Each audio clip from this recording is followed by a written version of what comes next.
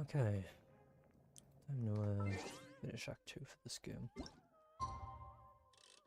Even though I was originally going to do Grounded 2, but I'm just going to wait because they have a patch planned for this week, so... Here's to a life where the... Of course it flipped over.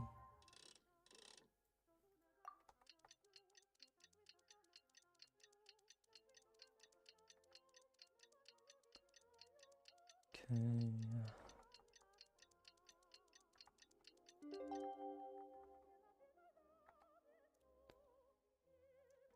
flowing. Now can I do it? And the Mora keeps rolling.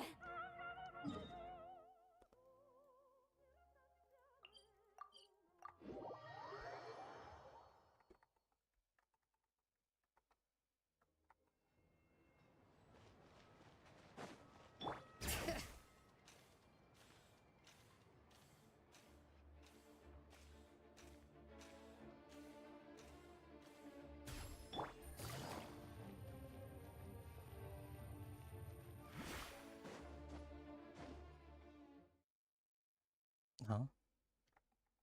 Oh, hello, Lucid. I mean, you can 50-50.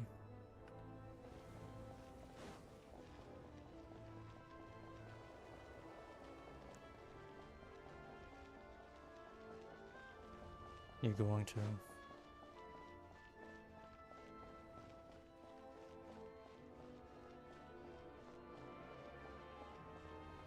Hopefully you're not going to. Ooh, it sure is cold today. I wonder how much heavier the snow's gonna get. Here to see Odette?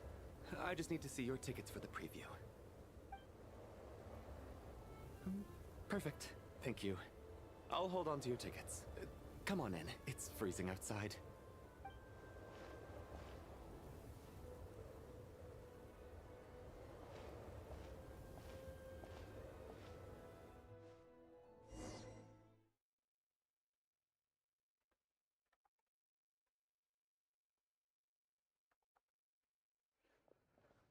Surprise, surprise. I think I'll leave the Lelek question until after the show's over. Then I'll go find Odette.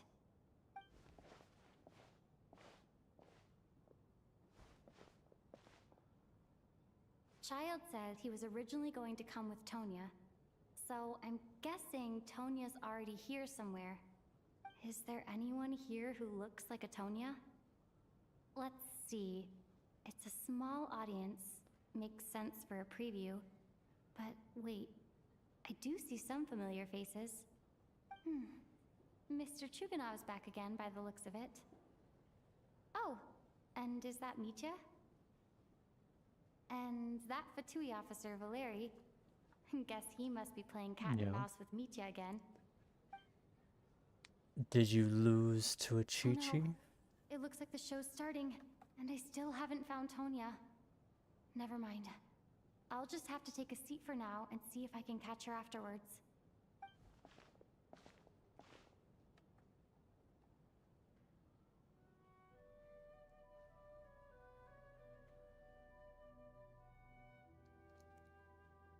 No, was it a loss at all?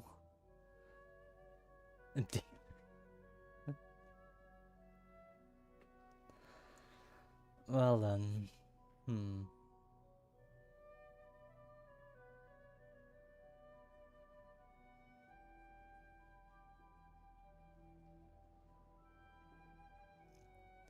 yeah, Genshin really is not even close to a lucky game for you.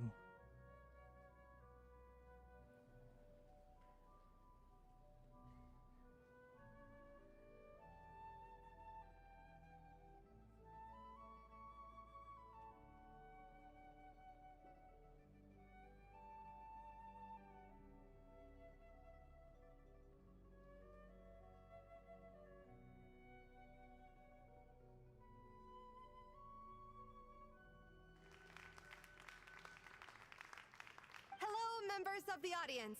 I'm a staff member here at the theater. Today's performance was a very special hopefully one that for doesn't us, become as 3 it in a marks the row. first attempt in a long time to Oh revive no, the yeah, you did classic win on the Snezhnayan ballet, Spirit Seeker. To commemorate this occasion, we would love to take a group photo of the cast, crew, and audience members present today. Could I kindly ask the audience to please come up onto the stage? This is loud.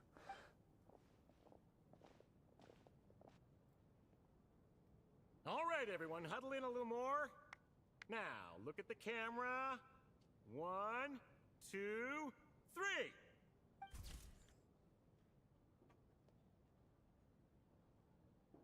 Okay.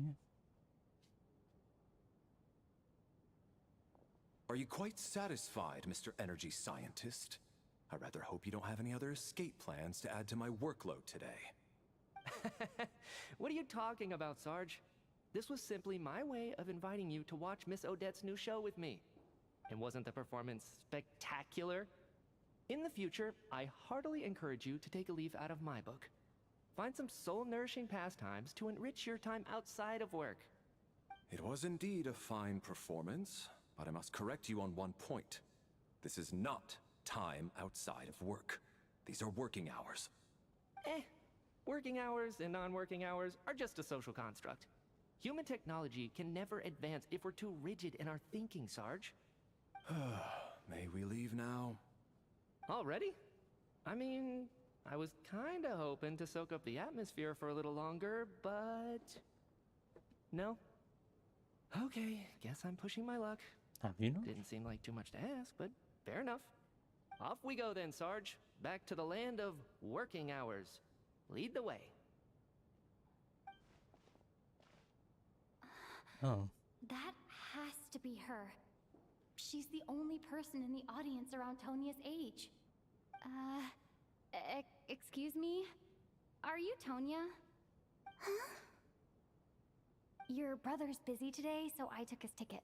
Don't worry about him. He's fine. Oh, okay. Sorry for the trouble.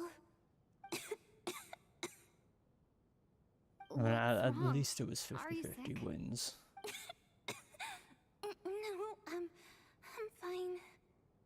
It's nothing. Maybe she caught a cold on the way here because of the weather?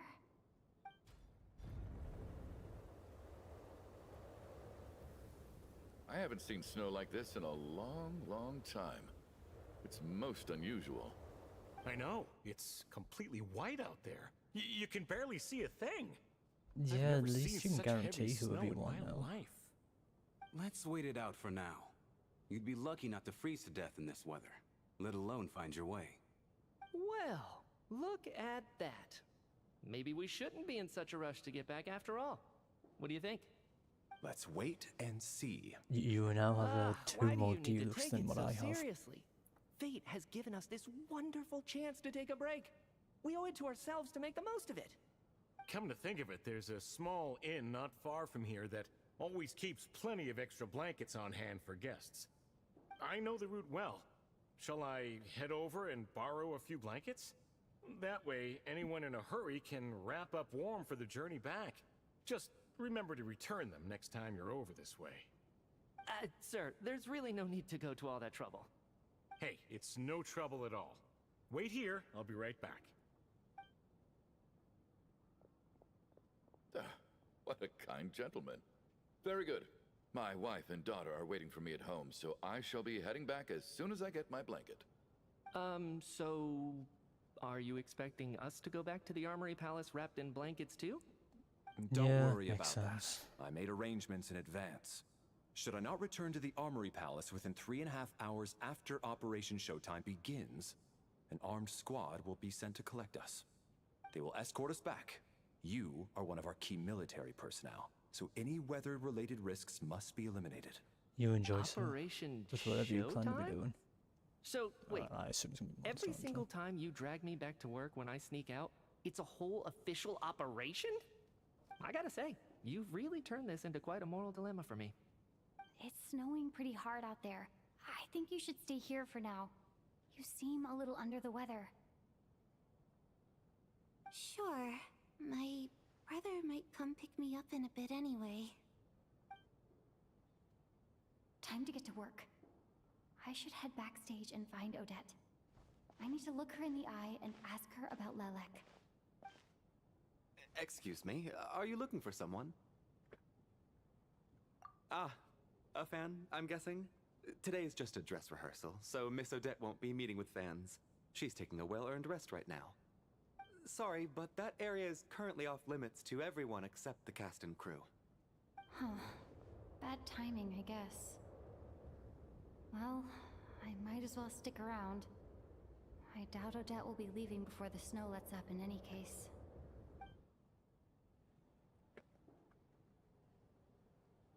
Why are they leaving doors What open happened to if the there's a gentleman who went to snowstorm? fetch the blankets? How has he still not returned? I was thinking the same thing. It's still snowing very hard. Do you think something might have happened to him? Whatever the reason for his delay, I must say I hate nothing more than people who make empty promises and fail to deliver. Well, I have to treat my employees like that on occasion, but that's different.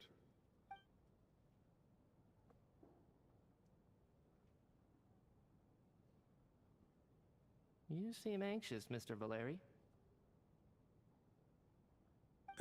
It's been nearly 4 hours since I left the armory.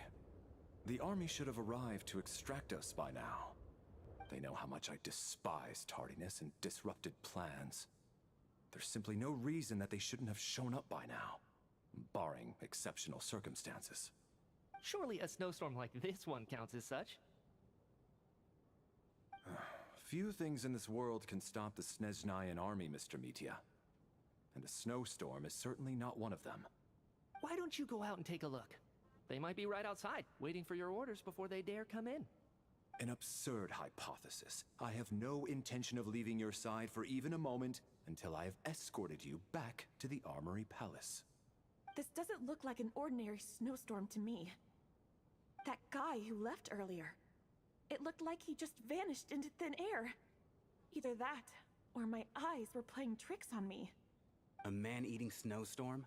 Come on. Night hasn't even fallen yet. Spare us the ghost stories.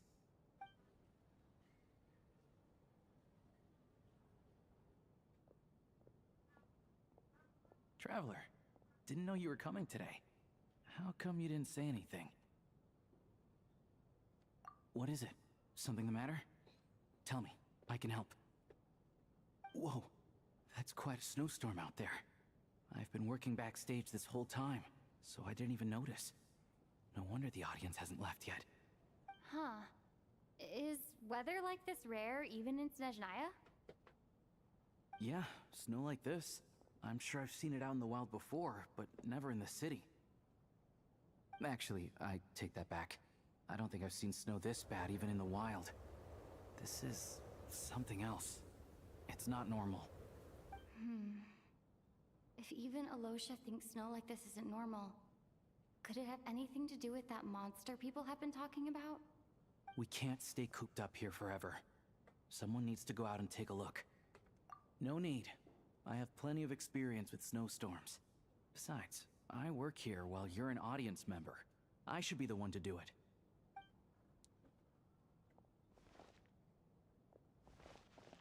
Everyone by the door. Careful not to let the snow soak into your shoes. In a snowstorm, you gotta look after your toes above all else. Heading out, my man? Be careful. I've been told the snowstorm eats people alive. Thanks for the advice. I am planning to be careful. I just want to take a quick look at the situation out there.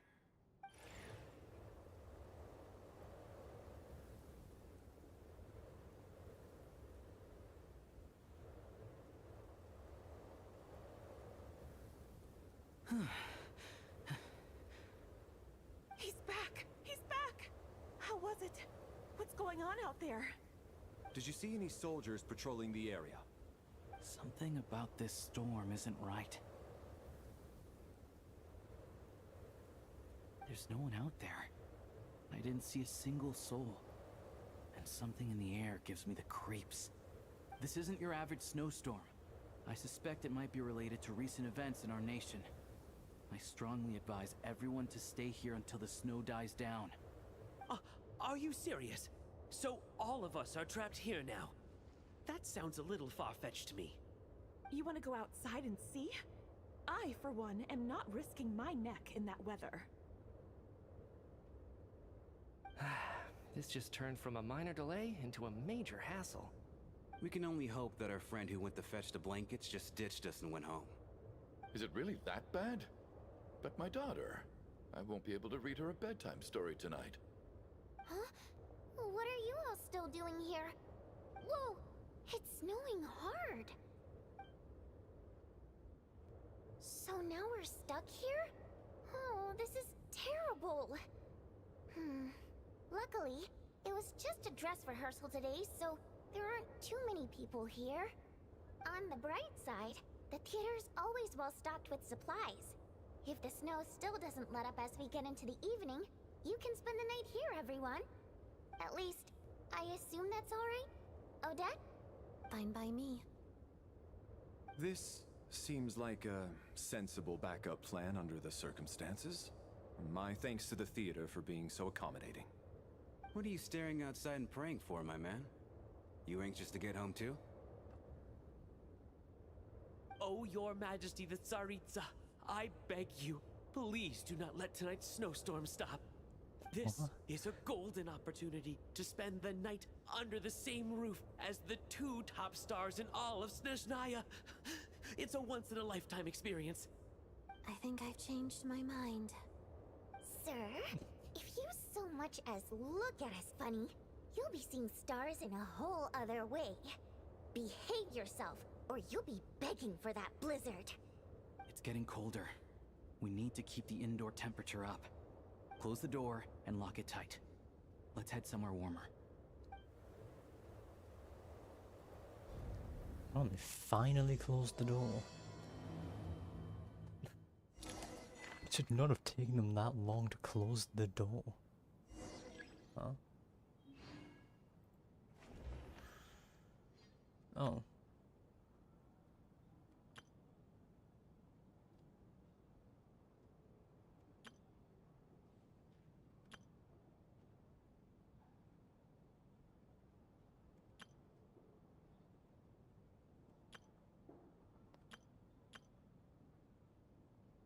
I don't even recognize this person. I didn't realize you'd be able to click on that.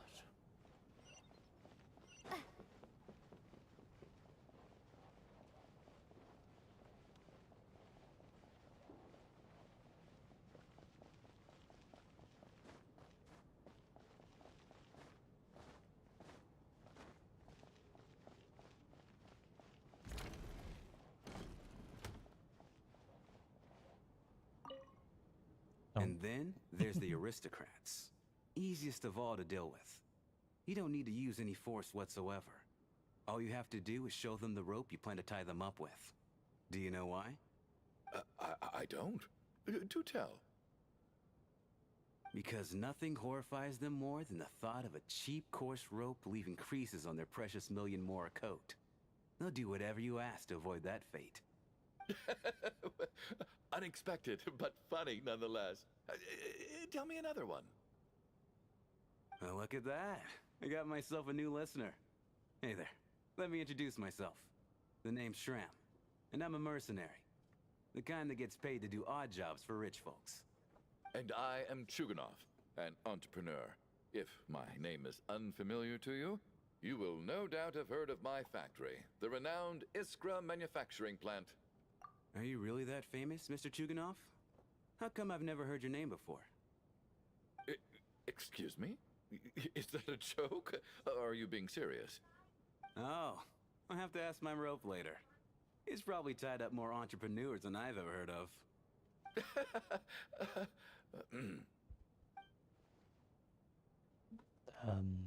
Okay.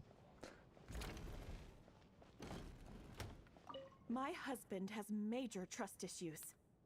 To him, I doubt even this snowstorm is a good enough excuse for me to stay out all night. That's the price of marrying into wealth. You'll get used to it. I'm not about to stop you if you want to leave. But don't drag me along. Hello? Can I help you? Okay, I thought there would at least be a conversation from the traveler. How are you feeling, Tonya? I'm fine. Sorry to worry you. I'm used to it by this point. I take medicine for it.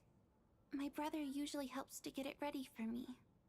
Child must take great care of his sister. He's never mentioned Tonya's illness, though.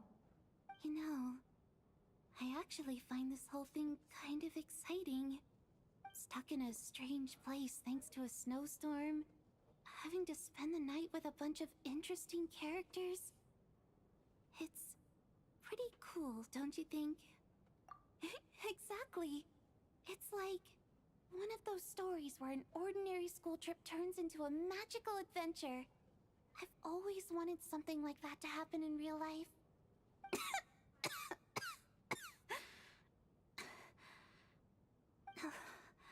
I'm fine, really. Just got a little overexcited. Look after yourself. Otherwise, your brother will come after me. Alright.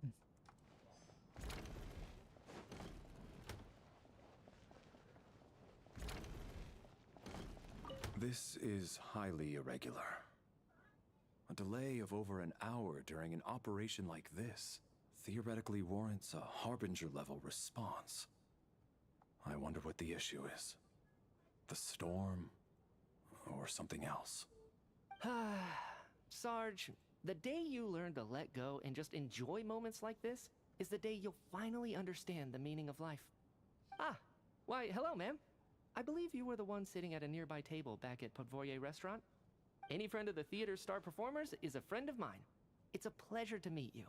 I'm Mitya from the Energy Commission. Greetings. Major Valeri, head of the Special Assignments Battalion. Armory Palace Royal Grenadier Guards, 1st Regiment.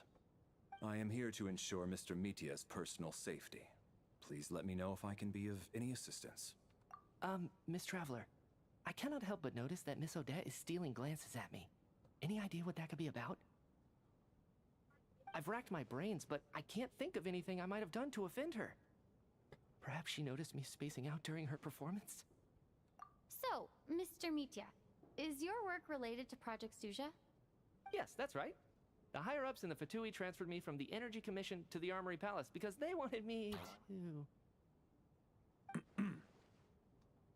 Really? I can't even talk about that? Pretty sure it counts as part of my private life. All right, I won't say anything. Sorry, Traveler. As you can see, I'm afraid this pleasant chat will have to end here. Okay.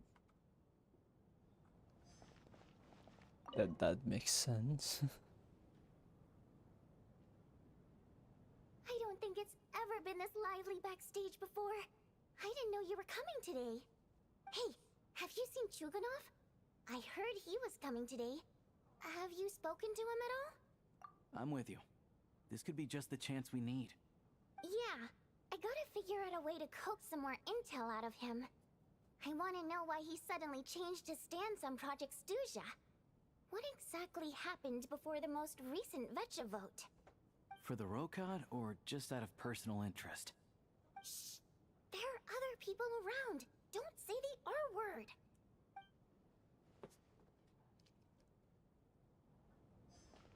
You would think the Traveler would have more to say I with have some to of these say, characters. even though today was a rehearsal and there were some hiccups along the way, Miss Odette's performance was one of the best I've ever seen, even compared to an actual show. I couldn't agree more, especially considering the weight of the subject matter. It takes a truly seasoned professional to do justice to a theme like love and regret.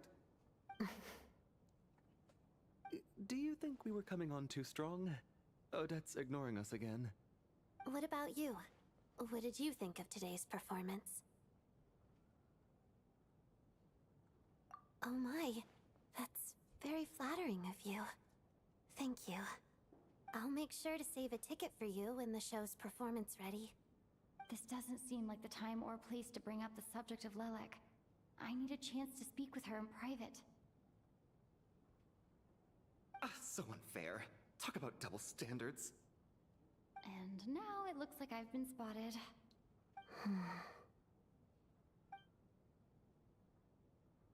you know Mitya too? No, I don't. I just have a feeling that he might be dangerous.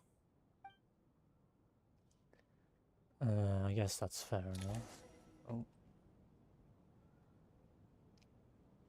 How's it looking, Alosia? No change from this afternoon. Heavy snow with no sign of slowing down. May I have your attention, please? The storm is unlikely to stop tonight, and it'll be even more dangerous outside at night than it was during the day. We at the theater owe everyone here a duty of care. Therefore, we strongly suggest that you stay on site overnight and avoid going outside unless absolutely necessary. In a few short moments, we'll give you a tour of the theater's various quarters. You can choose to sleep in the VIP room, the office, or backstage. Or on the stage if you'd prefer. We won't mind. I'll pass on sleeping on the stage. What if the snow is stopped by tomorrow morning? The early birds in the audience might think we're part of some experimental new show. A drama about sleeping? That could be fun. Maybe we could come up with a title for the production. Not bad. Clear selling point at least. Could be a big hit. Anyone who doesn't wish to sleep on the stage, please follow me. I'll show you to the rooms.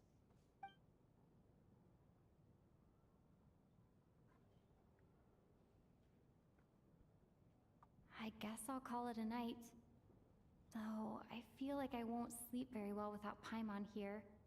I'm sure she'll be worried that I haven't made it back yet. Is anyone going to As long as question she that looks one out the guy that window, disappeared she'll probably anymore? realize what's holding me up. Or they just don't question why he disappeared? I wonder No, if she's will they? feeling any better yet? At least she hasn't been getting any worse. Still, I should try and get back first thing tomorrow morning.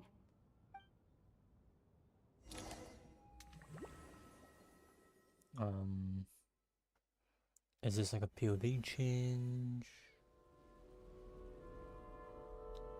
Very much not. I guess it's a dream? Dreamscape? Whatever? Ah, finally. Welcome back to the world of the living, lazy bones. I was about to wake you. The black mist is almost on us. Still waking up, huh? You know, the black mist. It's been chasing us from below ever since we were born. You're just dozy. There's no way you've forgotten. Come on, let's keep heading up. Onwards and upwards is the only way to survive. Don't listen to a word those black mist cultists say. Here we go again. The endless march towards survival. What's going on? That black mist down there is creeping me out. And it's rising. Guess I should head upwards and get away from it. Is it rising? It doesn't look like The it. black mist cultists believe that being swallowed by the black mist leads to everlasting peace. But if you ask me, they're just lying to themselves. We're the only heretics left. The only ones who refuse to give in. We have to keep going. No, that is But not how do rising. you actually know that they're wrong? Dangerous question there, Torgov. The moment your faith wavers, you start a chain reaction that ends in the collapse of your will. Put the question out of your No, mind. kind of is. No more. Stay strong and believe that the black mist means certain death. Okay, but it's not my mind That that's is the a problem. large step. My body's about to give up on me. It's already starting to falter. Oh. I see. I can't do this anymore. I've had enough of being forever on the run. What's the point of it all? All this will pass eventually, I promise. Keep fighting. It will be worth it. You accuse the Black Mist cultists of being liars. But you're lying too. There is no end to this path. It keeps going up forever. There was never any hope to begin with. The cult of the Black Mist has poisoned your mind, Sobolova. Are you thinking of giving up as well? I am. I think I'll take my chances with the Black Mist over this perpetual torture. As much as I detest the Black Mist cultists, I'm just too weary. Then I bid you both farewell. Let me put my personal opinions aside for a moment and say, I hope that you both find peace within the Black Mist. Fate always appears so impossibly complicated. But at moments like this, its raw simplicity is laid bare. Their fate was sealed from the instant they entertained doubt. From then on, the outcome was both inevitable and irreversible. Let's go. What is this whole segment about?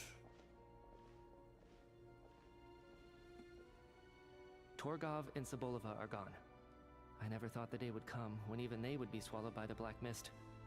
It's just you and me now. Yes, it looks like it's satisfied. For now. This happens from time to time. But it won't be long before the Black Mist starts chasing survivors once again. No one knows how to stop its advance for good. Well, we should make the most of the precious moments of rest that those two bought for us. Huh? Are you really that sleepy, Traveler?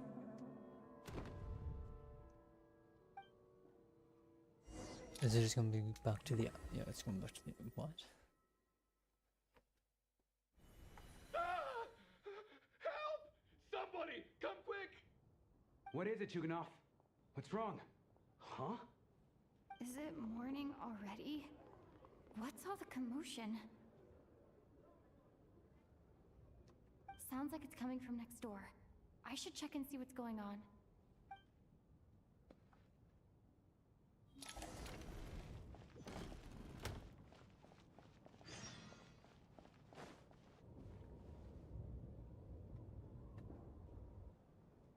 Is it hinting something about Meteor?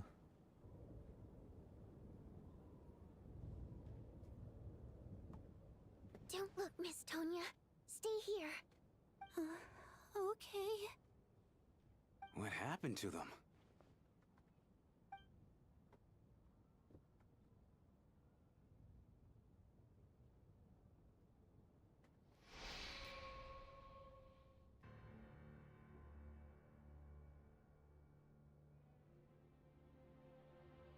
These two people have passed away. And the strange thing is that somehow I knew this was going to happen. I knew that they would be the ones to die. Have I seen this moment before? Or did I have some kind of premonition? I can't remember what it was. Let me take a look.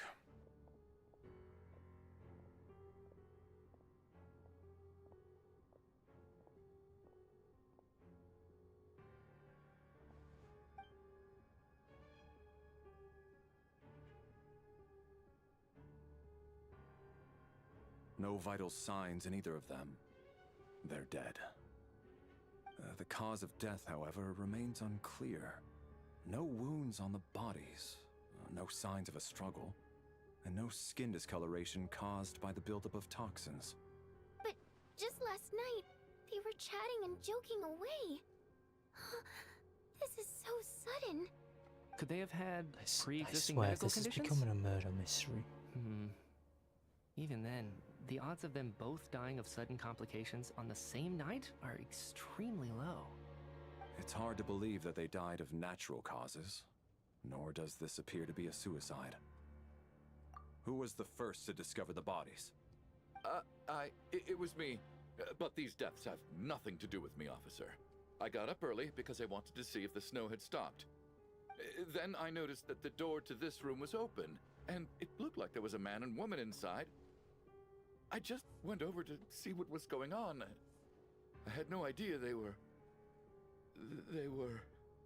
I can corroborate this. I was doing my morning exercises near the stage.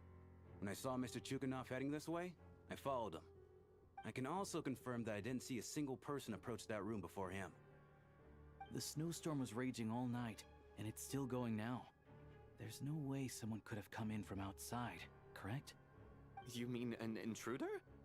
No, not possible. I slept by the door last night as a precaution. There's no way I wouldn't have noticed if anyone had tried to open it. Everyone, split into pairs and search the theater for anyone in hiding, or any signs of suspicious activity. I'll follow up with a full search of my own shortly. Is it really becoming a murder mystery? There is no time to waste.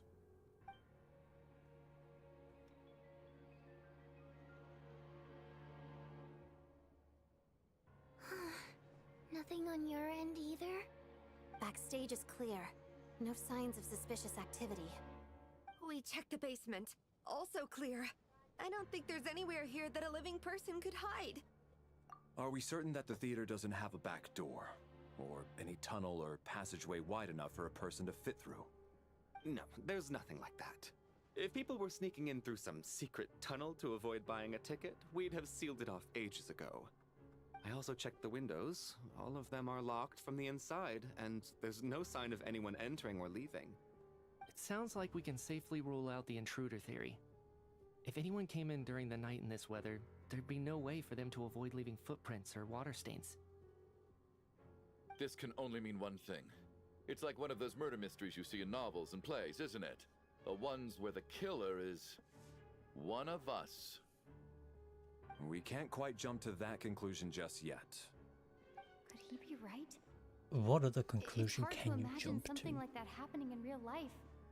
Set in a theater during a snowstorm, a murder takes place and the killer is among us.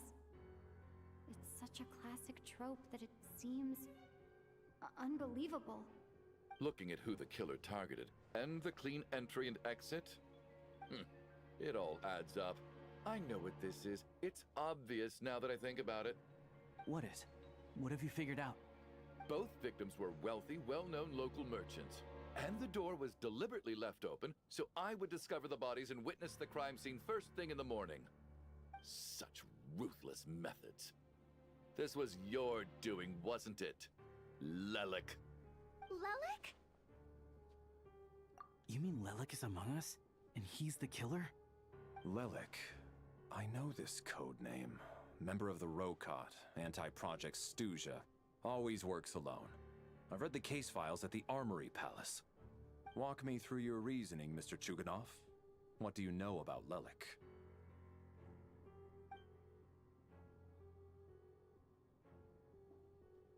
What now, huh? What now, Lelik? What more do you want from me? I already voted against Project Snezhnaya at the Snezhnaya Vecha. You snuck into my house the other day while I was asleep. Left a threatening letter. And I did all that you asked. But Project Snezhnaya cannot be so easily shaken. Not with the rooster in charge.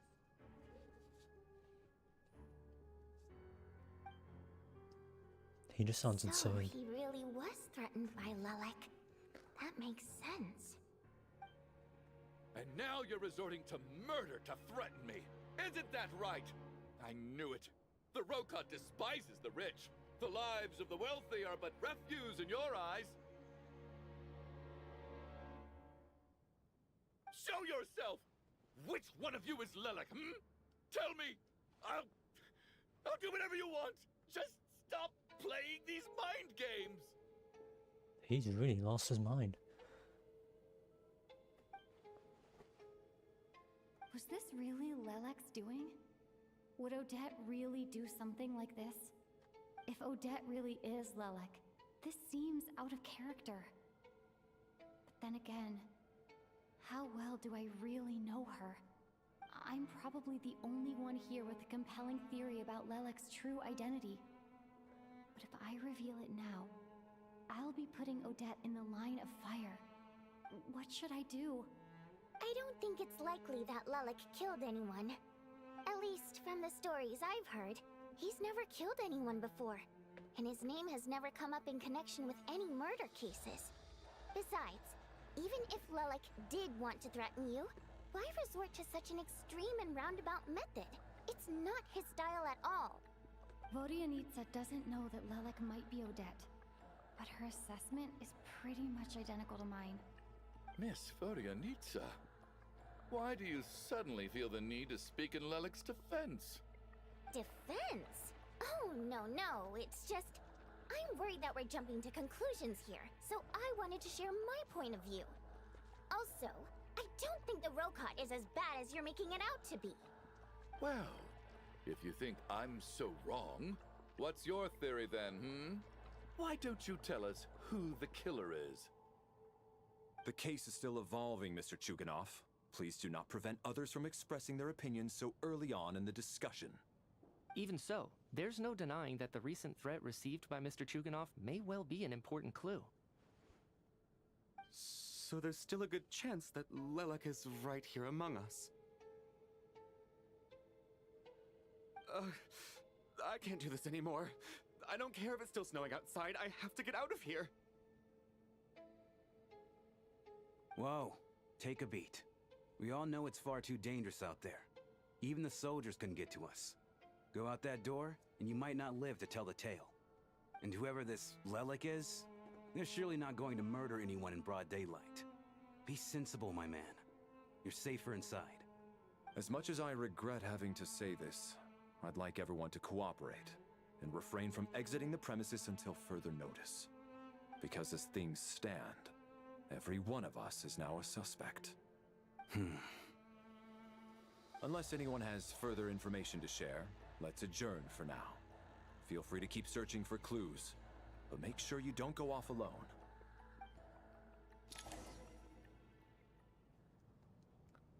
Okay.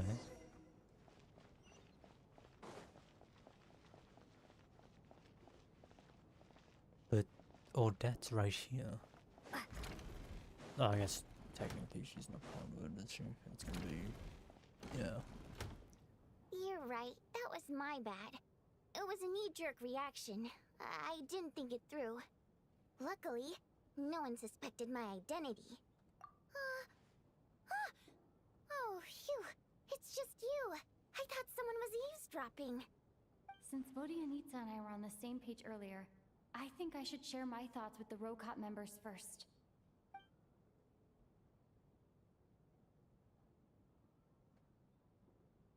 Whoa. Are you serious? I don't know if this counts as gossip, but it's definitely on track to be the juiciest this whole year. Odette? Really? Odette? Oh god, how dumb does this make me look?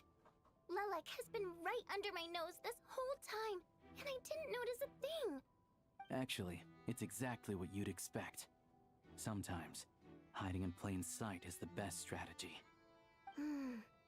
And now that you mention it, the more I think about it, the more sense it seems to make. It all adds up. What are we up to now? 1, 2, 3, 4...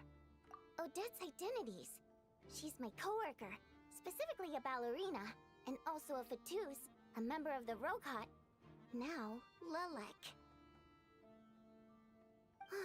It must be so exhausting. I just want to give her a hug. I guess since I've always known her as a member of the Fatui, it never even crossed my mind that she could be involved with the Rokot, let alone be Lelek. I like don't how they're just understand. buying a If theory she and is just with the thinking Fatui, it's fully what true. reason could she have for being so opposed to Project Stusha? Probably best if you ask her that in person. They're so convinced. Well, since you waited until now to bring this up instead of announcing it to everyone earlier, does that mean we're all on the same page here? Yeah. Lelek may not follow orders from the Rokot leadership, but as far as I'm concerned, she's never crossed the line. If anything, her actions benefit the poor. We need to confront her face to face. Do you think she'd really admit to being Lelek? I don't know. We'll have to see how it goes. For now, we'll work on the assumption that she didn't kill anyone, and see how much she's willing to tell us.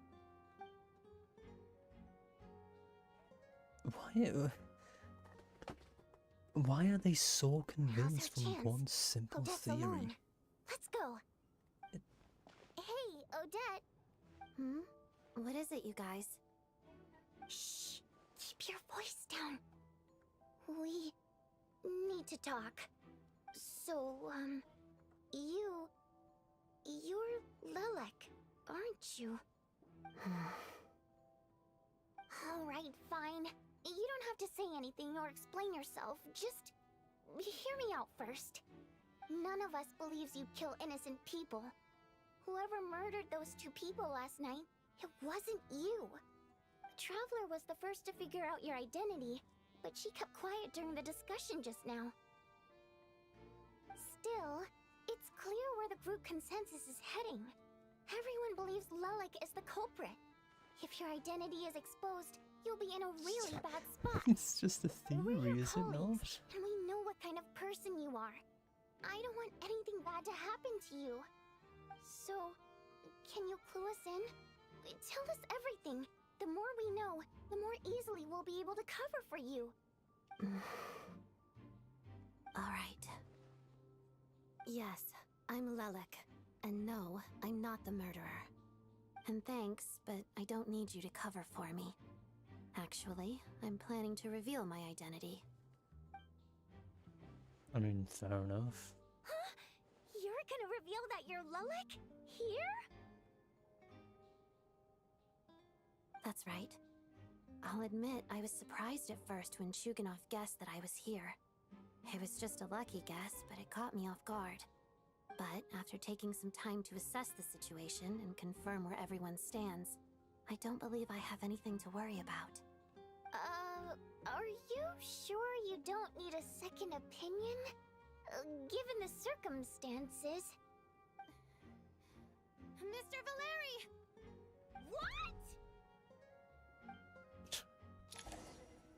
What? What? I mean, fair enough. So... Odette is Lelik? I don't know what game you're playing, but you've got a lot of nerve. It's just one identity. So what if it's exposed? I can disappear and adopt a new identity anytime I please. I made my peace with this when I chose to become Lelik. But more importantly, I promise I am not the murderer, which means that someone else is.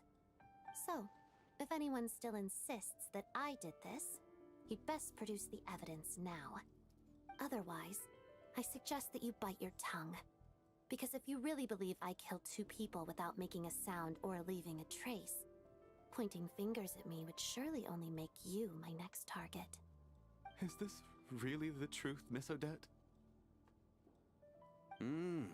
That's confidence, all right. I believe you. A real no-nonsense attitude. I can see why Marionette said that she's on track to inherit the title of the Fair Lady. Are you seriously buying this? Hey, officer! She just admitted to being Lelik. Aren't you going to do something about this? I do have one question, Miss Odette. Why have you chosen this moment to come forward and reveal your identity? If I didn't say anything, everyone would be focusing all their efforts on finding Lelik. And that is exactly what the real culprit wants. I don't want to be the scapegoat who lets the murderer get away with this crime. Despite all the accusations, she made the smart choice. A remarkable display of rational thinking under pressure. Clearly, Odette's talent extends far beyond the art of dance. She thought so far ahead. Why do I always feel like I'm one step behind her in everything? You've convinced me. Dealing with the murder case remains the top priority right now. Let's put the name Lelik and all related incidents aside until further notice. Nevertheless, the group still considers you the prime suspect. I assume you have no quarrel with that, Miss Odette? I understand. You're welcome to keep an eye on me around the clock. I have no objections. Mr. Chuganov? For my wife and daughter's sake, I'll let you off the hook for now. But don't think you're forgiven for breaking into my house and threatening me. Just wait till we get out of here, Lelik. We'll settle the score then. Okay.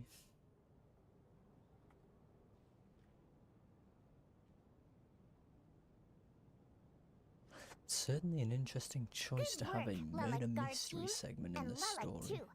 Here, have some hot water. Turns out Valeri knew about my exploits, so now I've been told I have to guard Lelik with him. Shouldn't you be facing my Wait, what? way if you're guarding me? At the moment, it looks more like you're my bodyguards. If the true culprit is indeed still at large, as you have claimed, we must keep our guard up against them also. Don't worry, Tonya. We'll get through this. Once the snow stops, the officials will step in. The investigation will get easier, and then we'll be safe. But once the snow stops, won't everyone just leave? Huh? You're gonna miss us, huh? Well, some of us work at the theaters, so we'll still be here. I'll even give you a special backstage pass. Really, Miss Vodyanitsa? That's awesome! You've made a fan for life. Aw, you're so cute, Tonya. All right, let's swear to it. I promise to give you the pass, and you promise to never change your mind about being my fan. Promise. Don't indulge her, Tonya. You don't have to swear an oath over things like that. You really do get carried away sometimes, don't you, Miss Vodyanitsa? Hey, mind your own business.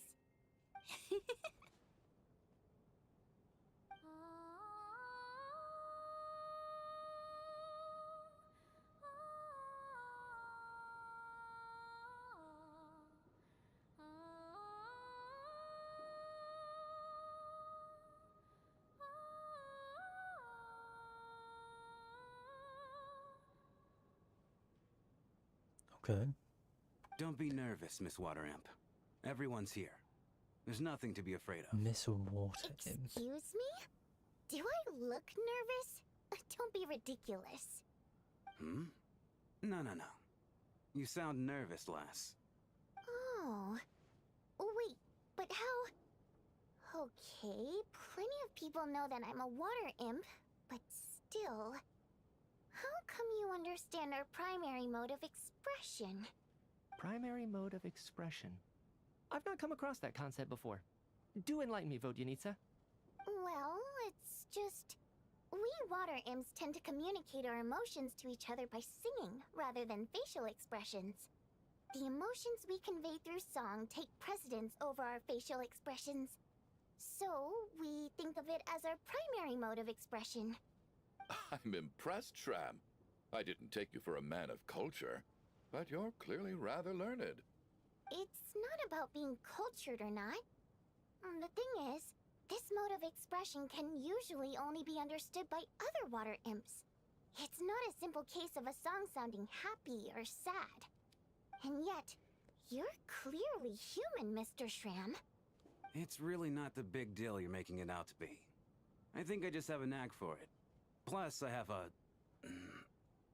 very close friend who's a water imp.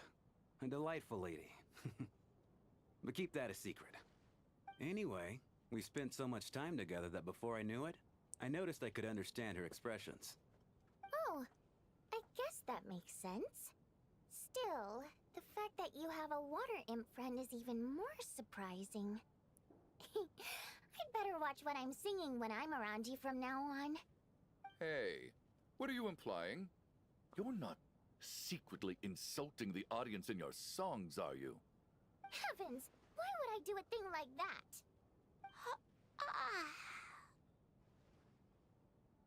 It's getting late. We should discuss our sleeping arrangements for tonight. To guard against the killer, someone needs to keep watch. I suggest that we don't sleep in separate quarters tonight. It will be safer if we all stayed together. As long as someone keeps an eye on Lelik, I'm quite sure we won't have any trouble. Are you saying that you wish to bet your life on Miss Odette being the killer? Nonsense. Of course not. Then I propose the following arrangement for tonight. The Traveler, Odette, and I will form the Night Watch. We'll sleep in shifts, but 2 of us must be awake at any given time. An excellent idea. This allows us to handle the night watch while also keeping an eye on Lelik. Meanwhile, the rule of taking shifts in pairs resolves the other issue. Namely that we can't necessarily trust the Traveler or Valeri either. I expect that plan took you quite some time to come up with, didn't it? Actually, our field combat manual outlines a similar approach. Although the scenario there involves guarding prisoners overnight during field operations. That being said, I must clarify that I harbor no disrespect towards you personally, Miss Odette. In fact, Lelik's numerous covert operations make fine textbook examples for military agents. I care less about respect and more about the fact that you just robbed me of 2/3 of my sleep tonight. I'm calling dibs on being the first to rest. Good night. I mean, fair enough.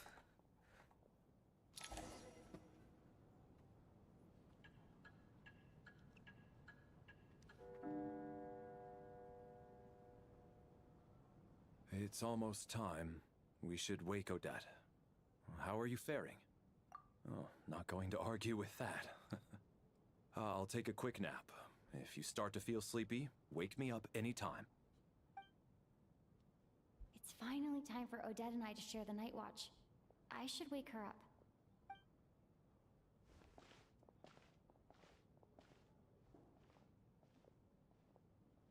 I came here to get information from her in the first place. Maybe I should think about what questions I want to ask before she wakes up. How long are you gonna keep staring at me? Couldn't sleep. My mind's been running haywire. Plus, there's something I've been meaning to talk to you about. I had a hunch that you wanted a conversation too. Let's take this chance to clear the air, shall we?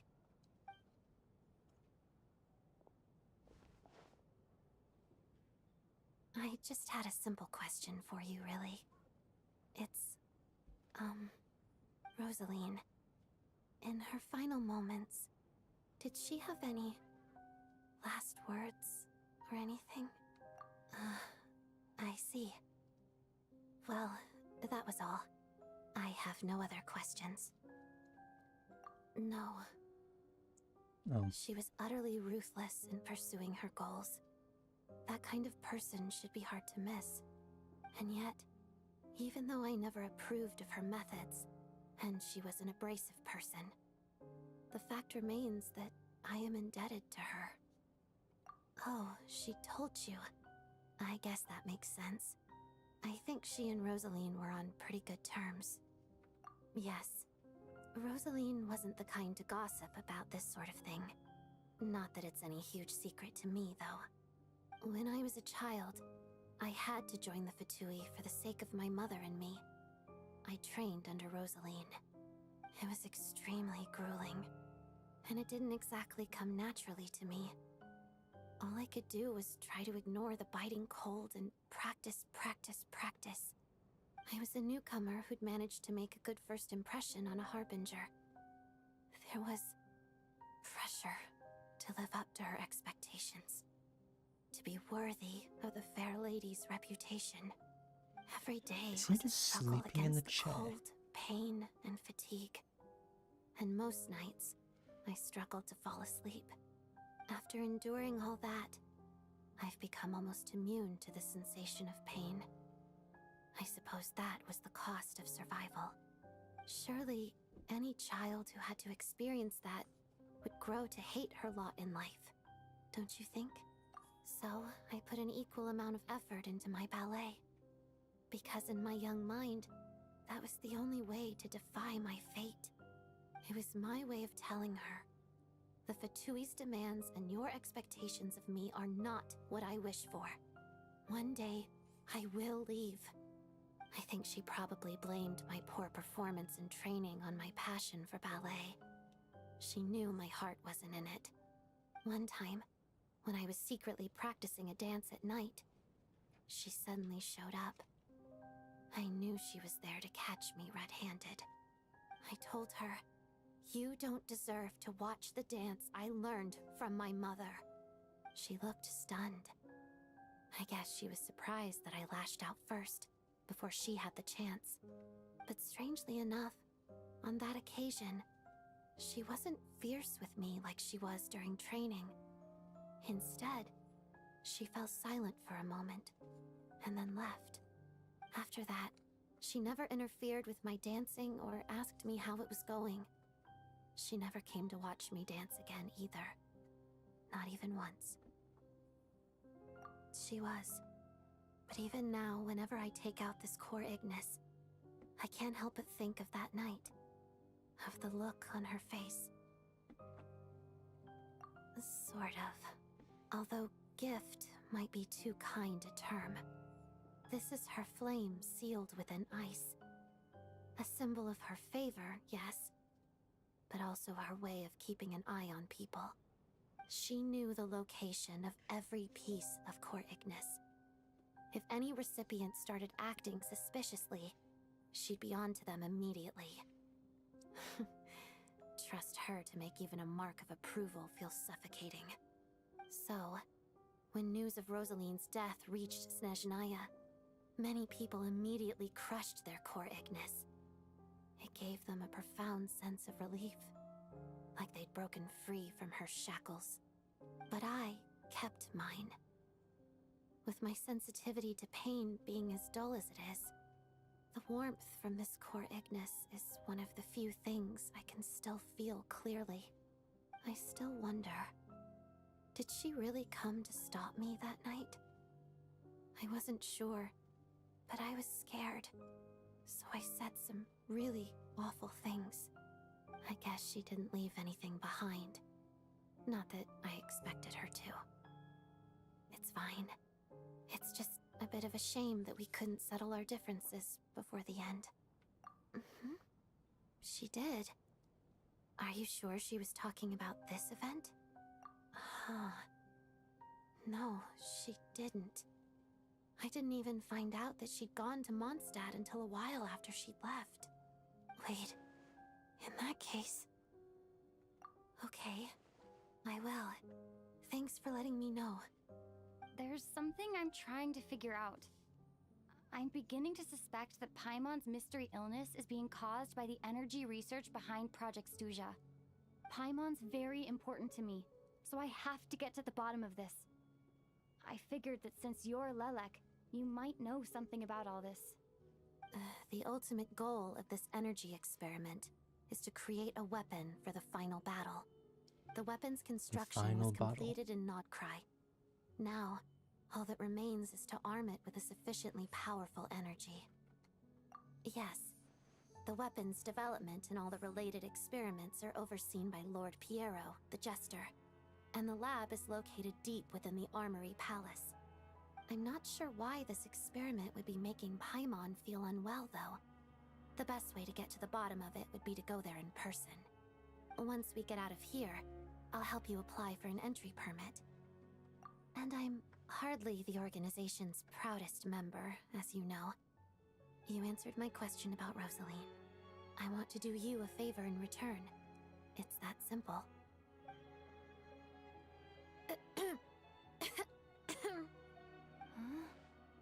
What's wrong? Are you not feeling well? You two seem to be hitting it off. I thought you were sleeping. Of course I was. In the military, one learns to fall asleep quickly, even in the most inhospitable environments. It's vital to staying alert and energized. Why? Is something wrong? Even if he was awake, he can't have overheard us, right? Well, thank you both for keeping watch. Traveler, I'll take over for now. It's your turn to get some sleep. Sure.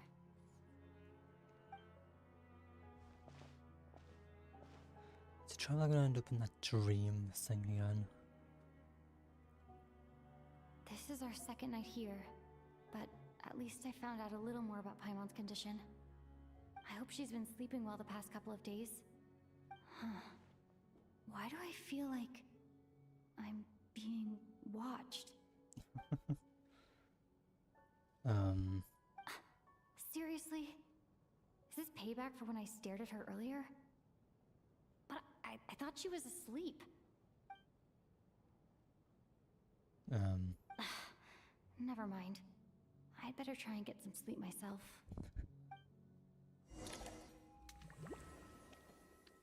Is it by chance gonna have Micha in it again? Hey, what are you spacing out for? Are you reaching your limit too? How long have we been walking for? Do you remember? Time's lost all meaning.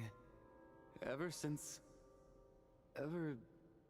we noticed that thing above our heads. What was it called again? A star key? Or key star?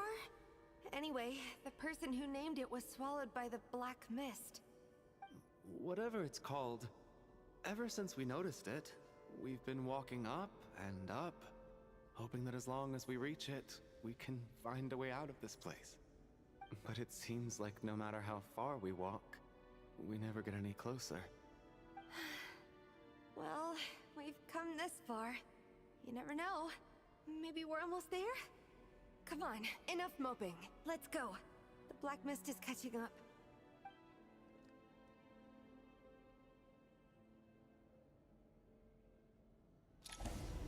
Okay. Oh, this time it's gonna be actual combat. I'll actually get to try cryo traveler now. Okay. We got ourselves a monsters! Watch out!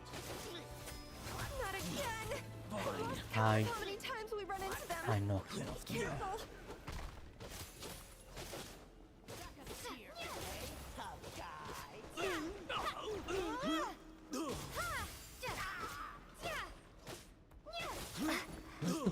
Build they have. This is my I remember my traveler.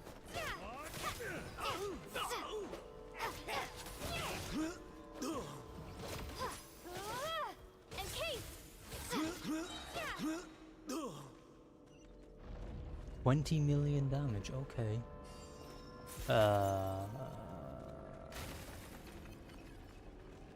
What's gonna happen? Oh, okay. That answers my question. What's gonna happen? Wait, let me check something. Oh no, it is a traveler.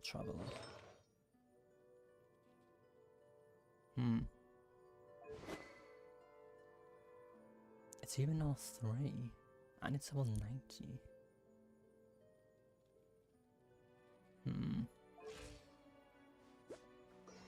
Just feels like this traveler's very new.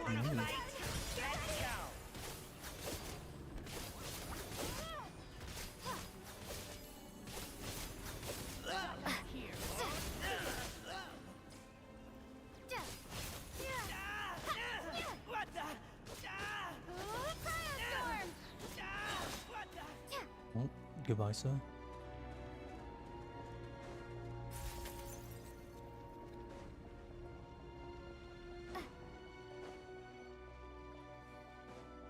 Monsters ahead of us, the black mist behind us. It feels like there's no escape.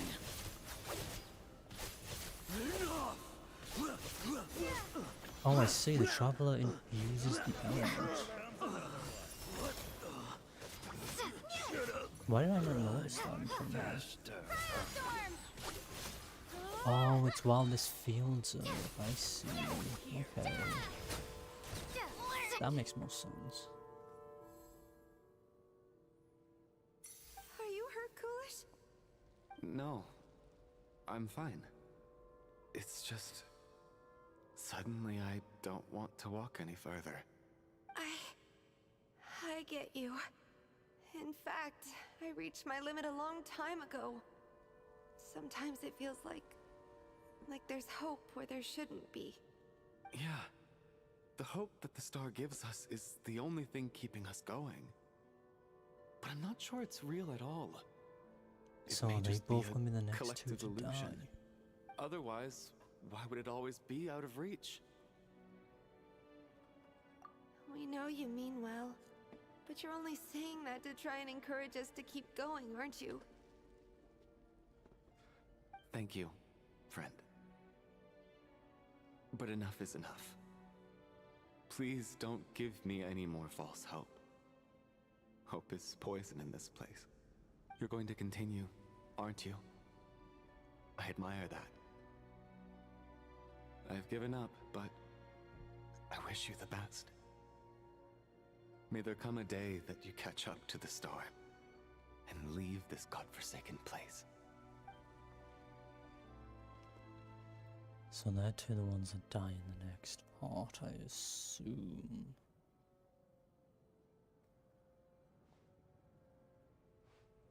Huh? It's not an illusion. We really are getting closer to the star. Where's that stack I have? Why is Odette here? Congratulations. You are the first person to make it here. I'm the Star's envoy.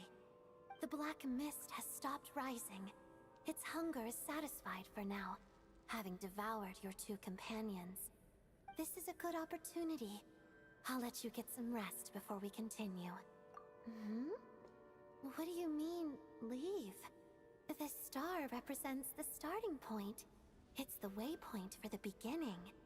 Congratulations on reaching the starting point. Once you are ready, we will head out and walk upwards. I will be right by your side the whole way. Huh? Huh? What's wrong? Hey, don't give up before the journey's even begun. Is the traveler gonna be walking by people screaming about people being dead? Rampana! Rampana! Yep. Is that Vodyanitsa's voice? What happened? Coolish! Wake up! Please wake up!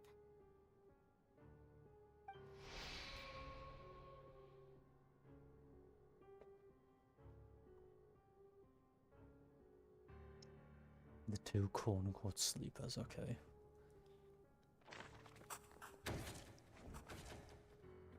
Okay.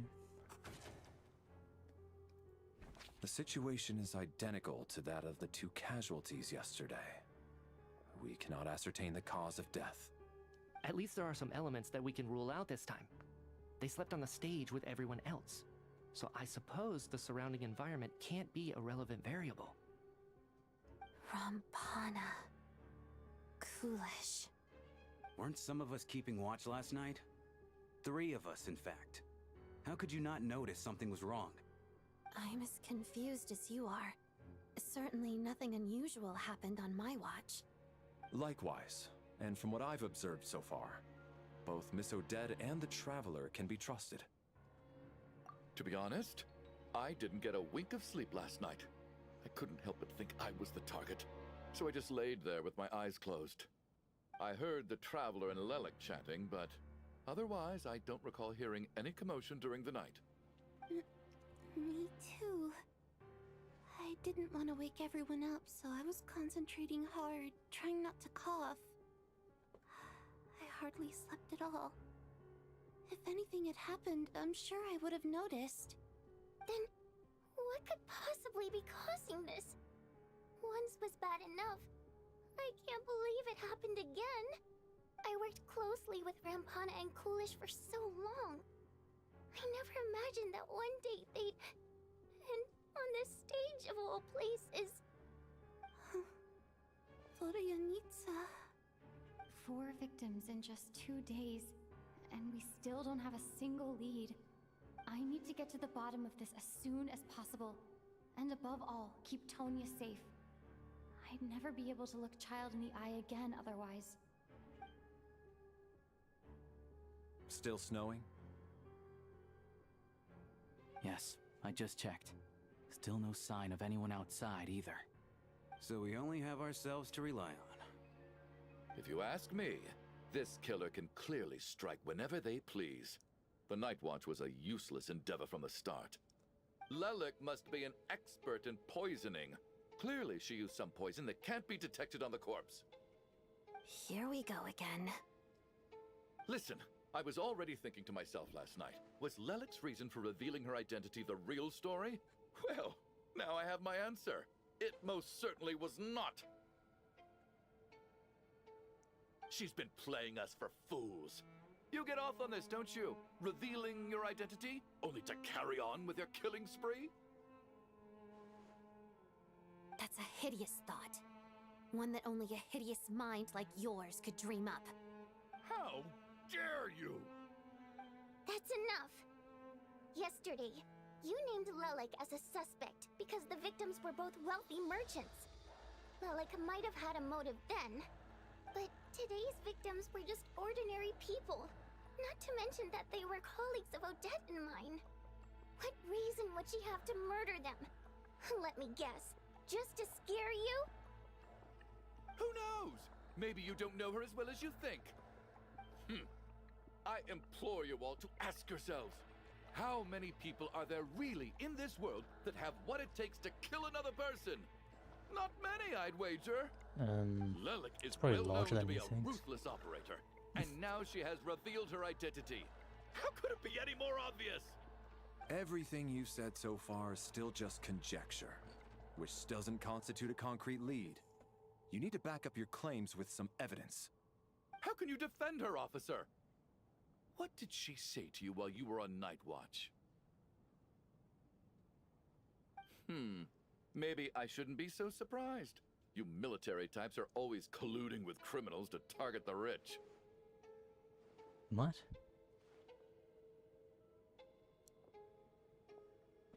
All so you can get your grubby paws on our hard-earned fortunes. Then tell us to fall in line. The Fatui, the Druzhna, and the Rokot. Thugs, the lot of you.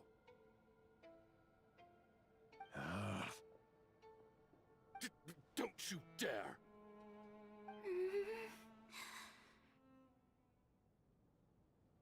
Sir, but you were the one who told us not to stop other people from expressing their opinions yesterday. 4 people have already died. Only yesterday I was chatting with Mr. Coolish. Then we woke up in the morning and he's... Turning against one another is the last thing we should be doing right now. Little girl. Even if Mr. Chuganov is a puffed-up, pig-headed windbag who doesn't have a clue what he's talking about, he's still one of the victims here, isn't he?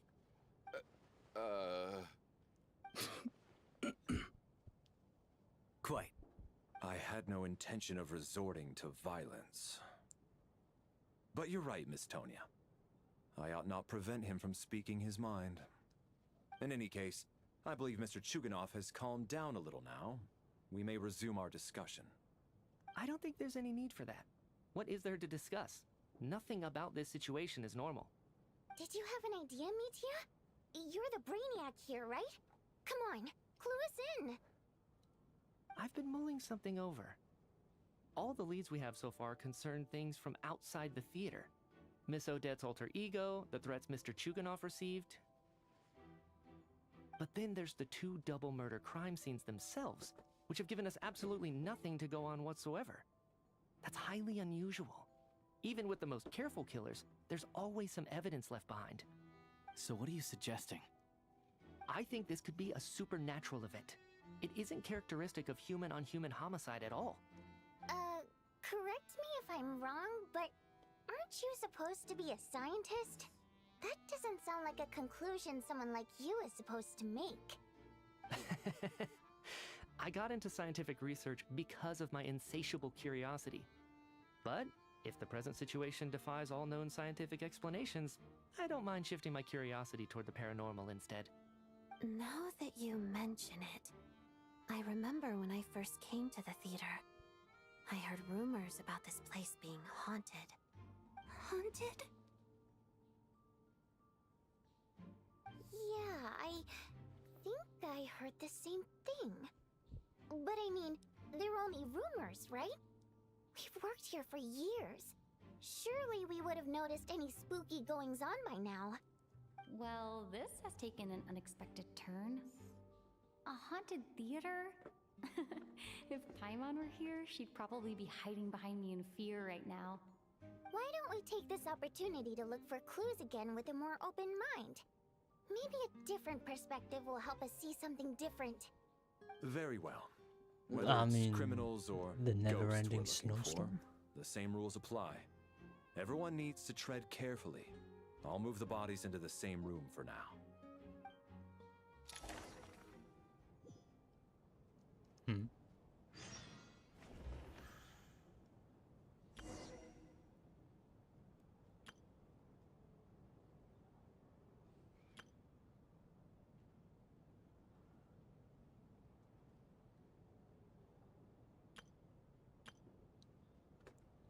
Okay.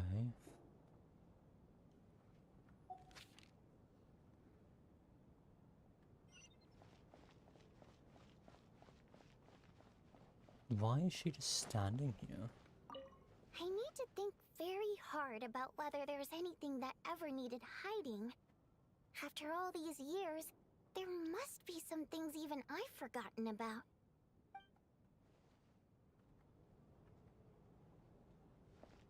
Okay.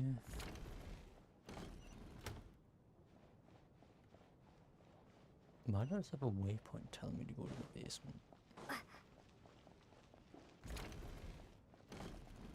I see. It's these two. Ah, Traveler. Since you're here, come take a look at this. Alosha found it. We're both curious to hear your perspective. It appears to be an investigation report. And the focus of the investigation was the rumors of haunting we heard about earlier. Okay.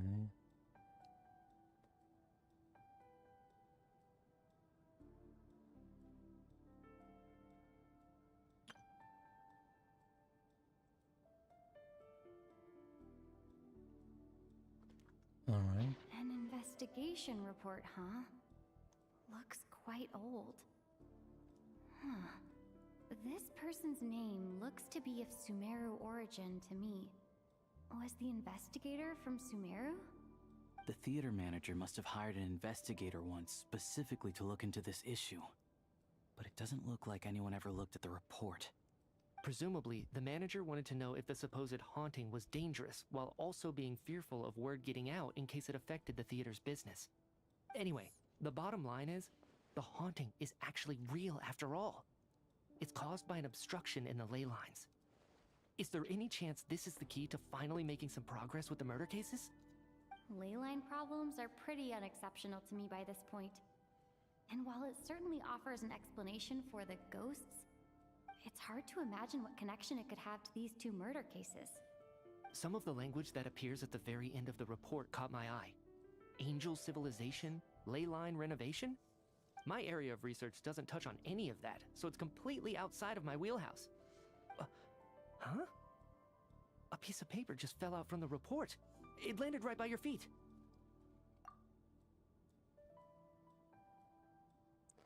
Death is near. How unnerving. It was tucked inside the report, so it must be a note left by the author. Death is near. Is that supposed to be what's going on here? With us in the theater?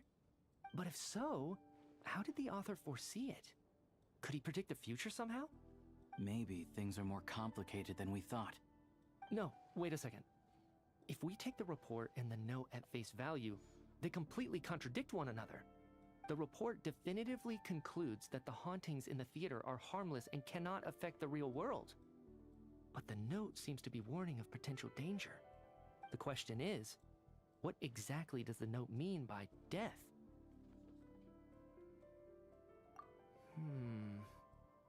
The various ways we could interpret this keyword lead in completely different directions. Let's pause our analysis here for now. I think we need more information. I don't know, I really don't trust this meteor.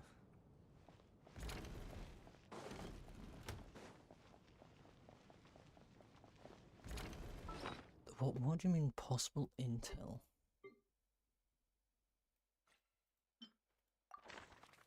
Like, what intel could I grab from this?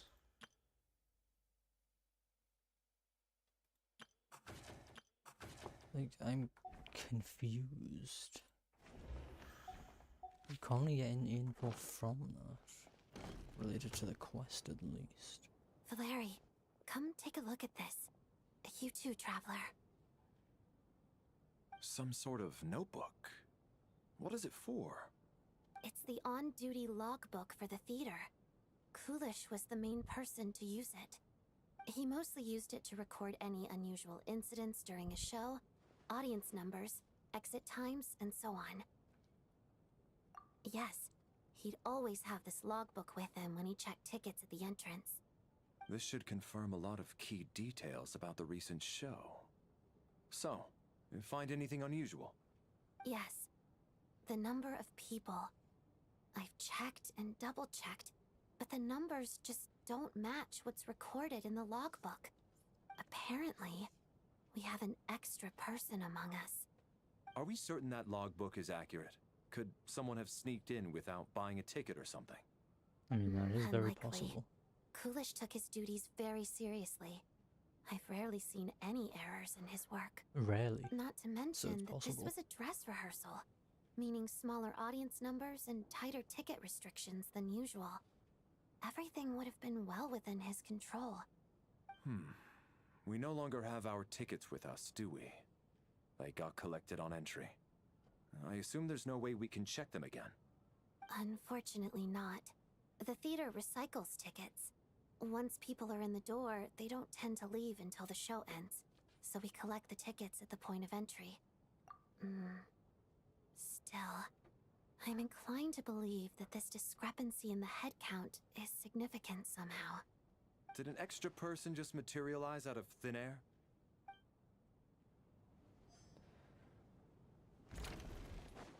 Well, Miss Allen was pretty straight to the point. And then just Tonya on her own. Tonya? Did you find anything? Not yet. Still looking. So... Are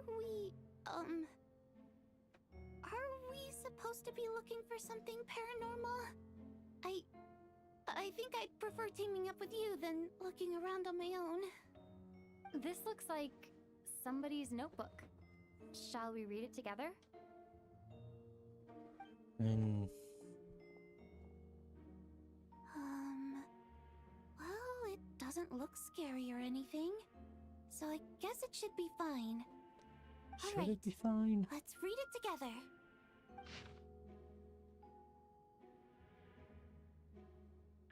It's,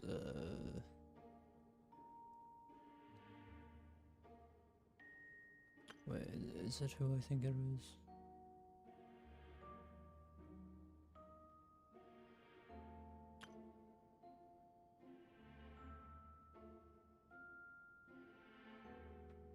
Yeah, it is, isn't it? Huh. Yeah. This has to be Vodyanitsa's writing, surely. Vodyanitsa. I need to remember to pronounce Maybe that. it's a little rude for us to peek at this. I feel like I just read someone's secret diary by accident. It sounds like she's writing this for her parents, right? I don't understand. Why put this stuff in a notebook instead of mailing it in a letter? Because her water imp parents belonged to the aristocracy, who were driven out of Snezhnaya by the Tsaritsa long ago. And now they live somewhere new, where the postman can't get to. We're sorry. It's fine. My fault for not storing it properly. I can't leave things lying around and expect them to get ignored when everyone's scouring the place for clues. Alright, give me my notebook back. I'll take over the investigation in this room. Fair enough.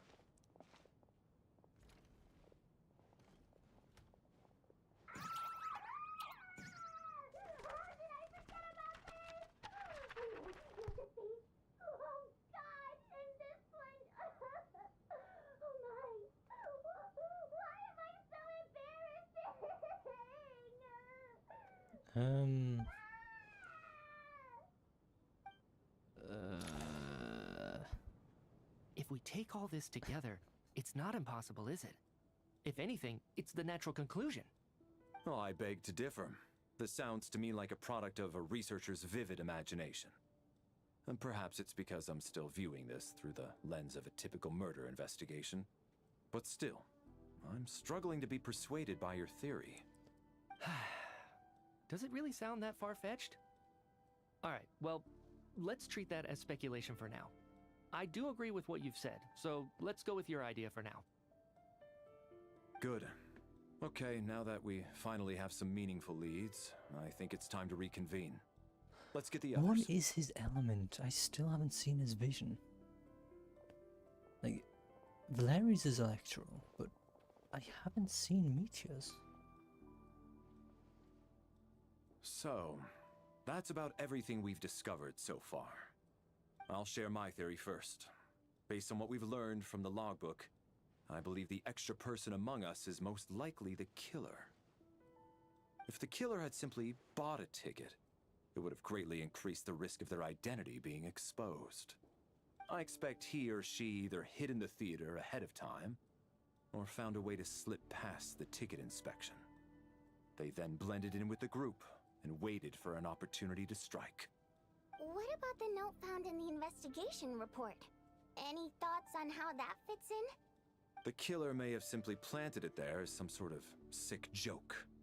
I've seen my fair share of psychopathic killers. They love playing cryptic mind games. So, it has nothing to do with the haunting of the theater after all. This theory makes sense to me. If we have an audience member unaccounted for, chances are they didn't come here to watch the show. Could it really be that simple?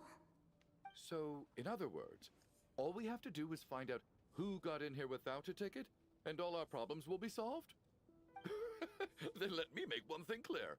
All the theater staff should be well aware that I came here for the rehearsal legitimately, yes? There's no way I'm the one who didn't have a ticket. It's true. I hear you used every trick in the book to get a hold of that ticket, too. Everything short of throwing a temper tantrum and rolling around on the floor at the entrance.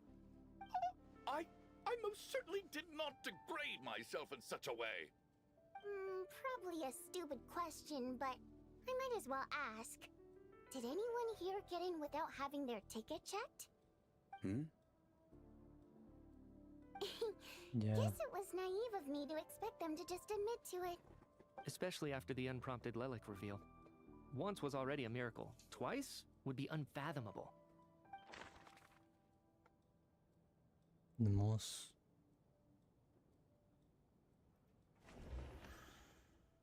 I mean, he works here. He doesn't need a ticket.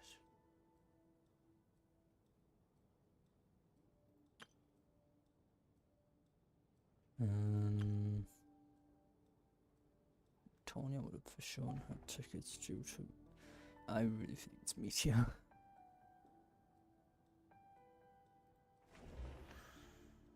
Actually, no, because he was with Valeri.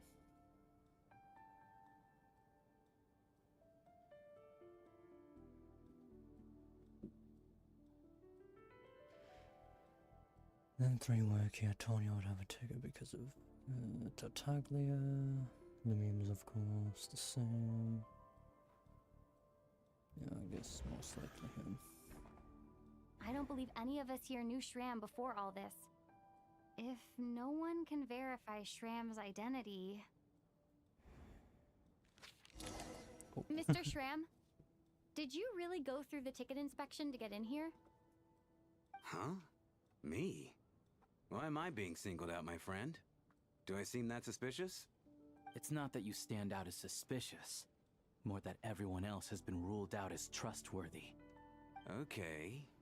Well, we spent the best part of 2 days together now, so I'm sure you can all tell what kind of person I am. I'm a true gentleman. I never dream of doing something like sneaking to the theater without a ticket.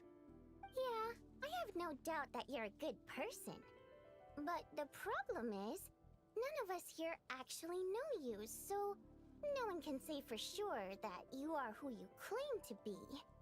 Although, actually, what was it you said last night? Yeah, you're friends with that water imp, which is why you understand our primary mode of expression. Last time I checked, there were barely any of us remaining in Snezhnaya, since most of the water imps left. Could you tell me a little bit more about your friend? There's a good chance I actually know her. And I suppose it's also kind of a way for everyone else to get to know you a little better.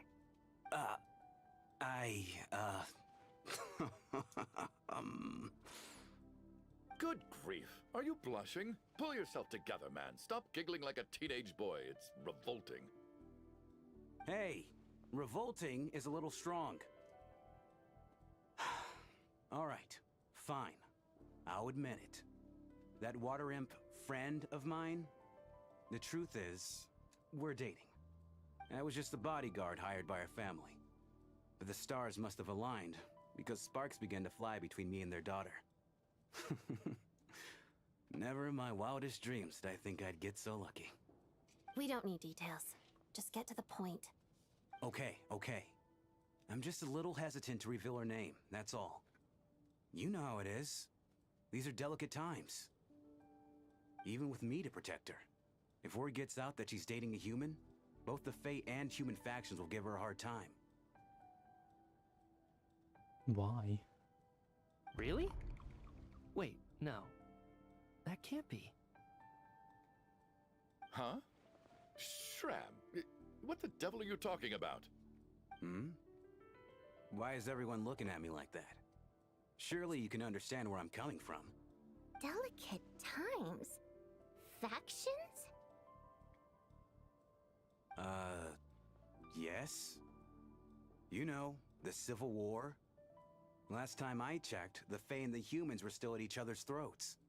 If I'm not mistaken, the last significant civil war in Snezhnaya history was over 400 years ago, when Her Majesty the Tsaritsa had just taken the throne and was consolidating her reign.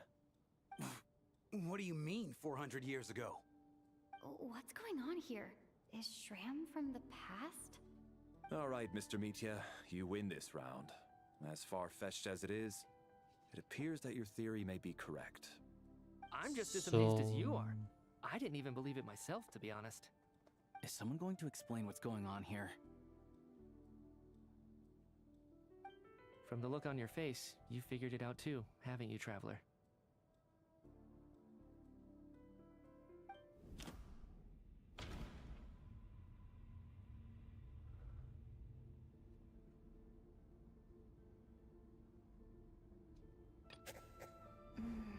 No.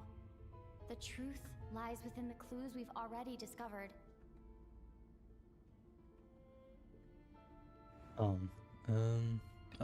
no? That seems to be the case. Oh. Shram's the extra person, but there's no way of learning his identity from this clue. The theater's ley lines have been modified to block souls within its grounds from returning to them. Some souls can even wander this place forever. Mr. Shram's statement proves he's from hundreds of years ago. And according to the investigation report on the theater hauntings, Mr. Shram is very likely a lost soul wandering the theater. Okay. The truth of the extra person is I personally.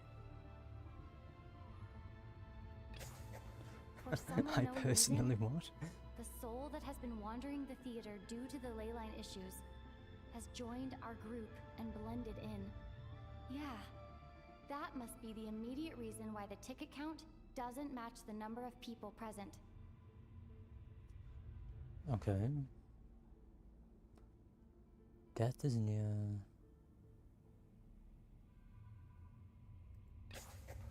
The contents of the investigation report have been verified. There are indeed ley line issues and wandering souls in the theater. Death likely symbolizes the deceased. Mr. Shram, for instance. Death is near. Huh. That must mean that there's a dead person in our midst. That's the truth, isn't it? Yeah, the logic is clear now. The investigation report said that there would be souls stuck wandering around the theater because the ley lines were cut off. Mr. Shram must be one such soul who died in the theater a long time ago. In which case, that also makes him our extra person.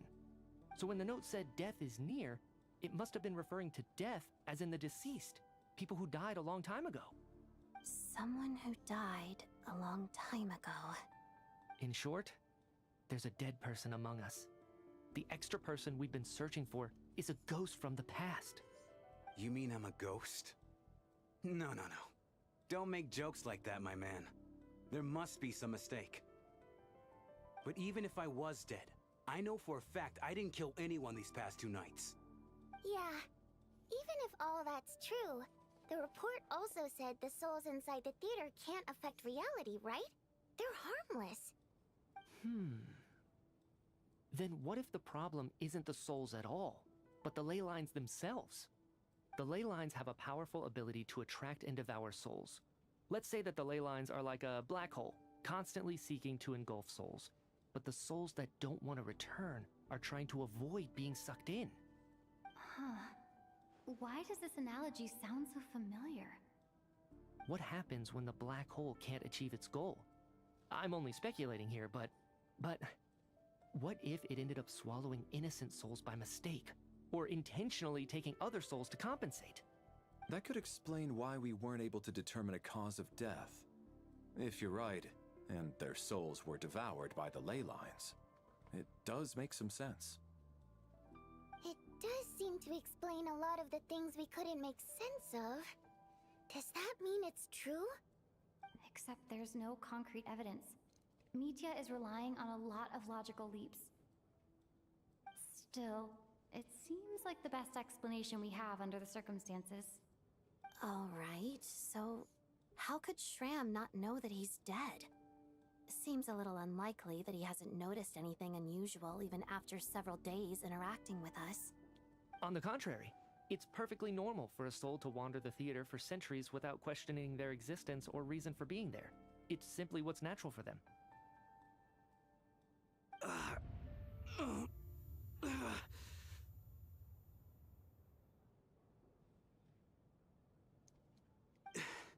You know what, Mr. Brainiac?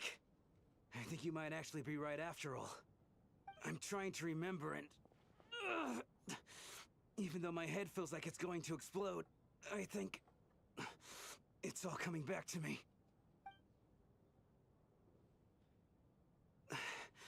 I was the one who didn't want to remember my own death, so I forced myself to forget. Well, I'm sure those are painful memories. My lady and I snuck out to go on a date one day. We bought tickets for the theater. It wasn't really my thing, but I was just happy to be together. Okay.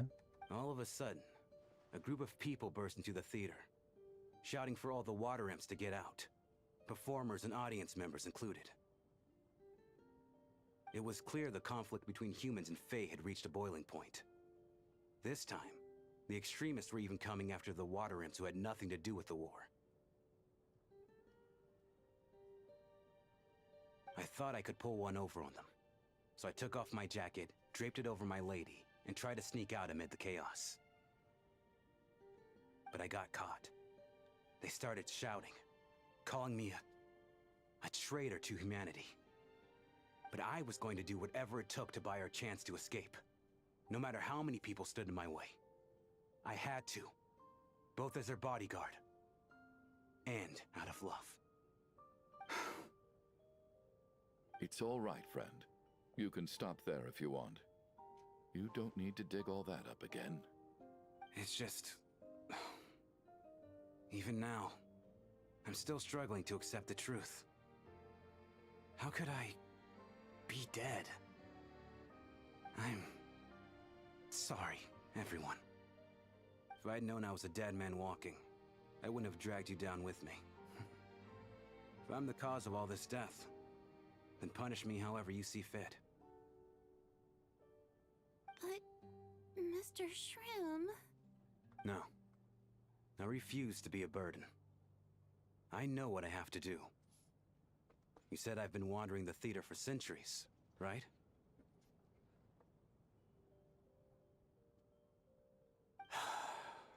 I guess it's high time I got a breath of fresh air. Out there, I mean. I'll leave this place, and take all this death with me. Go out on my own terms. Mr. Shram, I'm sure we can figure out a different course of action. My good sir, we both know I'm not supposed to be here. I should have accepted my death long ago. One way or another, this has to end. Unless you're saying this goes against another one of your military principles somehow. No, I'm speaking on a personal level this time. Let it go, man. Oh, wait. One last thing. Miss Waterimp. My lover. Her name was Letia. Letia Ozarova. Do you know what happened to her? Ozarova.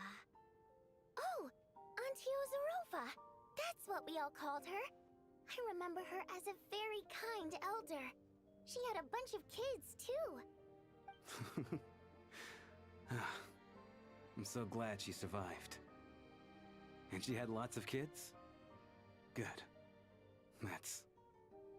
good. I could hardly expect her to stay single just because of what happened to me, right?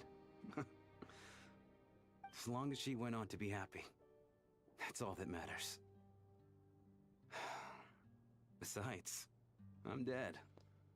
My soul's been wandering around here for so long because I was worried about her. But now, I can go without regret. There's no need to see me off, my friends. I've enjoyed our time together over these past few days. Perhaps we'll meet again in the next life. Now I think about it, why is... I wonder if people have been questioning why the theater's been empty, quote unquote. Take care, my man. I knew Mr. Shrim was already dead, but I still feel so sad. Death is cruel, no matter how we might try to make sense of it. So, was the conflict between Fae and humans really that bad back then? I was only little, so I don't remember much. It's terrible to think that so many innocent people had their lives turned upside down. Even the historical records about that time period don't say much about it. All people know is that the Tsaritsa founded the Fatui, drove out most of the Fae aristocracy without explanation, then used her terrifying power to suppress the humans. It seems to me like the Tsaritsa chose to make herself the enemy. She downplayed the conflict, directing whatever animosity both sides had for each other at herself instead. That's also why, despite how brutal the conflict was at the time, there hasn't been much lingering tension between humans and Fae since. Things have been fairly harmonious for the past few centuries. So, the Tsaritsa banished the Fae to protect the Fae living in the city? She offered herself up to be hated in exchange for peace. Maybe it's not quite as bad as it sounds. I don't think Her Majesty is too concerned if mortals hate her or not. And besides, there are very few who truly do. All this time, I had no idea. Alright, if Mitia's theory is correct, then I think we can consider this matter settled. Let's all take a break.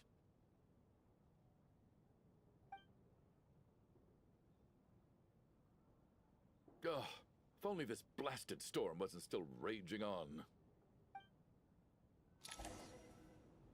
He's the only NPC left here.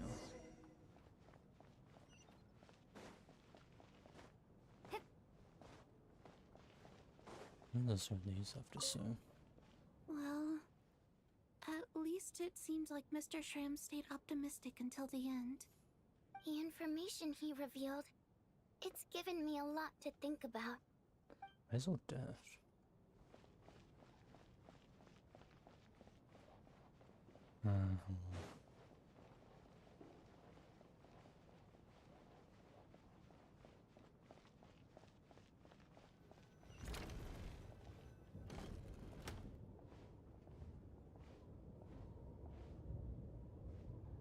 Looks like now we can just rest until the snowstorm stops.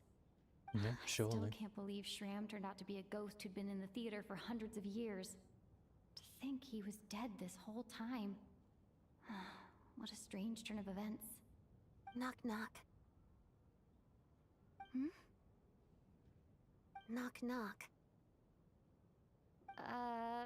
You know the door isn't closed, right? You don't have to knock. Think of it as a signal then. When I'm entering someone else's room and I knock, I'm here as Odette. If I don't knock, it's Lelik. Thanks. So, why did you come to find me? Is there something I can help with? Vodyanitsa said you knew about my secret identity from the start. But when everyone was discussing who Lelik could be, you were worried that revealing what you knew would be unfair to me. So you kept it to yourself, right? Yes. I'm extremely grateful for that. It's nothing. I mean, you didn't hold what happened with Senora against me, so I should thank you for that as well. Actually, there's something else as well. I found myself in a situation similar to the one you were in when you helped conceal my identity. So I thought I'd come and ask you for advice. It's about Mitya. Before all of this, the last time I saw him, he was dead. As I'm sure you know, my goal as Lelek was to stop Project Snezhnaya. Well, when I found out the tech lead for the experiment behind Project Snezhnaya was Mitya, I immediately started planning to track him down and threaten him to back out. I often saw him around the theater, but I soon concluded that making my move there would risk exposing my identity. So I decided to infiltrate the Armory Palace and go directly to his lab. That way, the threat would be much more effective. Well, I suppose there was a bit of luck involved, but I am a Fatus, so I already had some familiarity with the building's layout. But when I finally made it to his lab, Mitya seemed to be dead. I checked his breathing and his pulse. He had no vital signs whatsoever. I'm certain of that. I thought maybe another anti-Project Snezhnaya activist had beaten me to it, and chosen a much more brutal method. So I made myself scarce. That's why you were so on guard around Mitya that first night here. Yes. When I saw him sitting in the audience during the performance, I could barely contain the shock. To me, it was a miracle. Somehow, he'd come back from the dead. But then, the murders started happening and things got so complicated that it wasn't really at the front of my mind. That is, until Mitya himself said there must be a dead person among us. Then, I couldn't ignore it any longer. And yet, you thought that bringing it up right away would single Mitya out. Just like when everyone was suspecting Lelek. Exactly. I thought there could be something I was missing. Besides, we soon figured out that Mr. Shram was a ghost. And we knew there was only one extra person. So we thought he had to be the one. But now it seems like there's another candidate. I understand why you kept it to yourself. There was so much information being thrown around during that discussion. Bringing up Mitya would have just introduced more confusion. So, what do you think we should do? Let me confirm one thing first. When was it that you found Mitya dead? Around a week ago. Sometime in the afternoon. A week ago? That's earlier than I thought. I saw him just a few days ago at a restaurant. That definitely would have been after you found him dead. He seemed completely normal to me. Chatting with Vodjanitsa, trying to avoid Valeri. So he was definitely alive on that day. Huh. Well, all I can say is I know what I saw. Here's a thought. The reason we even suspected a dead person could be among us was because of the problem with the theater's ley lines. But Mitya's death happened inside the Armory Palace. The ley line issue affecting the theater shouldn't reach that far. You're right. I guess he doesn't fit the profile of the person we were searching for. I think the chances of it being him are very low. Surely he can't have died for real in the Armory Palace. Unless what? Unless he really did come back from the dead. You're right. Do you think we need to disclose this to the others? Huh, what's this? A private meet and greet? Where do I line up? That's not what's going on here. Well, I was just making the rounds. Thought I'd try to lighten the mood a bit. Vodjanitsa's handing out food if you're hungry. Could they not have taken the chance to at least talk to him? I feel like they could have at least talked to him about this. At least that makes sense to me.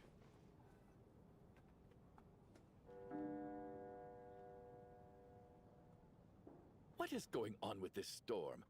Could it be connected to that monster that just arrived in Snezhnaya? I almost hope it is. Her Majesty the Tsaritsa left to vanquish that beast herself. We just need to wait for her triumphant return. Do you think people still feel the cold after they die? I'm wondering about Shram. Oh, maybe we should have given him a coat before he went out there. Death itself is cold, isn't it? I'm sure the storm will embrace him. Well, I hope he has a safe journey. I'm going to miss him, I think. It's not like we can blame him for Rampana and Kulish's deaths. Thinking back on it, we barely made it out alive ourselves. Once we get out of here, how are we going to explain what happened to their families?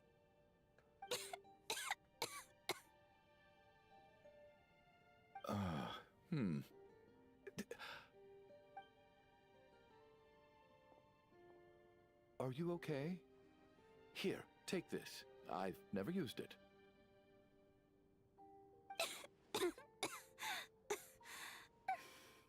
Thanks. Look who's Mr. Nice Guy all of a sudden. Is it because Tonya stood up for you this morning? At least you know how to return a favor. Yeah, without Tonya, who knows how badly he would have been hurt. I told you already, I never intended to resort to violence. Duh, bunch of rascals. Little girl? I was rather surprised when you spoke up for me this morning. I didn't think I had many admirers here, so, thank you. Oh, no need to thank me. I said some bad stuff about you too. I've been, too embarrassed to admit it, but, you remind me a lot of my daughter. So kind to everyone, but never lets her old man off the hook. Unless my wife and I are having a fight, then she's always on my side. Especially when she was little. Every time I took her out...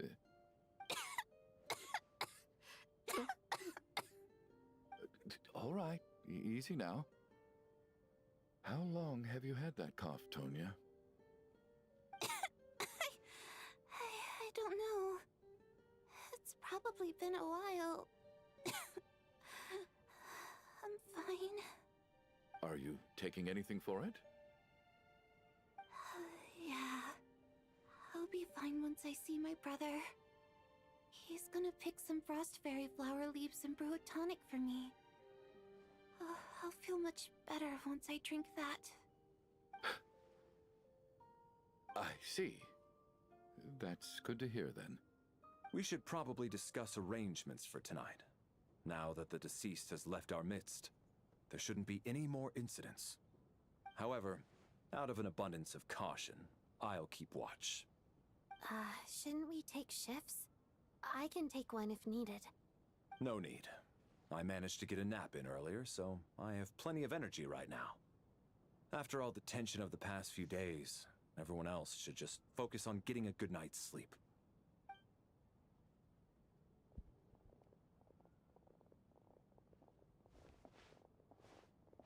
What a long day.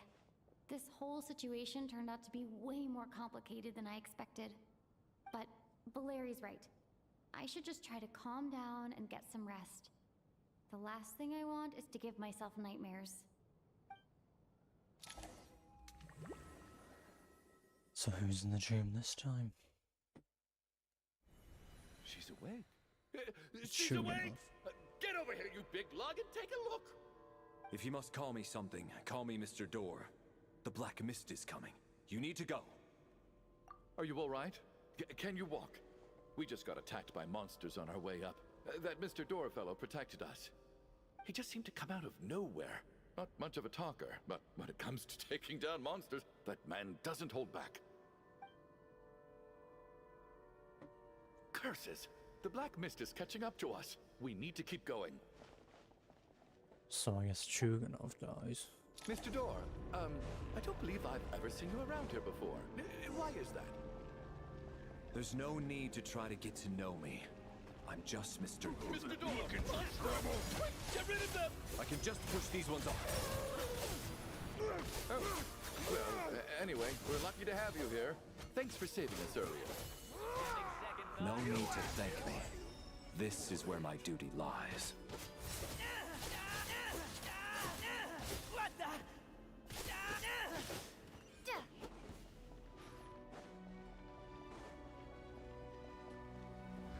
Yeah, we need stamina. I can't do charge attacks. No. I don't really know if charge attacks are effective with this. So we're doing this the hard way. I'm just basing doing charge attacks at Hyrule Traveler. Oh, remarkable work, Mr. Door. If I had your muscles, I'd do the same.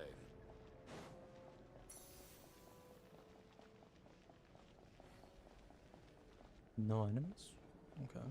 Are so. none of these doors the one you're looking for? No.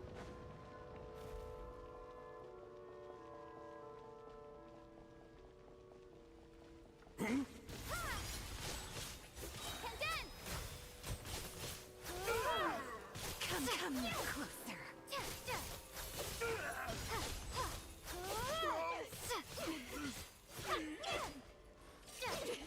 Okay. I'm so exhausted. And the black mist is still rising. Oh. Wait, look! There's more monsters down there.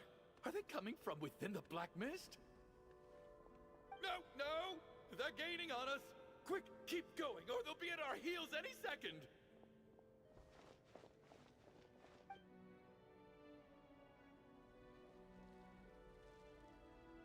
Mr. Door, what are you doing? We need to get out of here. They're coming! Found it. This is my door. What? You mean you're going to stay here? I am a door. This is where my duty lies. No! You saved us. We can't leave you behind. You must keep going. A door can only keep things out for so long. You must make haste. But... Oh, you're right. Let's go. We can't let Mr. Door's sacrifice be in vain.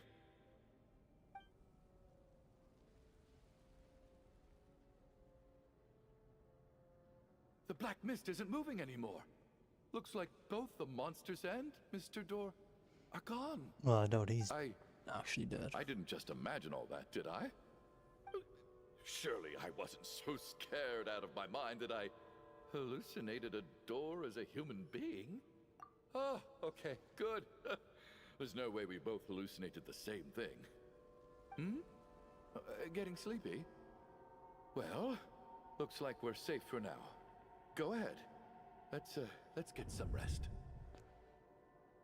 So is Chugnov alive or dead? Because Valeri's for sure not dead. He's literally got a vision. What time is it? Is it morning? I think I had a nightmare. Oh, I guess everyone's still asleep. These past 2 days have been exhausting. Valeri's keeping watch though, so he's probably the only one awake. Valeri? Just looks like he's chilling in his chair, as he usually is. Oh.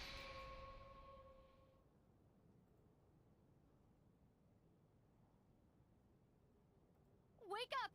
Everyone needs to wake up! What is this part? Just like the last 2 nights. No clear cause of death. I've been a real thorn in your side, haven't I, Mr. Valeri? Now you can rest in peace. But for me, life will be all the duller for not having to run away from you, my friend. How's Tonya? Is she okay? I just checked on her, and it doesn't seem like anything serious. She's just exhausted from the past couple of days, and she's still recovering from her illness. We should let her sleep a bit longer. That means Valeri was the only one who died last night. If Valeri was awake and keeping watch, it would have been impossible to kill him without waking everyone else up. That much is certain. This is so frustrating. Why has nothing changed since yesterday? I thought we already dealt with the dead person causing all this. Actually, one thing has changed. There's only one victim this time, not two. Does that mean...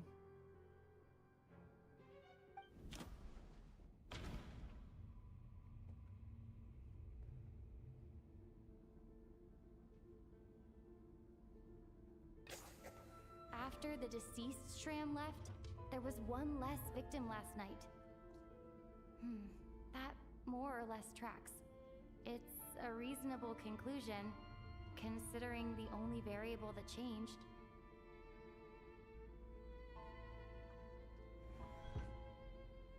Oh, the number of people who die each night is equivalent to the number of dead among us. That's your theory, right? Exactly. We identified Mr. Shram, and the night after he left, the death toll dropped from 2 to 1. By that logic, there must be one more dead person left among us. Another one? But there was only one person unaccounted for in the ticket checks, right? The head count should match up now. Having an extra person was definitely a cause for alarm, but being one person short isn't nearly as unusual. Someone could have left in the middle of the show, or made it out before the storm hit. One more dead person among us. If Mitya's theory is right, then what Odette told me seems a lot more relevant. It's just, at the time, we had no reason to think there was more than one dead person. If only we'd taken it more seriously as a possibility, maybe this could have been avoided.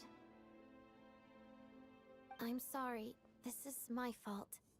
I had information that could have been helpful, but I held back. I should have brought it up right away. I'm partly to blame as well. I was too quick to dismiss Odette's concerns. What is this about? What have you two been getting up to behind my back?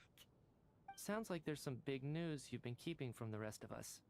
Well, we're all ears.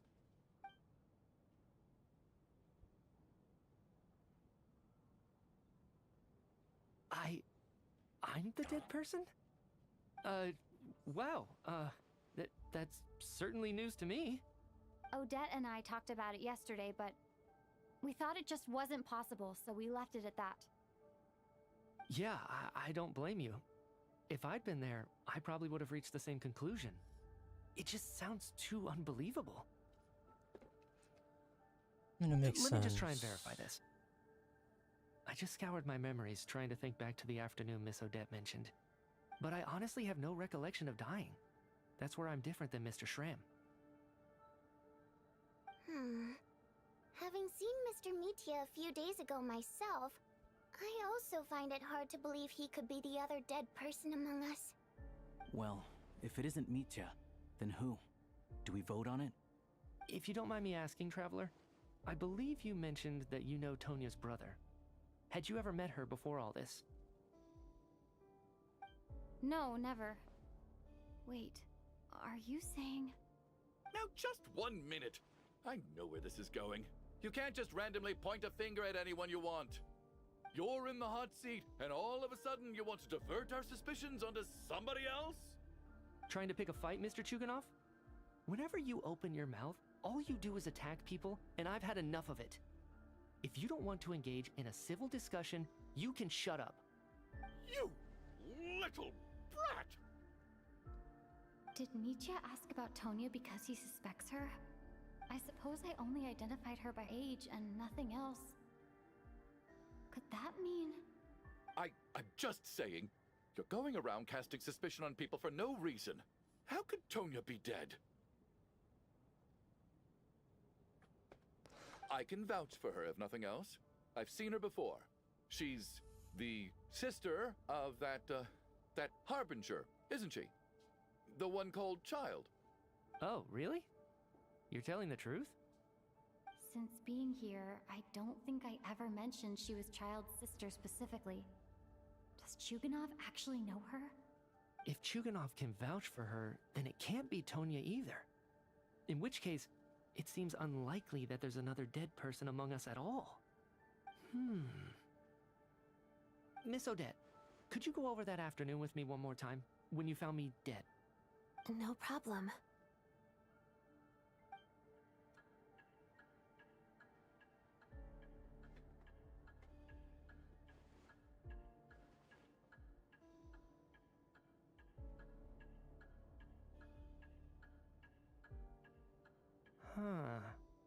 No matter how hard I try, I just can't remember anything about dying. But I do remember something else. Miss Vojanitsa, during our last meal together, I told you how some of the researchers were suffering from temporary memory loss. Do you remember that? Oh, yeah. You said it was hindering the progress of your experiments. You thought they were just under too much stress or something. Right. And even though I don't remember dying that day, I'm pretty sure I experienced something like amnesia. Some of my memories from that afternoon are missing. Are you suggesting you're missing the memory of your... Of course. How am I only just realizing this? Humans aren't necessarily aware of their own death. You mean being silently assassinated, or dying in your sleep? Situations like that? The researcher's amnesia. Suddenly it all makes sense. I must thank you, Odette. I think your perspective just helped me reach a breakthrough on a series of issues that have been troubling me for quite some time. All right. It's decided then. I'll be the one to leave today. Oh, leave? Hey, wait a minute. Aren't you rushing into this? What if you're wrong? You'll pay with your life. What life? If he's dead, he doesn't have a life. Aren't you gonna fight for your life? This seems like a rash decision. I have other reasons beyond what's been discussed. In fact, thinking back, I remember during Miss Odette's performance, while I was sitting in the audience stalls, a brilliant new idea for my research popped into my mind. But then, my train of thought suddenly cut off. I can't remember it now at all, and I didn't take any notes. I guess that must be another instance of temporary amnesia. No. Hold on. I see where you're going with this. You're suggesting that each instance of temporary amnesia is a death, right? There's a glaringly obvious flaw in that idea, no? How can one person die so many times? I believe Miss Odette's account. During the period where my memory is blank, I must have been either dead or in a similar state. All it would take is for the same thing to happen in the theater, and I would come under the effect of the ley lines in this vicinity. This increases the likelihood of me being the deceased, does it not? But... There's no evidence to suggest that anyone other than me is a candidate for the deceased. So allow me, as a scientist, to treat this as an experiment. Please relax, everyone. I don't think things are as bad as they may seem. If I really am the deceased, then to leave the theater will be a relief for me. If, on the other hand, I'm still alive right now, well, apparently you've all witnessed my resurrection recently anyway. Who's to say I won't return from the dead again this time? Mitya's right. This is the only thing we can try right now. I think he's deliberately downplaying the gravity of the situation, though. He probably doesn't want to burden everyone. What is a scientist if not someone who gambles on experiment after experiment in an attempt to obtain the truth? With this snowstorm, the ley line phenomenon, ghosts of the dead, and my amnesia, we've been paralyzed by not knowing and powerless to do anything about it. It's a terrible feeling. But if I do get resurrected, you can be sure that I'll come back with the truth of all this. Just you wait. Maybe if he does come back, he'll have a vision. Because he for sure does not have one. Or whatever they're calling some of them.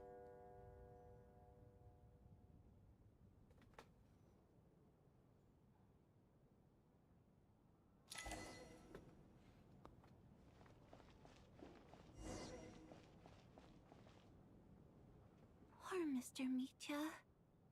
I didn't even get to see him one last time. Maybe it's a good thing that you weren't there to see it. It was a hard thing to watch. I hate goodbyes. Why does it feel like everyone around me is slowly disappearing?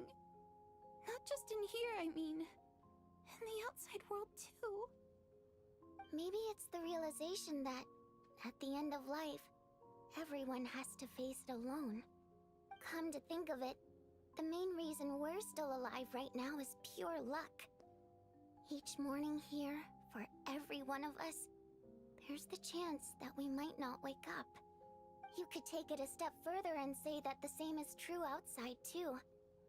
Who can ever be 100% sure when they drift off to sleep that they'll open their eyes again in the morning? If I make it out of here, I'm going to cherish every moment that I'm awake and live without any regrets. Without regrets? I feel like a strange sense of anxiety has been quietly growing inside me over the last 2 days.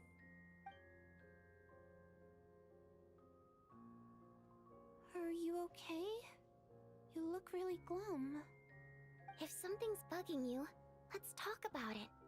There's only a few of us left here now. After everything we've been through, what's the point in keeping things bottled up? I have a travel companion named Paimon. Alosha and Odette have met her before. She's been feeling unwell recently. You're worried about her, aren't you? That makes sense. We've been trapped in here for days. To be honest, I used to feel like I was just a spectator in this world, watching everything that happens from the sidelines. Maybe it's because I'm a descender? A descender? But with Paimon by my side, over time, I slowly felt my connection to this world growing stronger. She loves eating, sleeping, and having fun, but she's also a great guide. It's her authenticity that makes this whole world feel more real for me. Over the last few days that we've been apart, I've often caught myself wondering, what would Paimon say if she were here right now?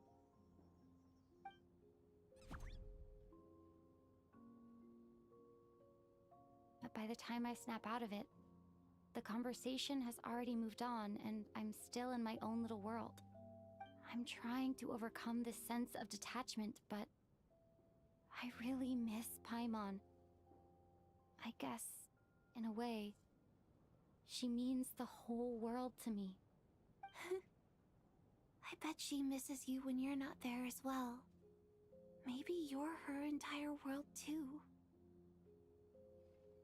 I don't know if this will make you feel any better, but back when the water imps left Snezhnaya in droves, I also felt like the whole world was suddenly empty. I could be surrounded by people all smiling and having fun, and still feel completely separate from it. So, I totally understand how you feel. Later on, I started to think, maybe accepting the fact that our loved ones won't always be with us is something that takes a lifetime. All we can do is cherish their companionship from moment to moment. So, once we get out of here, you better hurry back to our side as fast as you can. You can't let your story end in regret. That's the trope I hate the most. Thank you. That's exactly what I needed to hear. But Vodyanitsa, if you hate goodbyes too, why didn't you leave with your people? That's just the choice I made. I used to regret it, but I don't anymore. Like I said before, singing is a water imp's primary mode of expression. It's how we convey our emotions. Our songs have echoed through this theater for hundreds of years, each one a story pieced together through moments of joy and sorrow. But does a story exist without someone to read it? To me, the answer is no. So I made the choice to stay. That way, there would still be someone left to sing these songs and listen to their stories.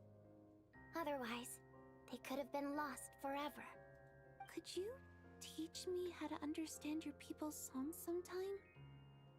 I want to be able to truly hear them, like Mr. Shram. A fan after my own heart. Thank you, Tonya. How about I sing something for you, and you tell me what you hear? Okay, I'll do my best.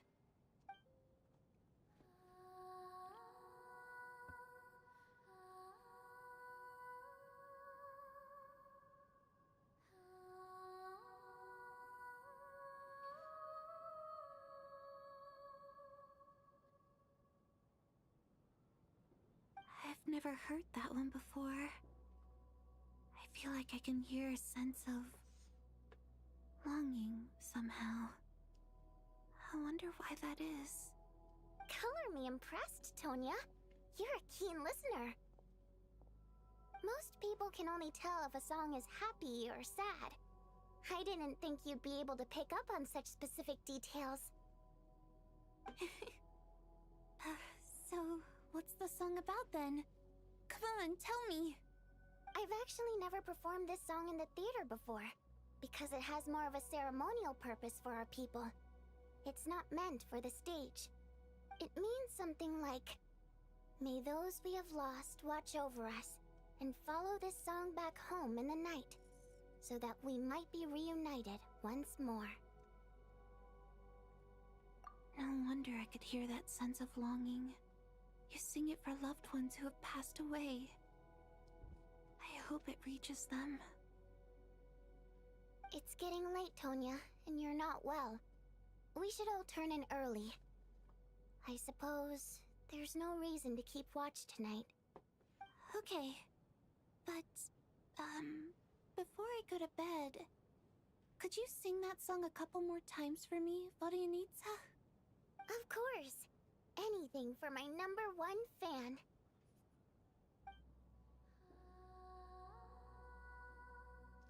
I guess Tonya's now somehow her #1 fan. Okay. Fair enough.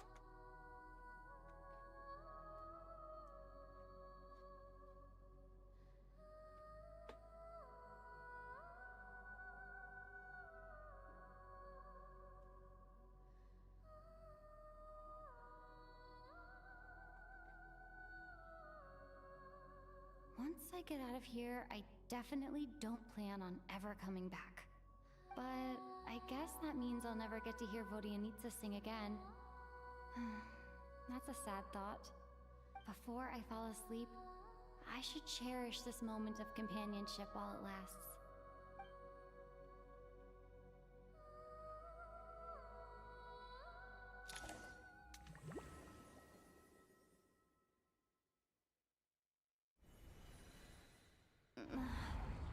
Where am I?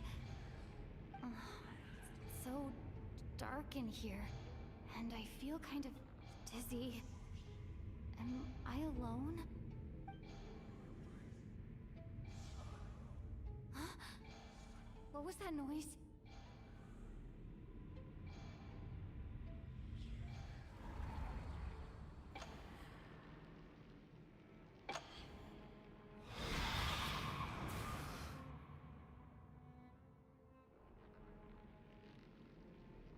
Return, O spirits. Fulfill your oath of protection.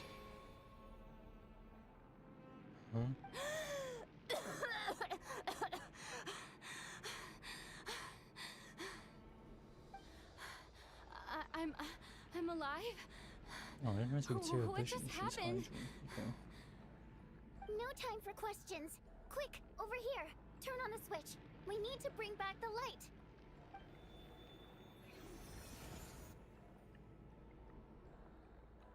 All right, we're safe.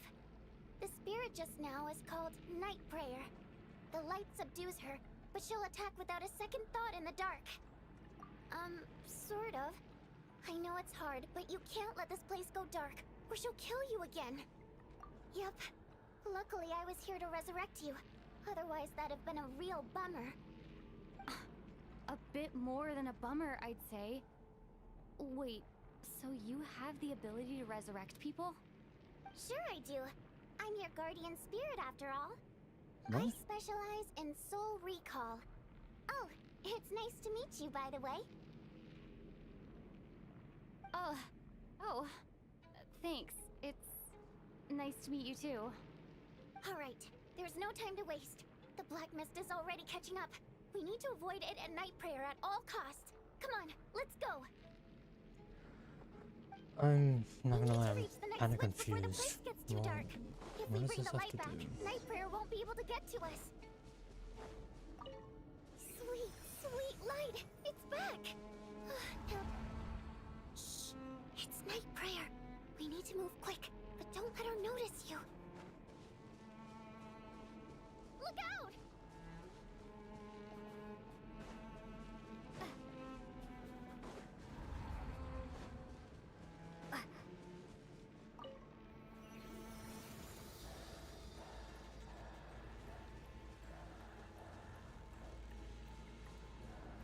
What's with the breathing in my ear?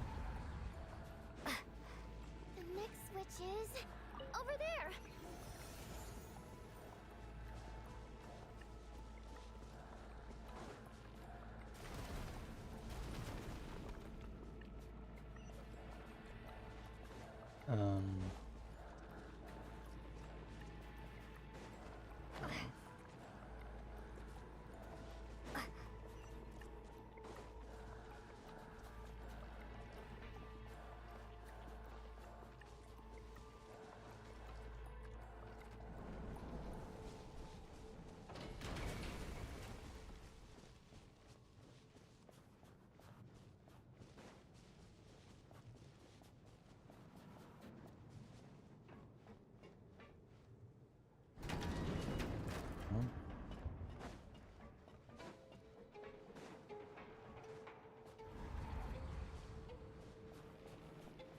No, Night Prayer is here too.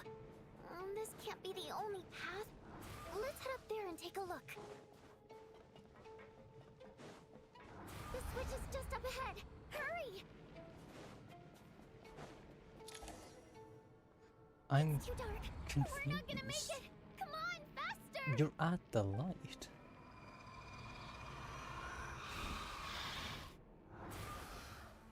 Traveler! I won't let you die like this. Not on my watch.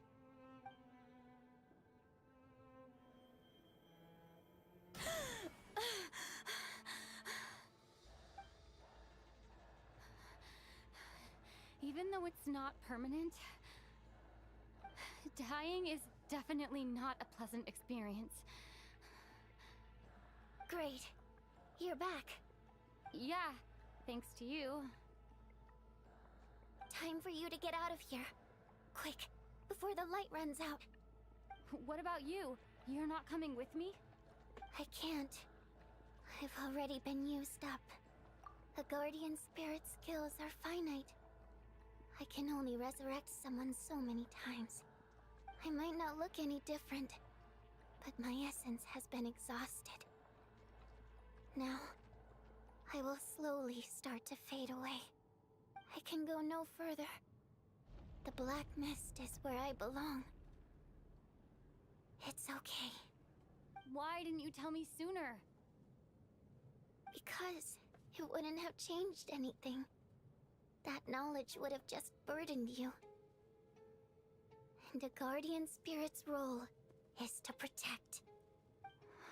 But... Go. Now, before it's too late. I already hear Night Prayer approaching.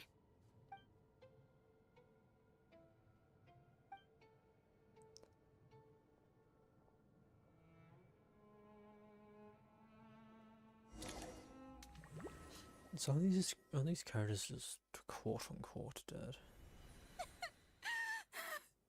What do you need, sir? How could this happen? What do you need, sir? Well, I guess there's no need to inspect the body.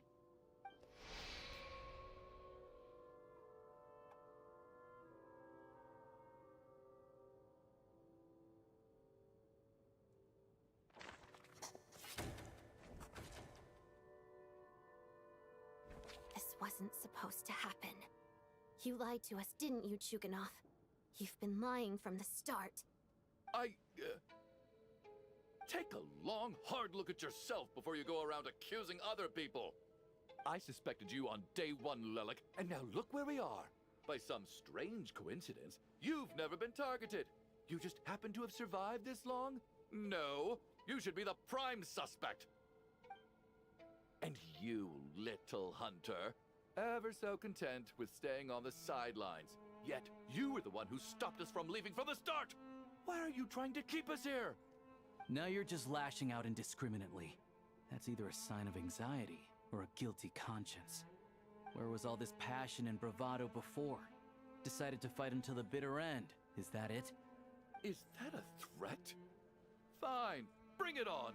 You think I'm afraid to die after all this? You want to kill me? Go ahead. I'd like to see you try. After all the trauma of the past few days, Everyone's been pushed to the breaking point. Valeri and Nietzsche aren't here anymore. Someone else needs to step up and take charge. But first, I need to think this through.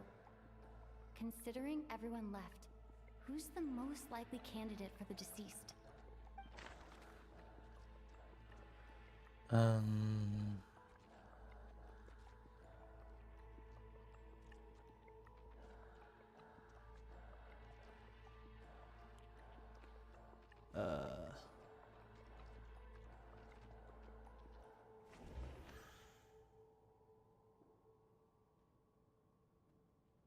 Chuganov's only ever seen at a theater, isn't he?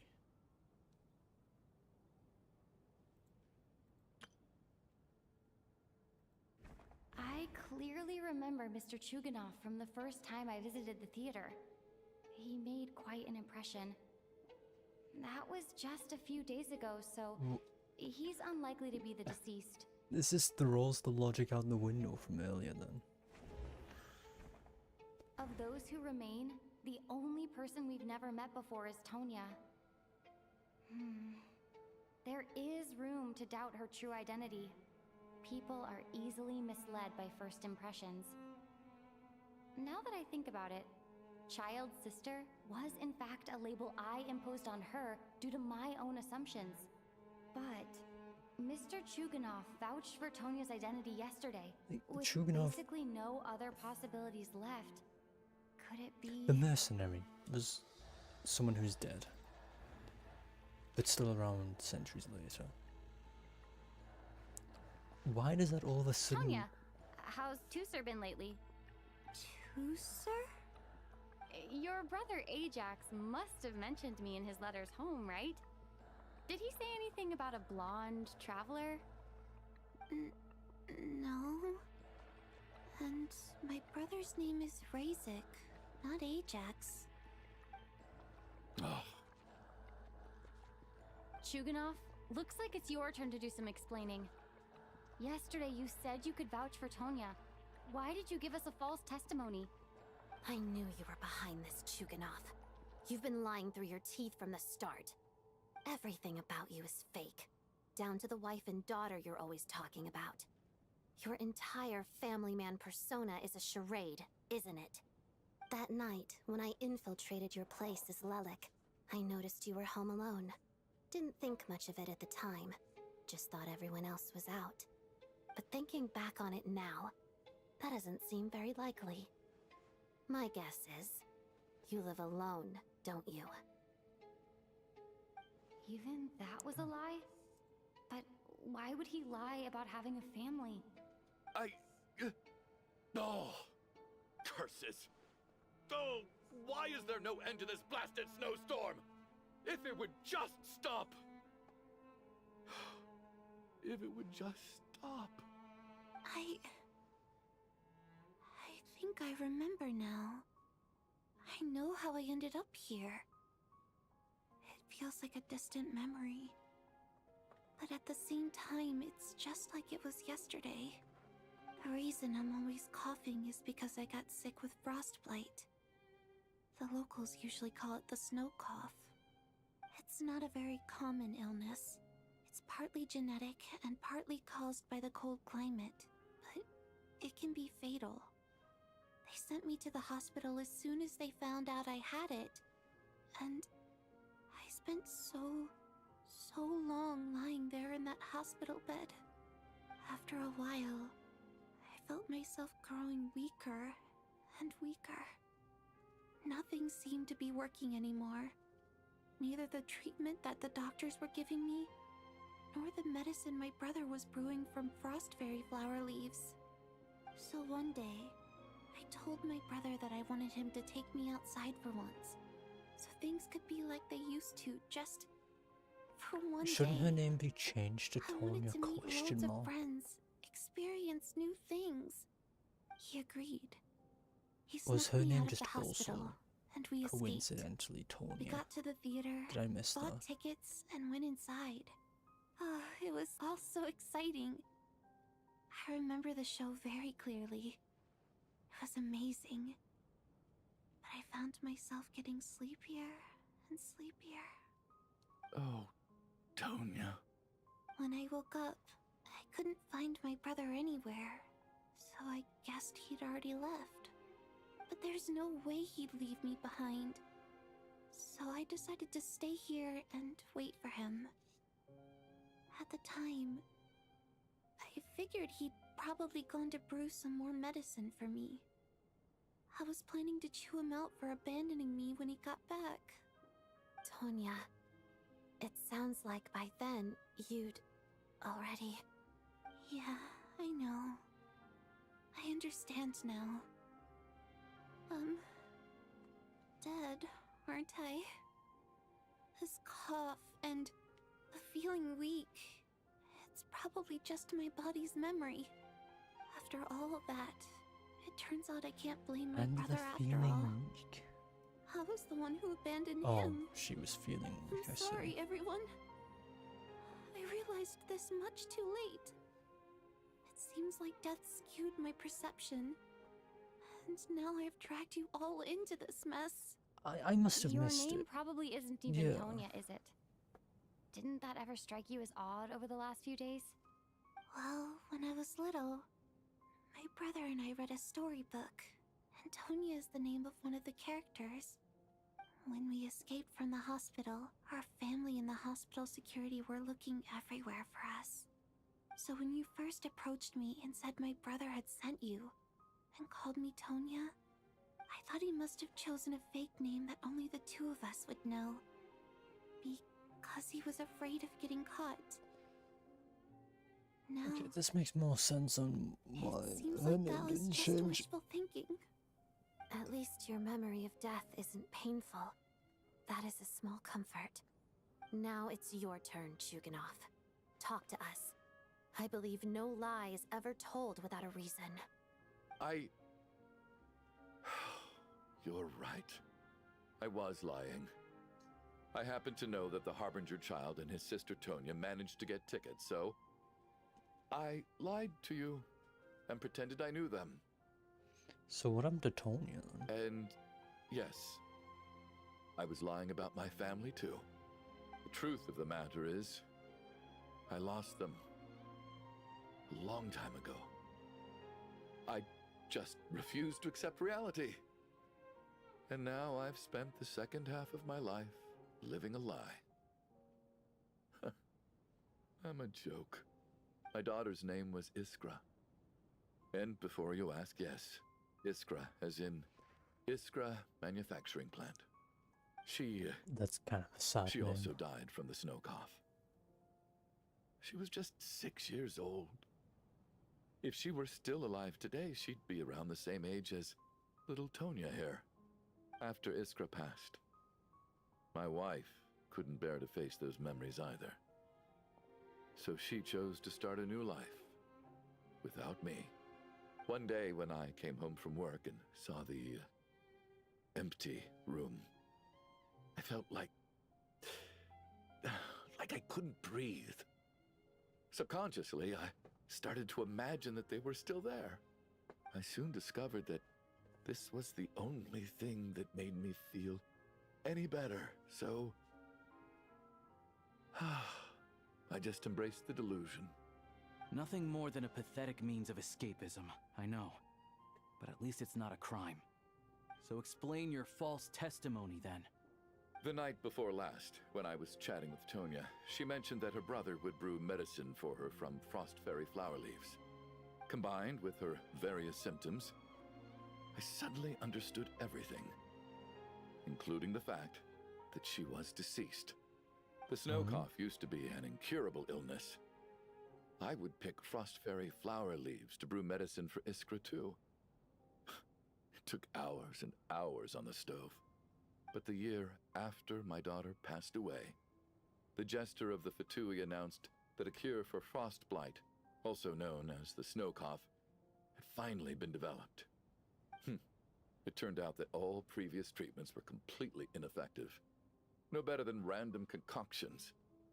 That was the final straw for me. I just couldn't take it anymore. Just one more year. One more year, and everything would have been okay. So, more than anyone, I know full well that, in this day and age, no one in their right mind would still be using frostflower leaves to brew medicine for the snow cough. Poor Miss Tonya, therefore, had to have been from an era when snow cough was still a terminal illness. So, you projected your daughter onto her? Even though you knew she was one of the dead? That doesn't make any sense. You knew she was already dead. What did you hope to achieve by protecting her? I just don't believe in your crackpot theories, nor do I approve of your actions. How can you just declare a living person dead and throw them out into that snowstorm? Nitia's gone. My good buddy Shram's gone. And now it's Tonya's turn, isn't it? The others I can make my peace with, but little Miss Tonya, here she is, standing right in front of us, alive and breathing, and fighting her own battles. Yet you're quite happy to say she's dead? I just want her to live. Once this snowstorm is over, the very moment it stops, I'm going to march out that door and find someone who can fetch the very best medicine for her snow cough. I'll be damned if I'm gonna let you cast her out into the snowstorm before I have the chance to cure her. Not again. Not this time. Not when the cure is right within our grasp. I'd never be able to forgive myself. Mr. Chuganov, stop. I can't let you do this. Tonya. By the sounds of it, you've known I was dead since the night before last, right? I really liked Mr. Valeri, Mr. Mitya, and Miss Vodyanitsa. And now they're all dead because of me. I'm not happy about that. The reality is, you've been trying to fight your own demons through me. But all you've really done is trap me inside your delusion along with you. No! Listen to me. I want to save you. I do. Well, at this point, I'm quite sure that I'm dead. I don't need to be saved. The time I got to spend with all of you is more than enough for me. Despite all the bad things that kept happening, I got to meet so many interesting people and spend so many days and nights by your side. Since the day I escaped that hospital until now, this has been an adventure I never even dared to dream of. I'm very fond of you all. If it were only possible, I'd trade my soul to bring back the ones who died. If it meant things didn't have to end like this. And that's why I'm not fond of you at all, Mr. Chuganov. I'm sorry. It's them that you owe an apology to, sir. Not me. Well then, I suppose this is it. It's time for my adventure to end. I've caused enough trouble. You're leaving already? It's still early. Don't you want to stay a little longer? No thank you. Oh, and by the way, my name is Patashka. It was nice meeting you all. Feels strange that we're only being properly introduced now that it's time to say goodbye. Patashka.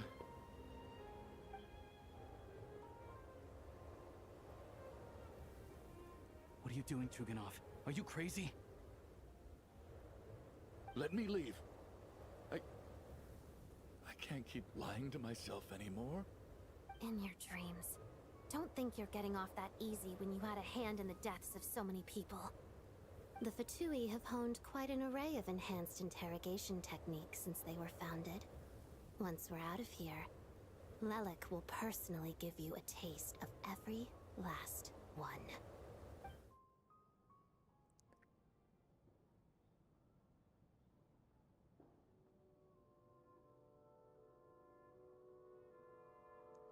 I think we should leave. I doubt this snowstorm is ever going to stop. For all we know, this storm might have destroyed all of Snezhnaya by now. Maybe even the whole world. Wait, we finally solved the mystery of the haunted theater today. Maybe let's at least try to enjoy tonight? Fair enough. I don't particularly feel like dying in Chuganov's company anyway. And yet you won't let me die first. Hey, Chuganov, on a serious note, if we do make it out of here, you should close down that factory of yours. A lot of people are freezing thanks to you. Is this really the time to be discussing my factory? All right, fine. I'll shut it down. Doesn't matter to me anymore. Am I hearing things? Or was that a knock at the door?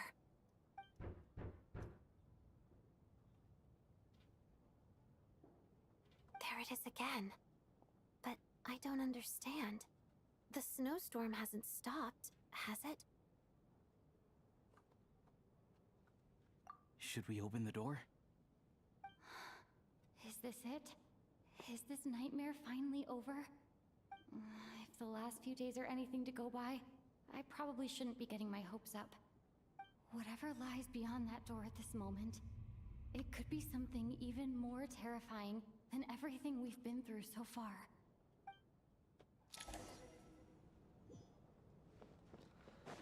So finally the end of the segment. This segment hasn't really brought much to the story, if I'm being totally honest. Like, I'm just not understanding the correlation. Oh, nice to meet you.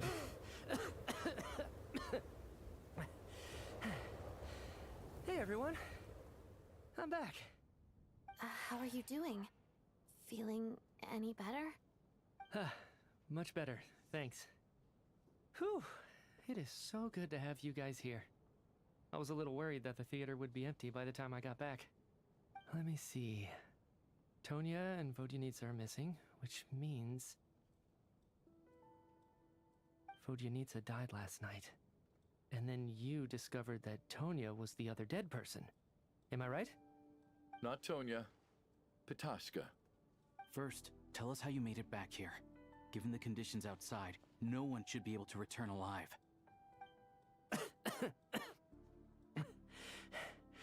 You're right. The thing that got me back safely was a song. I heard someone singing. After walking into the snowstorm, my mind grew hazy. I don't know how long I walked through the storm before my mind completely slipped away. Then, suddenly, I heard the sound of singing. The voice instantly brought me back to my senses, and I regained consciousness. So I followed the voice, searching for the source of the singing. I searched and searched, until finally, just a few moments ago, there was the entrance to the theater, right in front of me. I've actually never performed this song in the theater before, because it has more of a ceremonial purpose for our people. It's not meant for the stage. It means something like, "May those we have lost watch over us, and follow this song back home in the night, so that we might be reunited once more." That must have been Vodyanitsa's Requiem. Who knew it actually worked? That song is meant to guide the souls of the dead. Mitya, that must mean that you...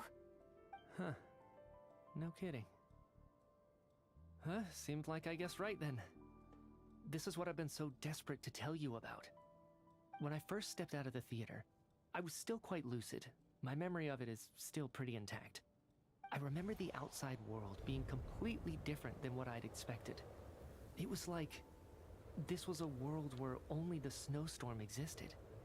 There wasn't a trace of any humans or buildings ever having been there. I don't know how else to describe it, except to say that it just didn't seem like the real world. And as for the Requiem, if I was guided here by Vodyanitsa's song, it can only mean that I must already be dead. And this is my soul, not my body. But I didn't experience a clear moment of death while I was out there. Nor do I feel any different now than before I walked into the snowstorm. You don't seem any different to me either. In fact, this is something I've been wondering about for a while now. If souls aren't physical, shouldn't they lack tangible form? Both Shram and Patoshka were clearly deceased, and yet their souls didn't look or feel like ghosts at all. They were visible, tangible, no different than you or me. This raises a truly terrible thought. Is that really what Mitya is suggesting?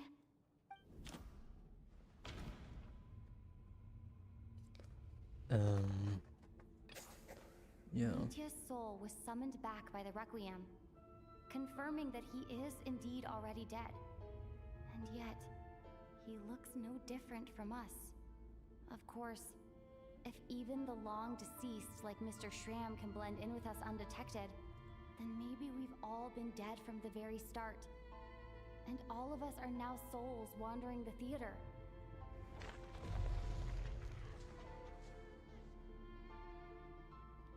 It is Renova's mark. Yes. I think that this is probably the afterlife. What did you say?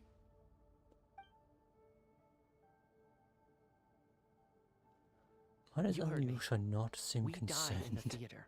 All of us did.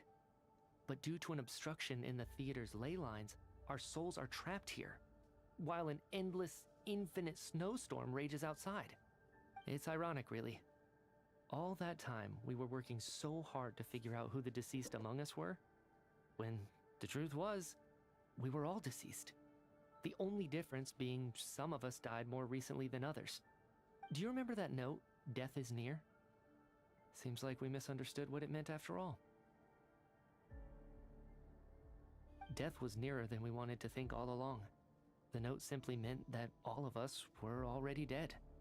So all our attempts to survive, our search for the deceased, it was all for nothing? Hard to say. At the very least, we helped two lost souls find clarity and go to where they belong. The presence of those two is probably what caused our souls to be drawn in by the ley lines. In which case, the deaths we've awoken to over the past few days were just souls returning to the ley lines for good. If what you're saying is true, doesn't that make us the lost souls now? Huh, no wonder. This afternoon, when I was moving Vodyanitsa's body, I noticed that the other bodies in the room hadn't decayed one bit after all these days.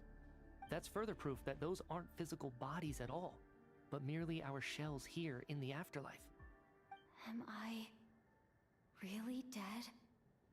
This doesn't feel real to me at all. No, that's impossible. This cannot be how it all ends. I still find it hard to believe that all of us are dead. How exactly did we die in the real world? None of us have any memories of dying, right? Not even knowing how we died is preposterous. Good grief! Surely there has to be some reason. Exactly. It's hard to rest in peace when you don't even know how you died. It gave me lots to think about as I strode out into the snowstorm. I racked my brains trying to remember the cause of my death, the exact moment I died, the root of all of this, right up until my consciousness faded. Wait. Hold on. Right before I lost consciousness, I think I saw something. I can't remember. And I think I lost my notebook and pen. Mitya, your hand. Is that blood on your fingers? Huh? You're right. There's blood on the fingertips of my right hand. Looks like it's already dried. When did that happen? What the? Yeah, I it's guess Renova. this was what I saw. I must have desperately drawn it in my own blood right before losing consciousness. What's wrong? Do you recognize the symbol? It's Renova, the ruler of death. Alosha, do you still remember that Snezhnayan folktale you told me about? It was about the Grim Reaper. When someone's about to die, he appears as an incarnation of someone familiar to guide their soul into the afterlife. And as soon as you recognize his face, your life is over. I heard a similar tale when I was little. You think the Grim Reaper in this story refers to the ruler of death you mentioned? That's right. In which case, death is near could also mean that the Grim Reaper is here, disguised in a familiar form. Death, the deceased, and the Grim Reaper? So it's a triple entendre. When I first saw this note, I thought it contradicted the investigation report. But now it seems like that was the whole intention. So the Grim Reaper deliberately misled us. Then, we started suspecting each other and searched for the deceased while they hid in plain sight. By that logic, the one person most likely to be the Grim Reaper incarnate is...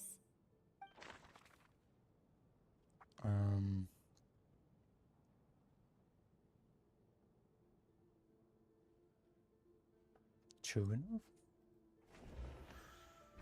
Identifying the No. Grim Reaper is a major decision to make. I should think it over carefully.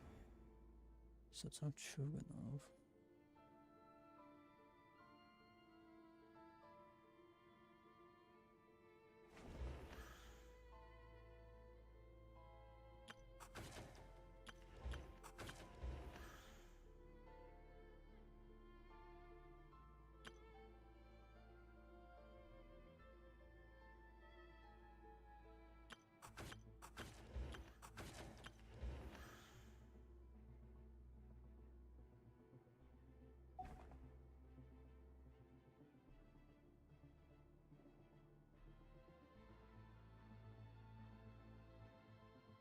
A familiar face.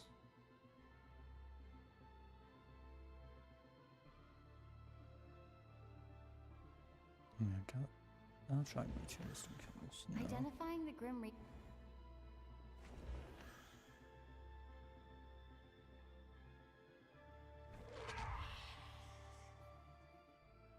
No doubt about it. It's Alosha. Looking back at how everyone has acted over the past few days, Alosha is most likely the Grim Reaper lurking among us. Because Alosha is a familiar face to everyone here. Is it you, Alosha? You were the first to discover the investigation report, and you had plenty of time to slip the note inside to mislead us. So? Surely you can't suspect me based on that alone. What if someone else found the investigation report first, slipped the note inside, and then put it back without telling anyone? There's no denying it.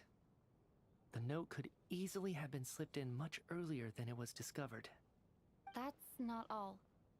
I've also noticed that, although on the surface, Valeri, Mitya, and sometimes I were the ones taking charge of the situation, looking back now, even though you didn't say much, you were always subtly guiding everyone from the sidelines. What do you mean? You were the one who emphasized how dangerous it was outside and insisted we all stay here. Guys, It we had was seen it also not you be who in the full suggested that screen. we all sleep in the same place. And earlier today, you tried to convince Patashka to stay. I don't understand why, but it was out of character. So, you didn't understand my intentions, and now you're assuming the worst. Seems pretty unreasonable if you ask me. He still won't admit it? Fine. Let's see how he responds to the most damning evidence of all. The biggest question I have right now is, if the Grim Reaper is impersonating Alosha, then where's the real Alosha? When did they switch?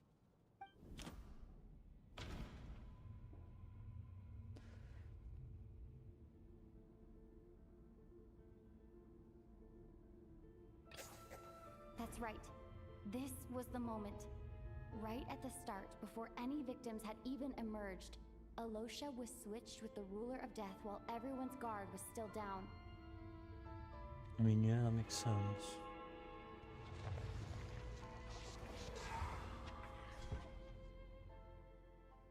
When all this began, right after the performance ended and the snowstorm began to pick up, no one suspected anything unusual. We just assumed we were snowed in. It wasn't until we discovered the bodies the morning after that we realized something out of the ordinary was going on. But it's clear now that the oddities actually started earlier than that.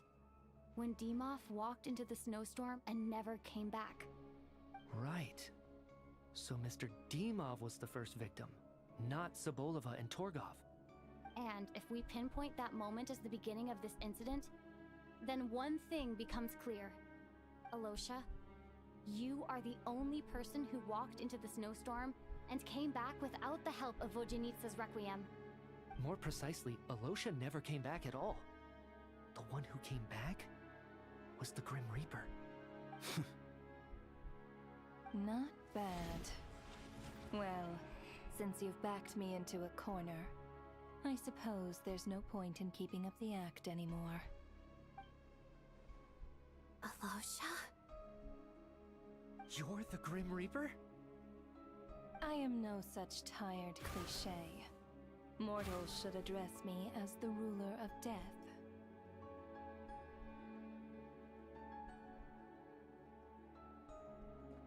Before being wiped out for good, you identified the two deceased, and even sensed my presence. A commendable achievement, far beyond what I expected. I heard you can ferry souls. Those Death Siege Knight, were they your doing? Your initial conclusion was correct. Due to the existence of the two deceased, the ley lines yearns to reclaim those long-lost souls. Every night they devoured an equal number of souls to fill the void. This required no intervention from me. Though, of course, ferrying souls is indeed my authority. Here, take a look.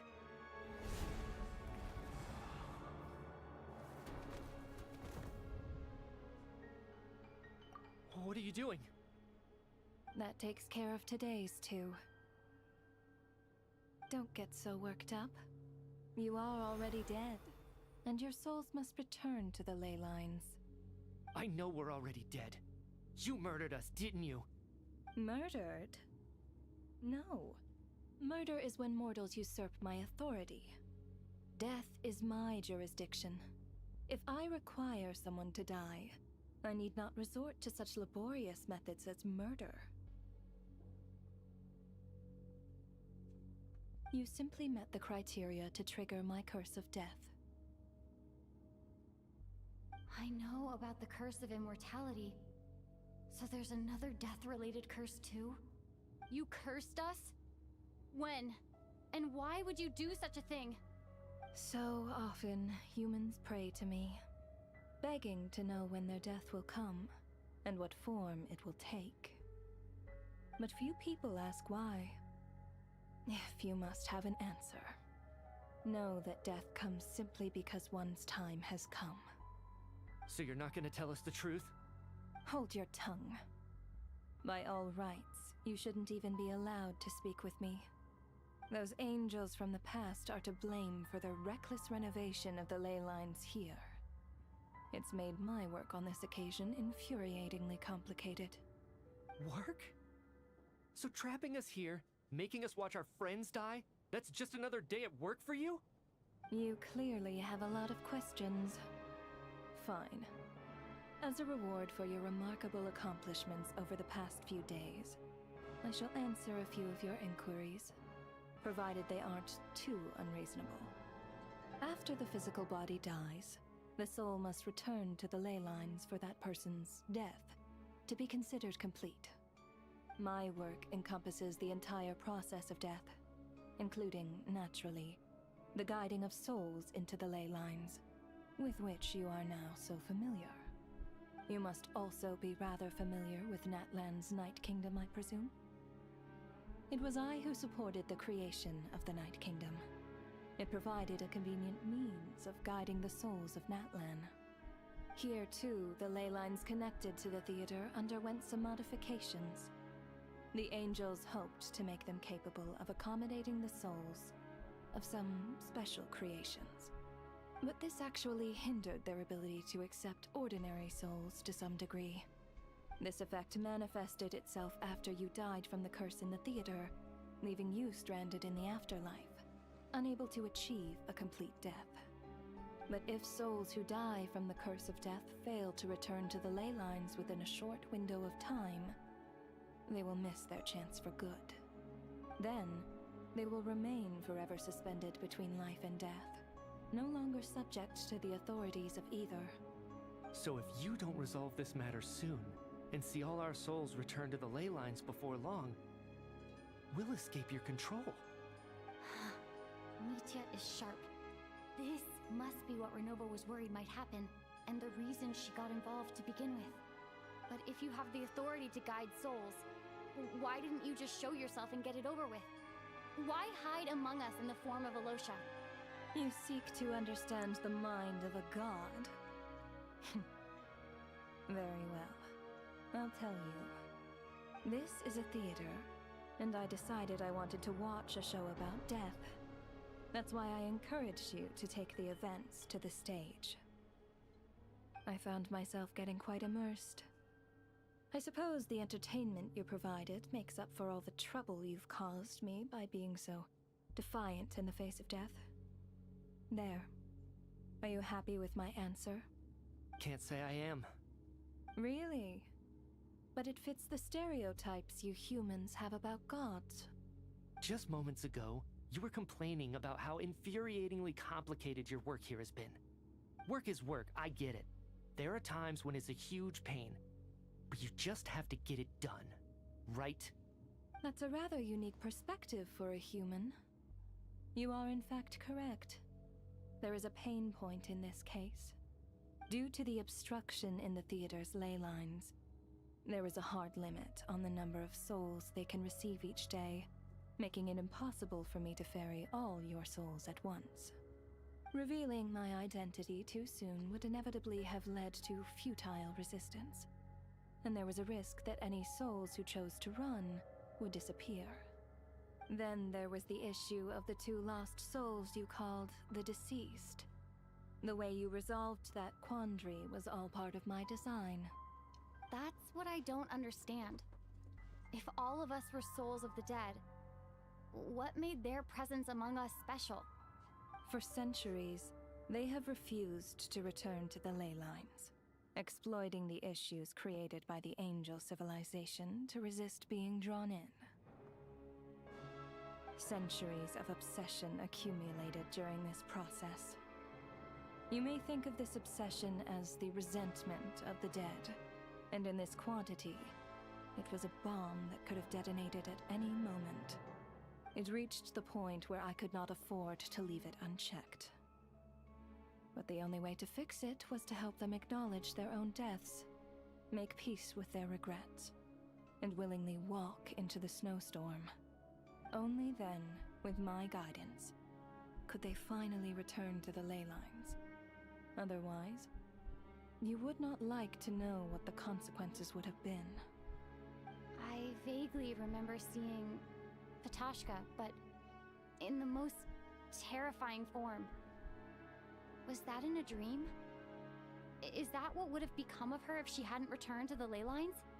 I see your dreams brought you many revelations. So you see, death in fact grants wisdom to mortals. Souls connect to all things in the world and see the chain of cause and effect between them. It's nothing unusual. Anyway, giving psychological counseling to lost souls is not my strong suit. That is more of an angel's role. It was something I could not resolve directly using my authority, so I decided it was easier to leave the bomb defusal to you. Meanwhile, of course, their presence caused the souls of other members of your party to return to the ley lines each night. From where I stand, that was killing 2 birds with 1 stone. As both issues slowly resolved one another without me having to lift a finger, all I had to do was stay close by and keep the situation under control. Then use my authority to wrap things up at the end. And, of course, while I was at it, I thoroughly enjoyed watching this drama, dealing with death from a mortal perspective, play out on the stage. Sounds like you had it all figured out, Grim Reaper. I just did the math. You said there's a hard limit to the number of souls the ley lines here can receive each day. It's 2, isn't it? That much is obvious, even to a fool. It's time to review this whole affair. If the ley lines can only take in 2 people per day, I need to go over the deaths from these past few days again.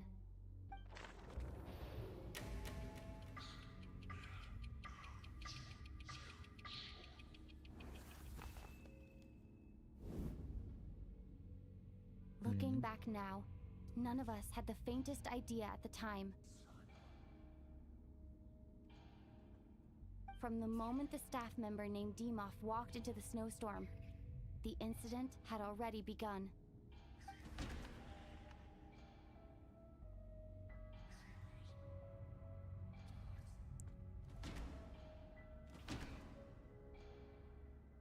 Demoff?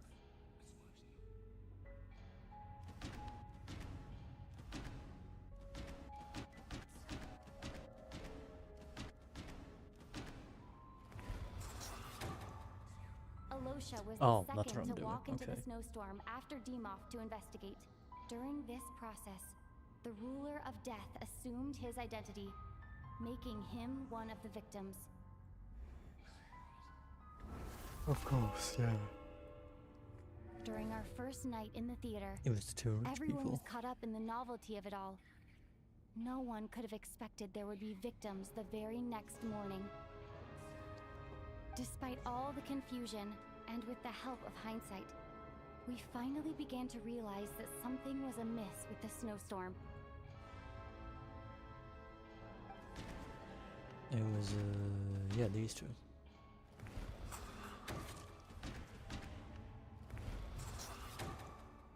The ley lines devoured Torgov and Sobolova on the first night. At the time, we thought this might be a murder case connected to Lelek. Day 3 was, Odette and I spoke a lot that night. 3 people were on watch, but in the morning, we discovered that someone had fallen victim all the same. It was Coolish and the other one.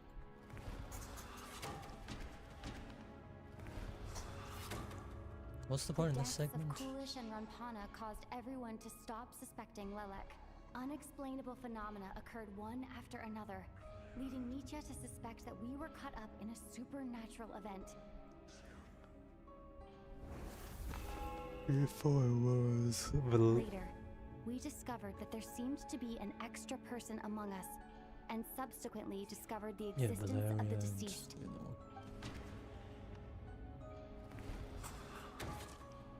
Mr. Schramm realized he was the deceased and walked into the snowstorm to return to the ley lines of his own accord. It turns out there really was a dead person among us.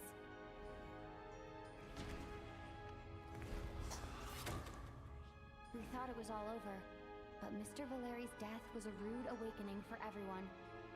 Once again, the ley lines consumed him during the night. A lot happened today. Mr. Valeri's death led us to discover the connection between the number of deceased and the number of victims during the night. The next day would be The fact that there was more than one deceased seemed to bring us back to square one. Odette revealed some information she had been keeping to herself. Oh no, it'd be Mitya. No, what? Although Mitya did indeed walk into the snowstorm that day, Oh. he returned. The void in the ley lines hasn't been filled. So it was Vodyanitsa and Vodyanitsa was swallowed by the ley whatever her lines in name her is, sleep. Patashka. But the requiem she sang before falling asleep was quite a game changer. Oh, sorry, Tom. As it happened, Patashka filled the void left by Mitya's return from the ley lines by walking into the snowstorm this morning.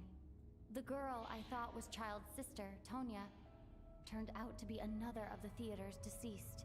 Come to think of it, Patashka was about to walk into the snowstorm at that time, and Renova, unaware that Mitya would return, was concerned that her soul would overflow from the ley lines.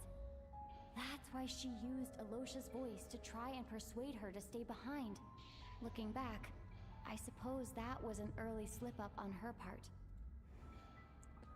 And then the next day, it's true enough and all that. No one could have expected anyone who walked into the snowstorm to return. But just after nightfall, Mitya returned, bringing crucial information with him. Various truths began to surface, including that all of us were already dead, and that the ruler of death was here among us. Then, after revealing her true form, Renova callously claimed 2 souls.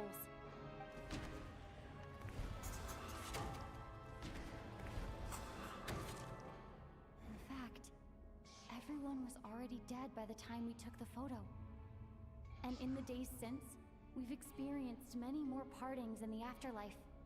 Now, only Mitya and I remain. And the true culprit behind everything still stands before us.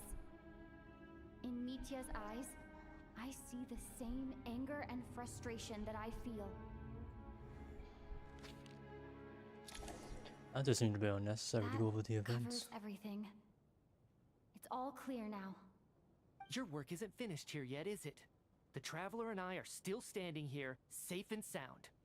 The Water Imp's song threw things off a little, but it is of no consequence.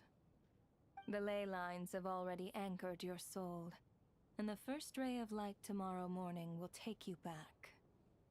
I, meanwhile, need to review my attitude towards the Water Imp race.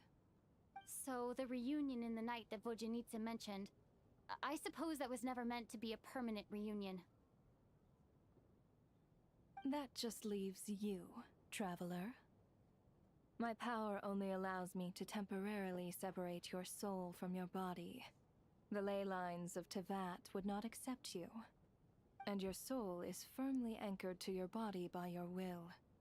For a descender like you, who is not bound by Tevat's rules, your death can only be brought through the most violent of means, such as directly destroying either your body or soul. I have no interest in involving myself with Descenders, for now. Although, this may change if Asmodee remains missing, or you insist on interfering with our affairs. One last question then. All our struggles and sacrifices here, they were meaningless from the very beginning, weren't they? Death abides no reason. Besides, what you call sacrifice is merely a concept created by humanity. To me, it is nothing more than a self-indulgent charade in the face of death. Mere mortals fantasizing that their actions could reclaim something from my grasp. A truly laughable idea.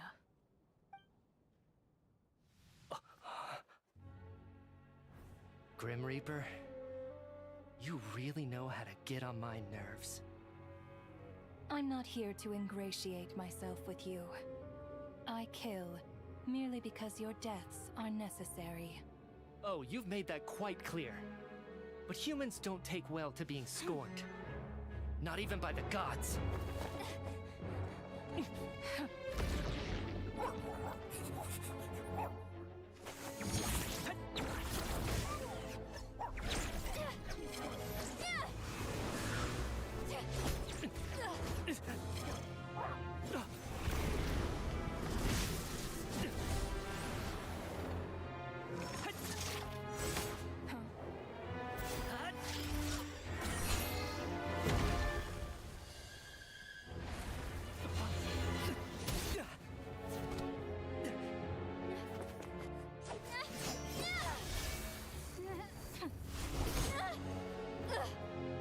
This is futile.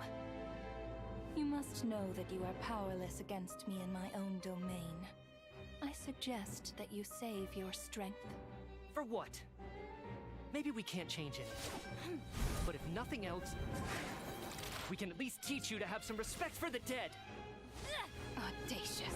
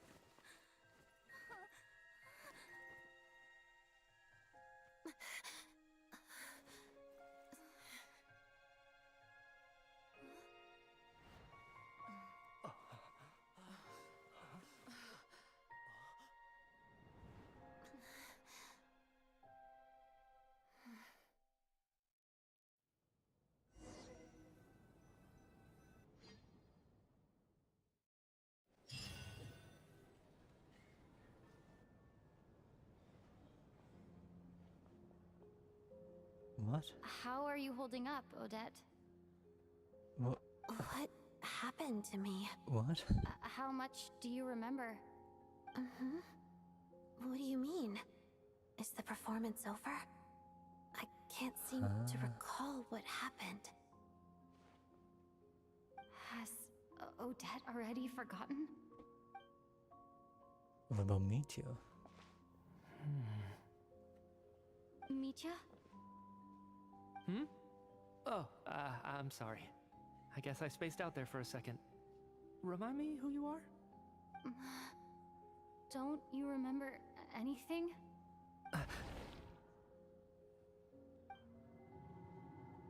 Yeah, I remember now, comrade. Looks like we guessed right. Just like me when Odette found me at the Armory Palace, for some reason, everyone killed by the Ruler of Death eventually came back to life. Just with one catch. They forgot what happened while they were dead. Odette and the others have already forgotten everything. Why were you able to remember this time? Could this be the reason?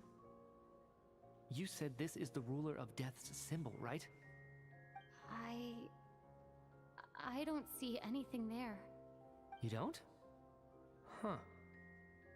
Okay, I guess that makes sense. I carved this into my hand in the afterlife. Carved? So it's not visible in the physical world. Does that mean I carved this symbol into my soul? What an unsettling thought. I thought he just marked the Still, blood. at least I get to remember what happened. I suppose it's a blessing in disguise. What about you, though? The Ruler of Death mentioned that you're a descender? Is that why you can remember? A full explanation would get complicated very quickly, but that's essentially it. Well then, now that it's all over, let's figure out what we've learned. The first thing I notice is that everything here is precisely as we left it, right before our deaths.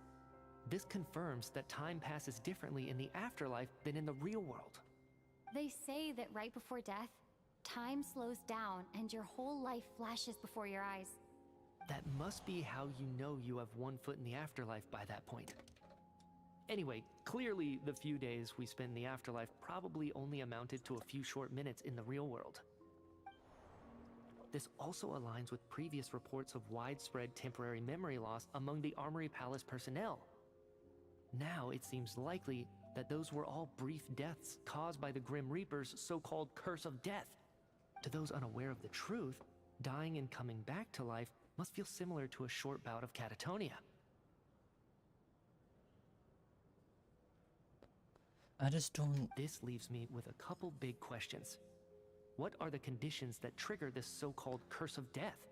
And why are we resurrected after we die? I swear to God, If nothing else, I think it shows that killing us wasn't her ultimate goal.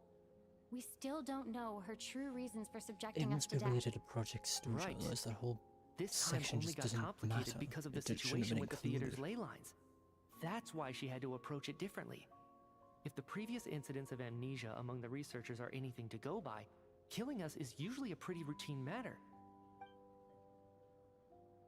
It has to be related to Project Studio to at least have something Come to think important. of it, wasn't I about to note something down before I died? I can't remember what it was, but I think it was something related to my research project. Sorry, Traveler. I'll catch up with you again later. Right now, I have to make a trip back to the Armory Palace. Ma'am, if I may, no one of your description has ever shown up in my investigations into Mr. Mitya's friends. Yet, you two seem very familiar with each other. Could you perhaps tell me where he was in such a rush to get to? And, by the way, have we ever crossed paths? Forgive the presumptuousness, but I feel a vague and indescribable sense of familiarity about you. I can explain everything. Could you help me gather everyone in the theater in one place?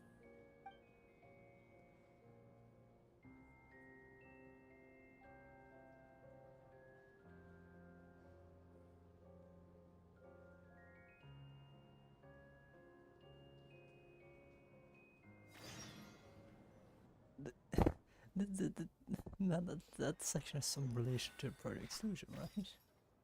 So, Chuganov really is going to shut down the factory. I guess this theater incident actually did us some good after all. It better, So, because that whole you section said I was just promised to take you to the unnecessary Armory otherwise. Palace while we were in the afterlife, yes? I believe you. I think I even have a vague memory of it. Agreed. Let's check in on her first. The whole reason for our trip to the Armory Palace anyway is to figure out what's going on with her health.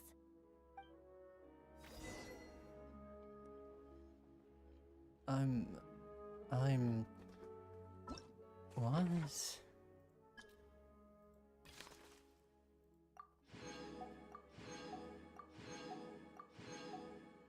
Well, I'm on to the last part of the quest. But, like, what did it, huh?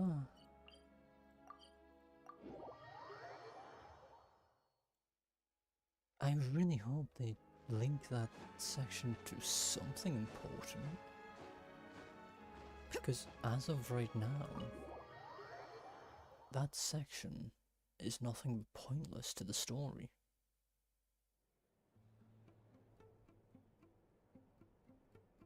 And that's 3 hours. That was just Even though a long time pointless. has passed from my perspective, as far as Paimon's concerned, I probably just went out to watch a very short show. I should keep my emotions in check when I see Paimon again, or it'll seem weird. Wait. The atmosphere here feels off. Shh. Stay quiet. Let's go inside and take a look. Have we still not been able to notify Child yet? We need new orders. What if that person comes back again?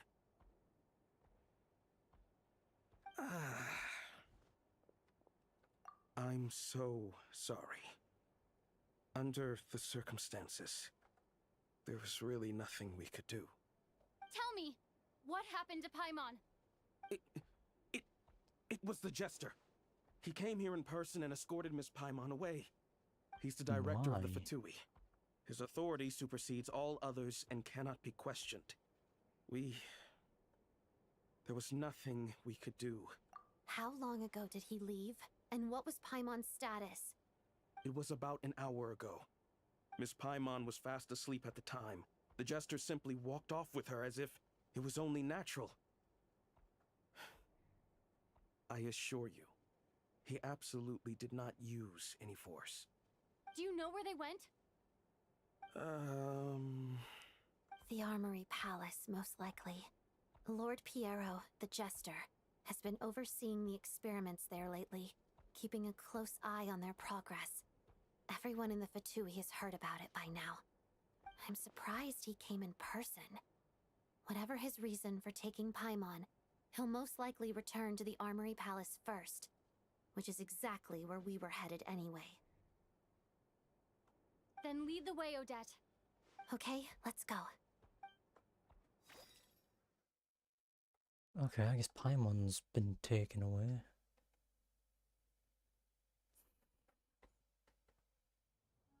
It's just up ahead. Quick, let's get inside.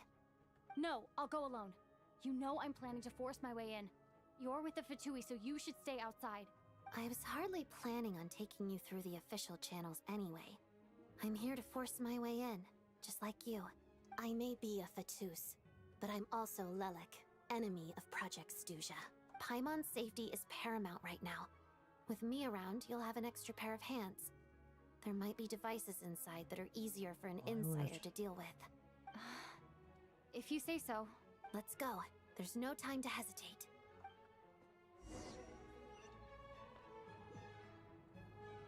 Do I at least get to use my characters? Awesome. Bring it!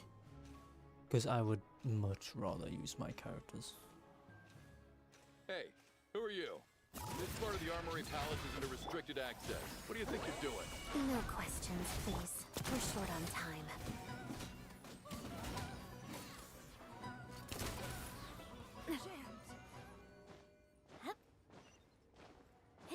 I'll make short work of you. Gotcha.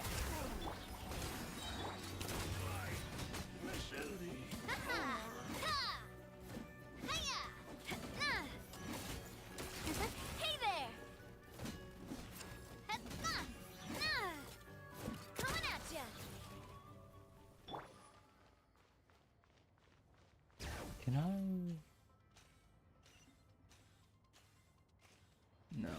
There's a coming storm. Get to work! He's lollied! He's papa! Watch out! Fire! Larry, with rocks. Hey there! Haha! Coming at ya! God damn, they have a lot of health. Must be at least 300k. Shatters. What now? Oh. This wouldn't let me do that since I was finishing combat, I see. That makes sense. I don't plan to use all that just because I want a team that... You have a pass? Where are you coming from? So, you're intruders, huh? Don't blame me for what happens next!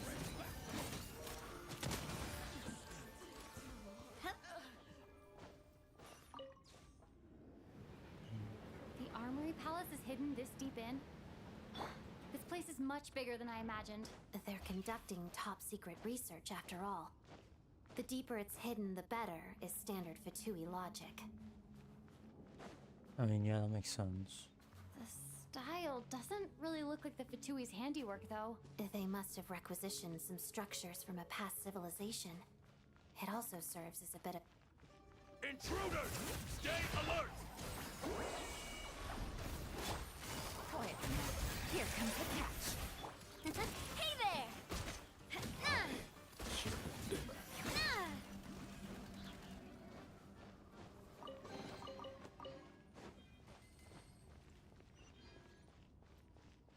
What's going on up here? Intruders? Don't come any closer! Just what are you guys trying to do here? I'm sure for your skull! Suffer the wrath of me! Gotcha. Game's up. Fun's over. Hey there! Where is both of these? Might make my life. No one interferes with the jester's work.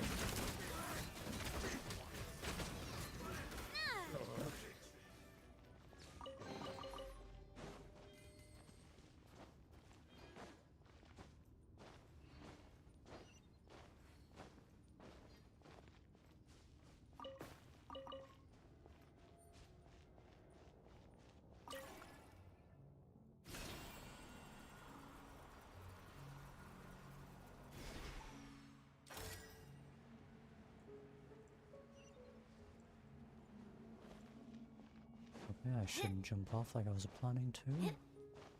Looks like no one's guarding this place. There's something off about that decoration over there.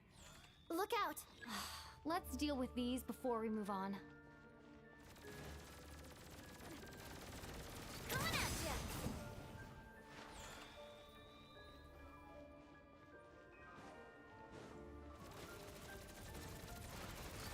Hey there!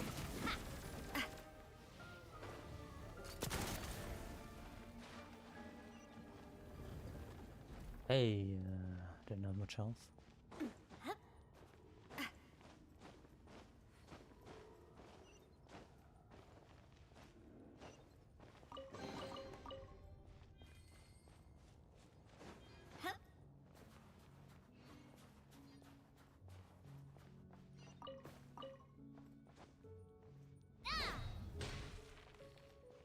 The researchers here probably don't know that we're uninvited guests. Let's try not to hurt them. What's the big star from the theater doing here? That's Miss Odette. She's a member of the Fatui. Don't tell me you didn't know that. Not gonna question the traveler though. Was the whole reason for Project Stuja to support the research here at the Armory Palace? Just what are the Fatui and the Tsaritsa planning?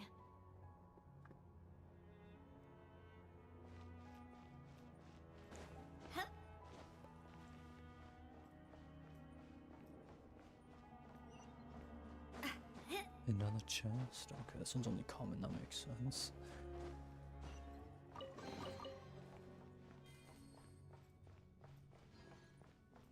Whoa! Who are you? Never seen you around here before. Where's he running to? Oh. Looks like there's no way through here. Maybe see. using the power of this prism could help? He just ran to a corner and despawned. Like, what? I think I see some images. It's the prism's power at play, It's causing images of the past to reappear, Piero albeit and only as Paimon illusions. talking? Paimon and the Jester? Is this another scene from the past? Yes. It looks quite old, though. I don't think it happened in the recent past. That doesn't make sense. How can it happen a long time ago? What's going on here? What happened? The source seems to be the Armory Palace.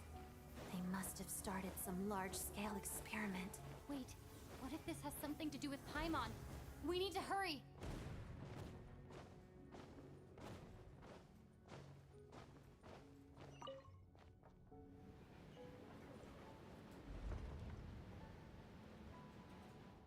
Oh. We're almost there. The Armory Palace is just up ahead. Paimon, please be okay. Get to work! You two! Time to... Watch out!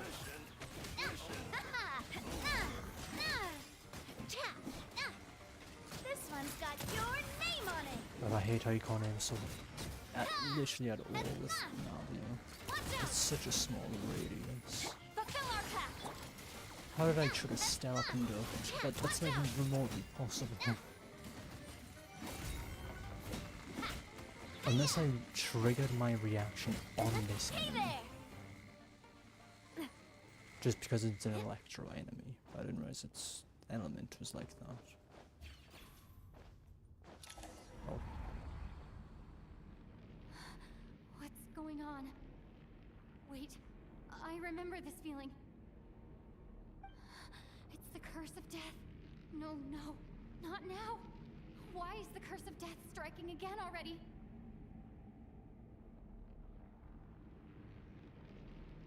Odette?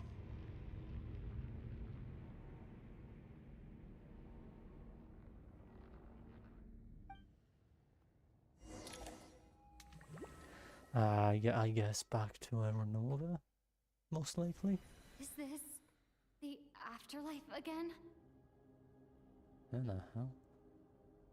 I need to find a way back to reality. Is that Odette's core Ignis? Could that be what just woke me up?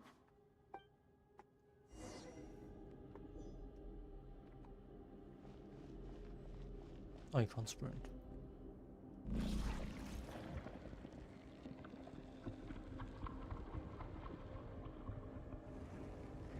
Yeah.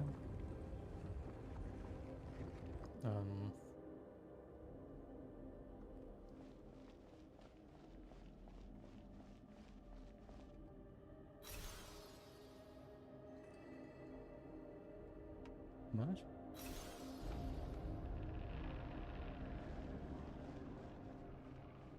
Oh god, it's gonna be one of these sorts of segments.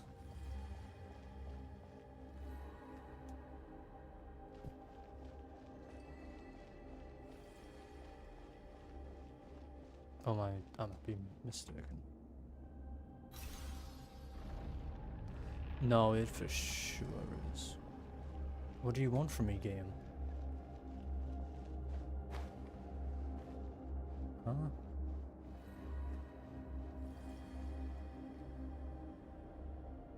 Can we stop switching the perspective like this?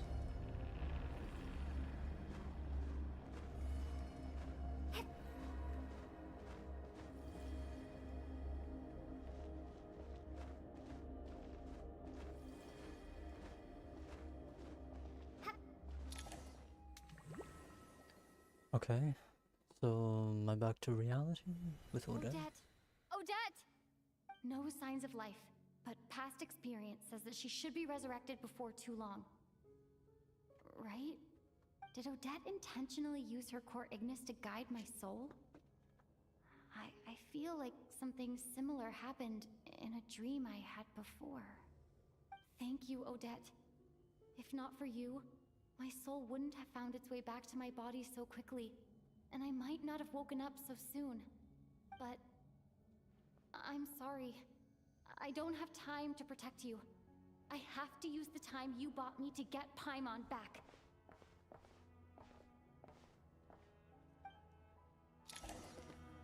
Oh, I guess there goes all dirt. I thought that she would at least be lying on the floor. Sure enough, everyone here has been affected by the curse of death. Paimon! Paimon! No, wait. Paimon probably didn't escape Renova's curse either. She won't be able to respond to me right now. I'll have to find her myself. Is this like a trial? No, it's my actual traveler this time. Don't make me fight with my traveler.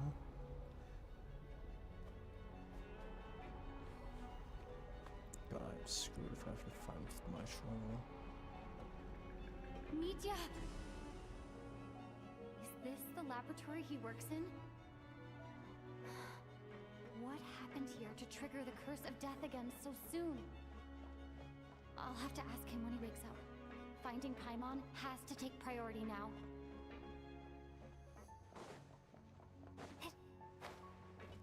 Oh, over there. Found her! Paimon really is here!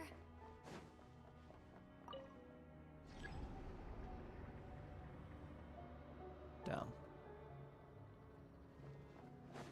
Maybe I swear to God, if it ends up being directly opposite. Okay.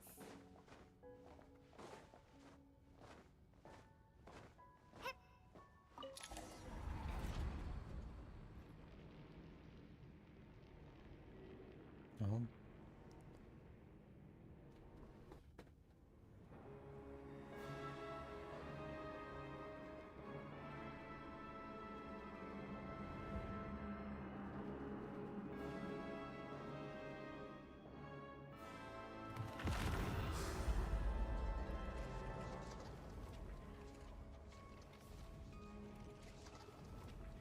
You don't learn, do you?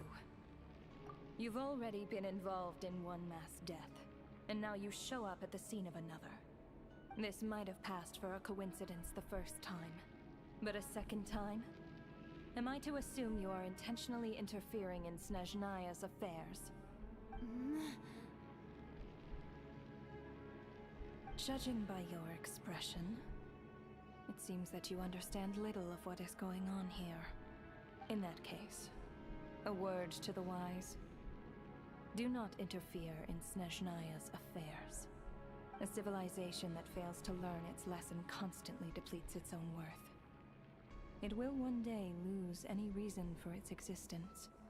And as a descender, you are perfectly suited to be the lifeline to which a dying civilization might desperately cling. Consider your position carefully. No advice needed. I'll make my own judgments. Suit yourself. When the day of reckoning arrives, not even a descender can hope to escape unscathed. The time for resurrection fast approaches. The mortals here are not yet worthy to behold my form. So that will be all for today.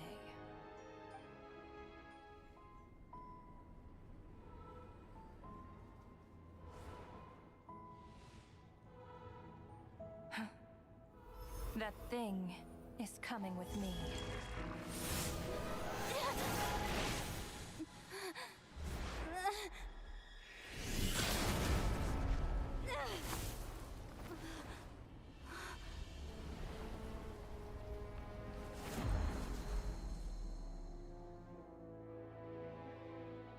You awoke sooner than I thought. The curse of immortality is stubborn. Unable to enter the ley lines, yet not content to remain a spirit. Ruler of death, what do you want? You perplex me. Both you and you. That thing may be a creation of Celestia, but it possesses none of Celestia's power, let alone authority. Your obsession with it baffles me. No matter, the resurrection will soon begin. It's worthless anyway. I'll reclaim it next time.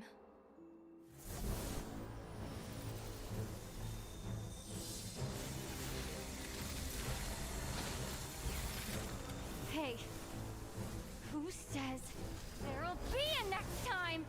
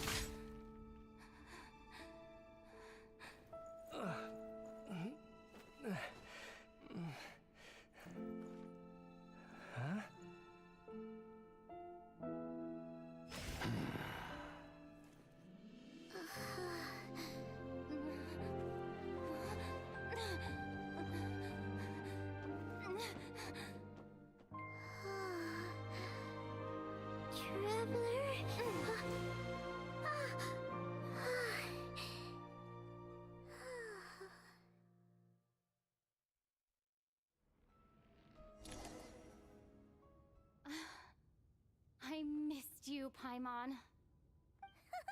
What are you talking about? We haven't even been apart for that long, have we? It was different this time. You seem to be in pretty good shape. Yeah, Paimon's back in tip-top condition. It's the weirdest thing. Paimon fell asleep earlier, and when she woke up, she found herself here. The jester and that guy talking to him used some kind of energy on Paimon, and she could kind of feel it canceling out that other thing that was making her feel unwell. So, Mitya helped too? Apologies for leaving in such a hurry at the theater earlier. I was in a rush to verify some theories. Rest assured that your companion is perfectly safe. We reversed the effects that the experimental energy had on her. The jester specifically instructed me to do so. I suppose this is our first official meeting, Traveler.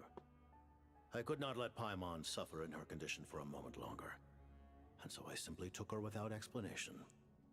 I hope you do not mind. But why would a big shot like you care about what happens to Paimon? As I said when you first arrived in Snezhnaya, we once spent some time together in the distant past. Oh yeah, you did mention that. And Paimon did think you seemed strangely familiar the first time we met. I'm afraid the reminiscing will have to wait. Mitya, let us continue with the report. What conclusions, if any, did you reach from conducting the final experiment of our energy research ahead of schedule? The good news is, my hypothesis regarding the Ruler of Death has been verified. As for the bad news, I recommend we suspend the experiments and Project Mistleton until further notice. Currently, we have no means with which to make a breakthrough. I say this purely as a scientist, guided by reason alone. I will trust your judgment. We shall put the project on hold until the Ruler of Death has been eliminated.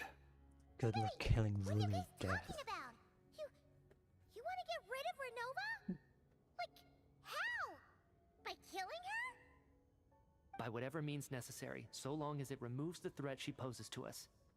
Until then, everything we do will be in vain. After what just happened, I've ascertained Renova's goal. Or rather, the trigger condition for the Curse of Death. Okay, let's hear it. What she's doing is blocking Snezhnaya's technological progress, preventing us from possessing any means with which to threaten the heavenly principles. Just like the little lapdog she is. So, any ideas, research, or experiments that lead to technological progress can trigger the curse.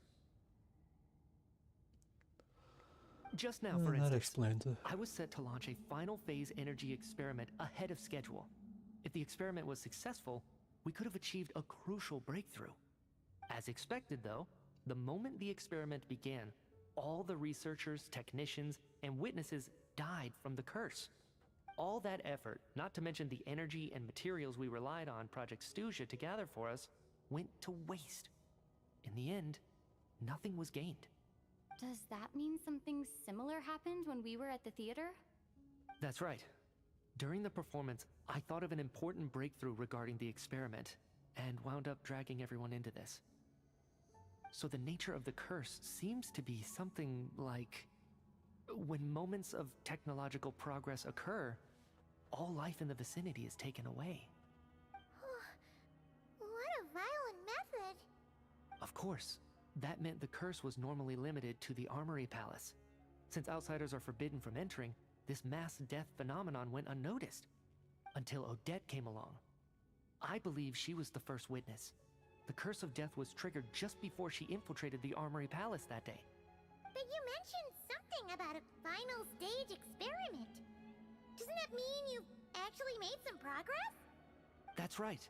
Even with the gods locking certain key components out of reach, humanity can still advance technology in incremental steps accumulated over time. But, as I'm sure Renova anticipated, even incremental progress has its limits, a point where the truth you're seeking must be put to the test in an experiment. You mean the experiment you were just about to do? Yes, we were at a critical juncture, a moment where the quantitative was about to translate into fundamental qualitative change. With this single experiment, we could have brought everything we've worked for to fruition.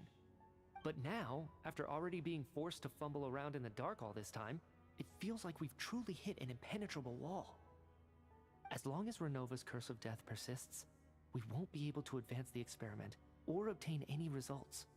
And with Project Snezhnaya having been in effect all this time, at our nation's current strength, repeated trial and error is simply unsustainable. Only by eliminating Renova first will it be possible to continue advancing our plans. She's the ruler of death! She can just kill whoever she wants, right? That's gotta be the scariest power ever! Is it even possible to beat her? We'll see. But one thing's for sure. She definitely can't just do whatever she wants. The best proof of that is me, standing here, very much alive. You're saying... Wouldn't it be easier to just kill all of us researchers for good? Why resurrect us over and over again? Why let us advance our technology to this point? So, you're saying even the ruler of death has limitations we don't know about? I mean, that makes Exactly. sense. And I think that's where the key to our breakthrough lies. Regardless, the ruler of death has always been an obstacle we must overcome. Indeed, we must face life, death, time, and space. After all, our goal is the heavenly principles. The Fatui want to challenge the heavenly principles? Is that where the For a Norsu long came in? time, I've had a vague suspicion the Fatui and the Tsaritsa were targeting the heavenly principles. But Yeah, I assume the hearing Norsus Jester admit it were is all still about a it. shock. No wonder the Tsaritsa's goal has always been kept a secret from the people. What kind of road will that lead Snezhnaya down? In that case... Lord Jester, I would like to request some leave. I'd like some time to organize my thoughts and go over the data. Granted. Get some rest, put the experiment out of your mind, and take care that the curse of death doesn't affect any civilians. Yeah, makes sense.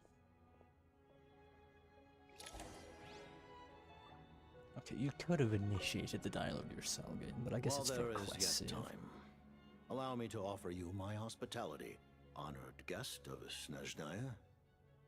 Is there anything you wish to know? Oh, We already do one of these. Yes. I remember hearing the term Mistleton from Columbina. Yeah! Paimon wanted to ask about that when the name came up just now. What is it? Paimon's heard of Project Stuja, but not this one. As you know, Project Stuja is a series of measures enacted to consolidate our nation's resources, the greater purpose of which is to serve Project Mistleton. Many of the things you have encountered thus far are essentially for the advancement of that project. This includes the Kuvaki Experimental Design Bureau in Notdry. Researching Kuvaki was merely a facade. Its core objective was to use local resources and research findings to build Mistleton itself. And that's a weapon built for the final battle against the Heavenly Principles, isn't it? Huh? How did you know that? I was given some intel, and I made some deductions. Wait. You must mean that thing over there. Oh, Paimon's gotta take a closer look at this thing. Especially after you guys sent so many people to Notdry to work on it. Kuvaki alone will not break through Celestia's defenses, let alone challenge the Heavenly Principles. The Heavenly Principles are no doubt accustomed to combating the power of the Light Realm, and elemental energy is simply the power of the human realm, converted to that form by the Heavenly Principles themselves. Any attempt to use this power against its creator would be a futile endeavor. For now, therefore, we have set our sights on the form of energy associated with the Third Descender and the Stellar Linchpins. This may hold the potential to allow Mistleton to contend with the Heavenly Principles. You could say that by reverse engineering the Stellar Linchpins to extract the energy within, we have obtained a source of anti-Celestia energy. The Kuvaki Experimental Design Bureau, Project Stuja, and the new energy experiments. Huh. So, Project Mistleton is what ties it all together. And it looks like your plan is almost complete. No wonder the Ruler of Death came after you. Her Majesty the Tsaritsa has embarked upon an expedition to vanquish a monster. Were it not for this, I imagine she would have been delighted to grant you an audience. Really? Seems like the powers that be in Snezhnaya don't intend to hold my past conflicts with the Fatui against me. The Harbingers have been granted significant autonomy in retrieving the Gnosis.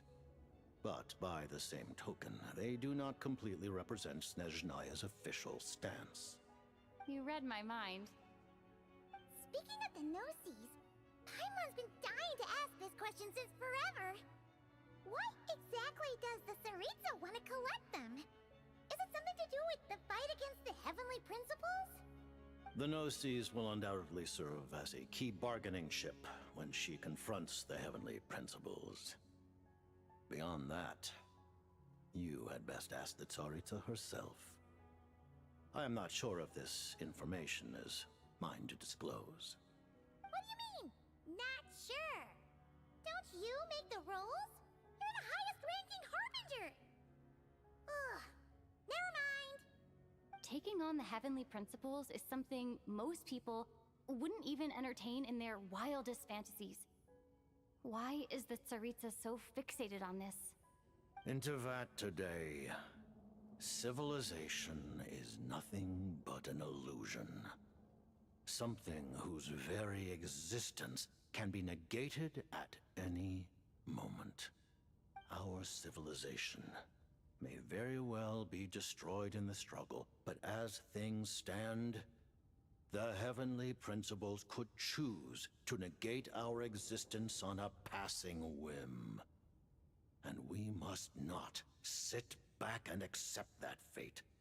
Only by changing the state of affairs, only by overthrowing the Heavenly Principles, can our civilization truly be said to have taken root.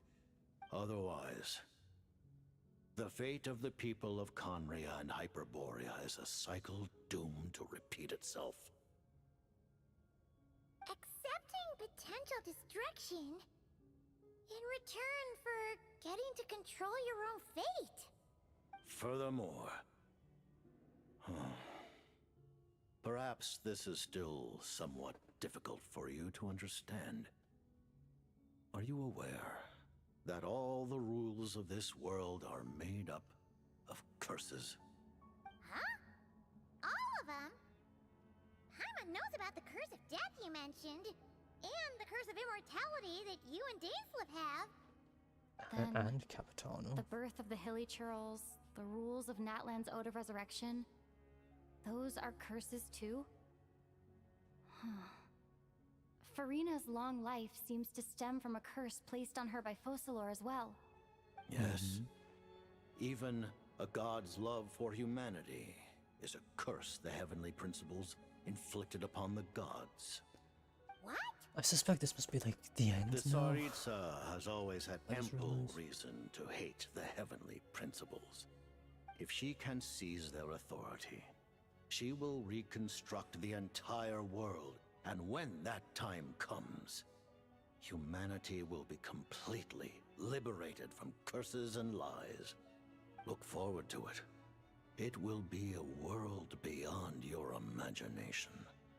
Though the ordinary people of Snezhnaya may not understand these details, in this frigid land locked in a ceaseless struggle against the environment, in this nation to which the gods have never shown favor, we all believe that standing in solidarity with the Tsaritsa in our shared struggle will surely usher in a new and better world. Okay. And last question.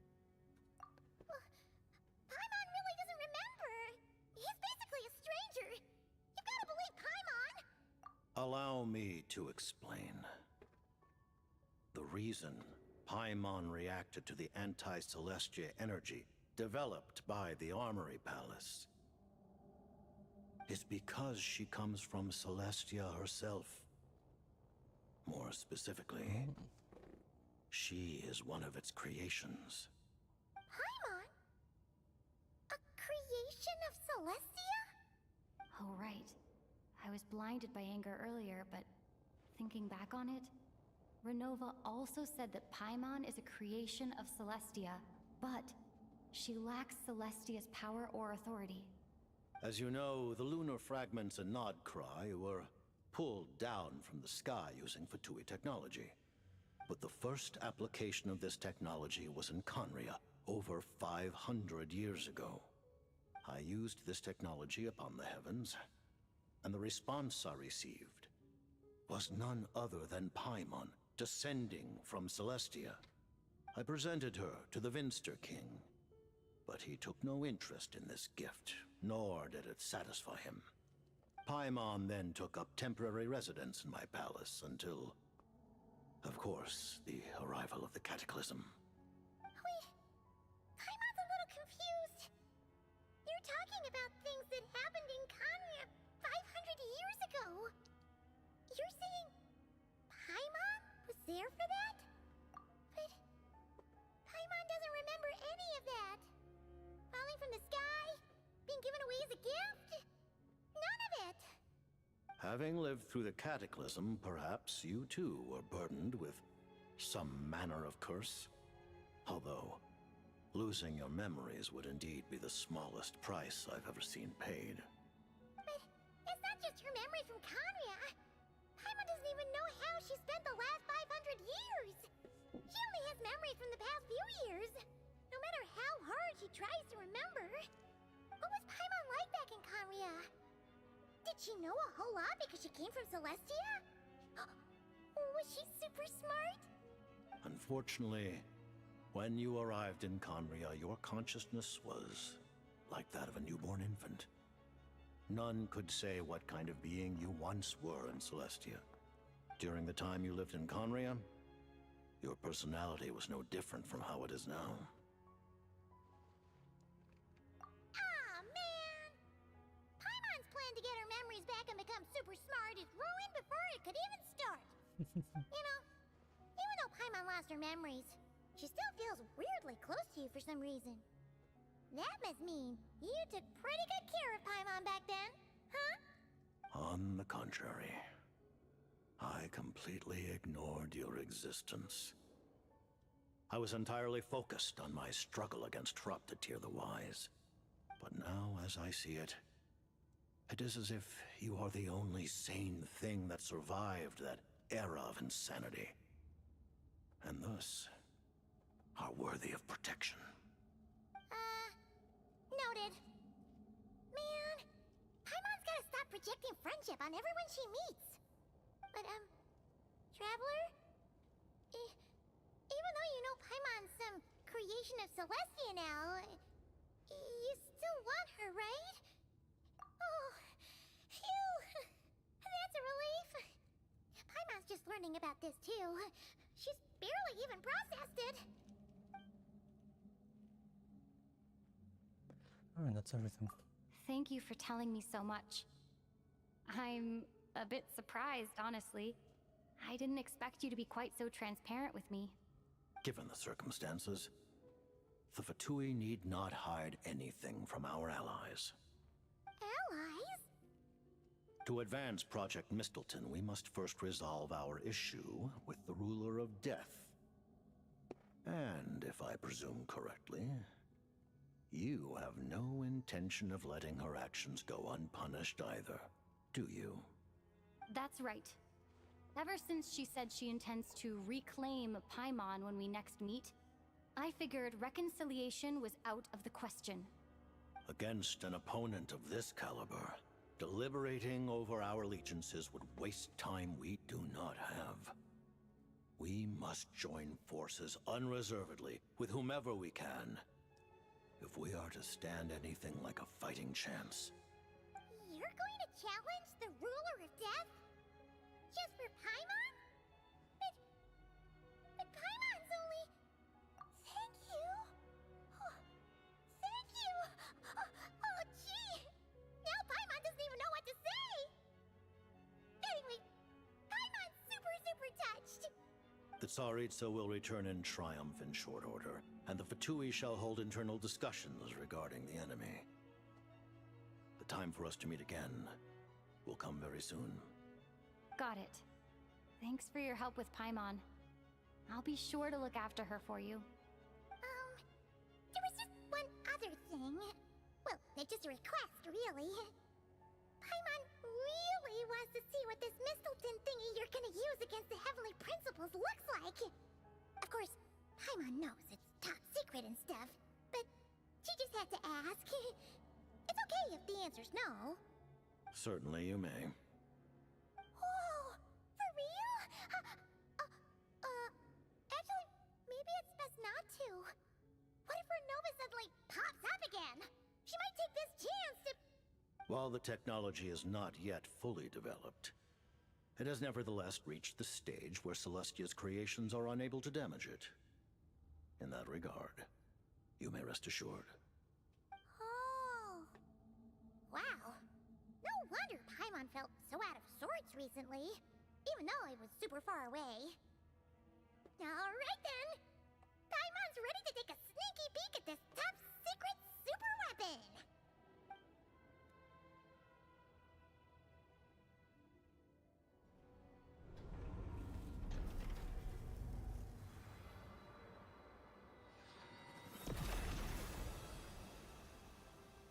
Oh.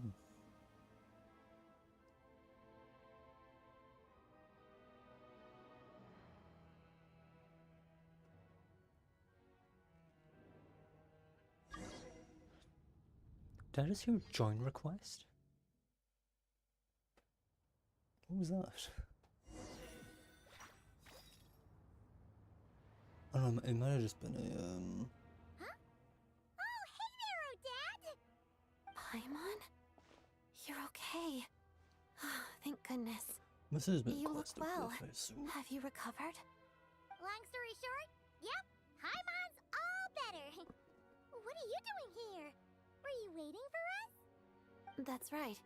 When I woke up, I wanted to go in after you, but the guards had woken up as well. It would have been tough to take them on alone, and there was no easy way to sneak past them. So I returned the way I came and waited for you here. It was thanks to you that my soul found its way back to my body so quickly. Thank you. Huh. That actually worked? Nice. I just figured I'd try my luck when that ominous feeling struck me. Really, you should be thanking this thing instead. Anyway, and now that things here are all taken care of, I have other things I should get back to. Okay. Oh no. Ah, Director Chuganov, you're back. I see. We just received notice that Project Snezhnaya has been suspended, so we've convened an emergency meeting. This is the preliminary plan. In addition to expanding production capacity, we've also discussed feasible layoff plans to optimize revenue and expenditure structure. Our calculations indicate that the factory's profits will increase by at least 30%. Just give the word, Director. That won't be necessary.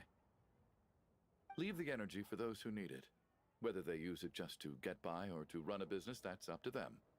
Start preparing to halt production and lay off the staff. Make sure the workers are able to land on their feet and that they are duly compensated. Thank you all for your hard work during this time. Am I hearing you right? Why? After all the tough times we made it through, now is exactly when we should start to turn a profit. I just suddenly don't want to do this anymore. Huh. Does there have to be a reason?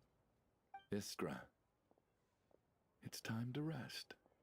Dear esteemed members of the Rokot, given the effects of Lelik's radical actions upon our organization's reputation and social stability, a decision has been made to permanently withdraw this codename from use. Considering that Lelik did what they did for the benefit of the people, the Rokot has nevertheless negotiated with the authorities, ultimately securing a waiver for all penalties due to them. Lelik will be suspended for a period of time. Depending on their future performance, they may be allowed to adopt a new codename and continue acting as part of the Rokot. The purpose of this notice is to remind everyone once again that motives and methods are equally important when one operates in the shadows. Even with Project Snezhnaya's suspension and our interim operational victory, we must guard against complacency and rashness and work to consolidate the progress we have made so far. We act only for the greater glory and solidarity of our nation. May the aurora shine ever on, and the tundra always stand firm. We act only for the greater glory and solidarity of our nation. May the aurora shine ever on, and the tundra always stand firm. Looks like it's finally over. You mean for us? Just thinking out loud. I've never seen the Snezhnaya Vecha so lively before. I see, there's a oculus there I can grab. Wherever that may be. I never once thought I'd come here. Where the hell am I? But I understand everything now, Rosaline. Go to Signora's tomb. Oh. Didn't think I'd be going to a tomb.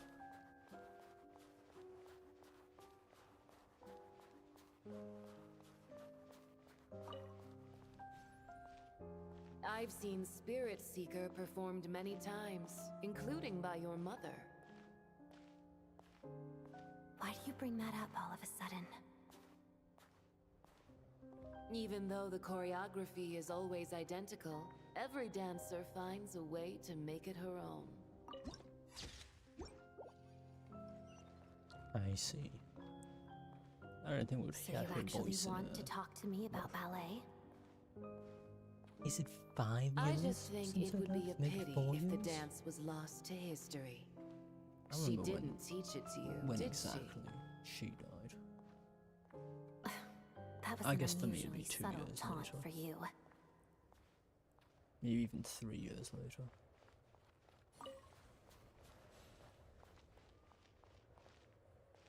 We embraced one another on the snow-swept plains, melting the ruthlessness of time. But when our bodies, in pieces, are cast to the winds, What if our love will remain behind?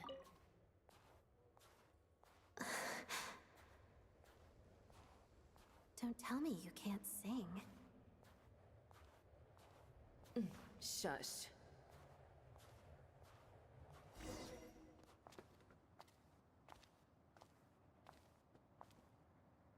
I understand her hatred. The Fatui robbed her of the life she should have had. I never opposed her dancing. Yet still I became an enemy of her ballet. I'll just keep my distance. Many despise me. I'm used to it. You're certainly not one to shy away from confrontation. But children, they need a different approach. I'm hardly the most maternal figure. Yet, she is a child. In my experience, while a father commands authority, he must still yield to love. You should tell her what you think about her dancing.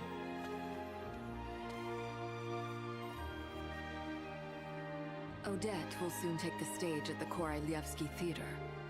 This could be your chance. Geonosis secured. It went smoothly. I'll be there. Have them send me an invitation.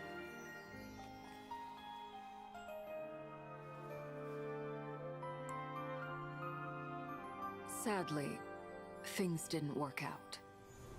Her final words are inside that block of ice. This? Aren't these for monitoring her subordinates? Not yours. This one isn't her witch's flame, but my two worlds' flames. The two worlds' flames can burn away memories.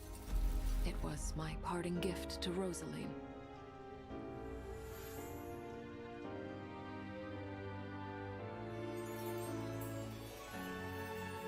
If all goes to plan, she and I will both live to see the Tsaritsa succeed. I believe she'll find peace. But if anything happens to me, she needn't follow in my footsteps. The cryo energy will fade away in time. Then the two worlds' flames will burn away all memories of the Fatui. She'll be free to dance. She deserves this. I will handle the aftermath. The choice is yours, child.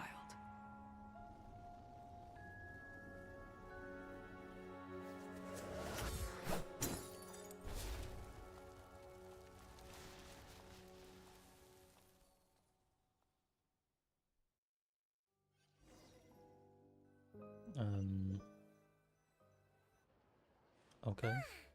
Fresh air at last! Paimon's head isn't spinning anymore, and the fever's all gone. Paimon's finally free to fly again! Oh, it's nice to finally know where Paimon came from, too. It did make Paimon a little nervous at first, but it's such a relief now. Like, who cares if Paimon's a creation of Celestia? She's probably not anyone that important. Probably just the fairy of food and fun or something. And like you said, this doesn't have to change anything between us. You're not gonna just... Hey! Hurry up! Why are you walking so slowly? You've spent the last few days lying in bed and stuffing your face. I didn't think you'd be able to fly this fast. Says who? Paimon's as agile as ever. They don't call her White Floaty for nothing. Paimon originally wanted to check out the bookstores in Snezhnaya, but she's more in the mood for flying around right now, so let's save that for later. Wait, they've got light novels from Yai Publishing House here too. Huh? And this is Paimon's favorite mystery story from Fontaine. Wow, they got a sequel. The local Snezhnaya books look pretty interesting too, but also kind of heavy. Not the easiest things to look around.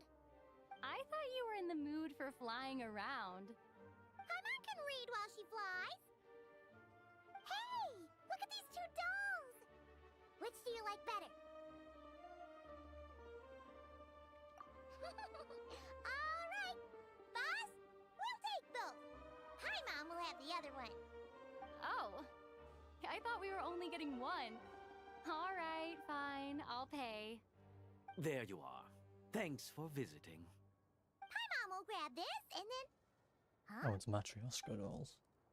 Huh?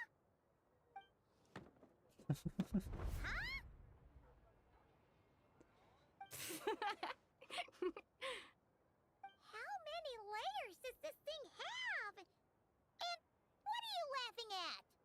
Huh. You knew all along, didn't you? A whole bunch of people are gathered over by the plaza. Hey, look! That looks like Tartaglia! Hey, Tartaglia! I know that voice. Of course. If it isn't Paimon and my old comrade. You're looking well, Paimon. All better? Yeah! The jester knew I was wrong and fixed Paimon right up! Thanks for sending someone to keep Paimon safe, too. Oh, yeah. About that. That was kind of embarrassing. Who could have known that our director would go looking for you in person? So sorry for the misunderstanding. Oh, right. Let me introduce you. This is my little sister, Tonya. Hello, Tonya! Hello. Firstly, I'm really sorry about my brother. Sounds like he's caused you no end of trouble. Hey now, why'd you have to start with that? Not that it isn't true, of course. So she's the real Tonya. She said you two didn't manage to meet up at the theater. She waited ages for me, and when I didn't show, she got a little worried and went outside. I know, right? He didn't bother to say a word to me. I searched up and down the city for him, and he only told me about it when I finally caught him at the gates of Glupov. I've been rushed off my feet lately, so I didn't get the chance to go home. I just figured the Traveler would fill you in when she got there.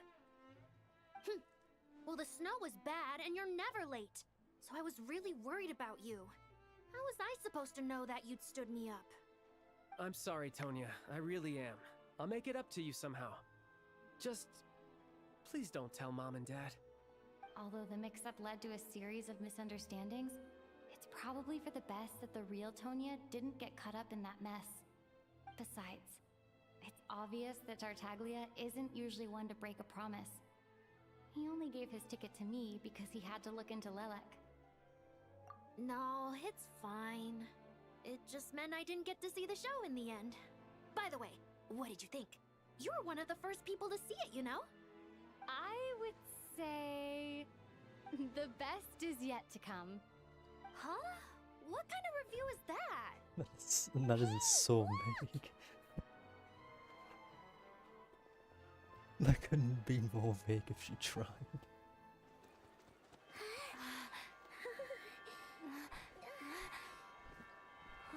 Did they save all the cuttings for the end or something? Oh.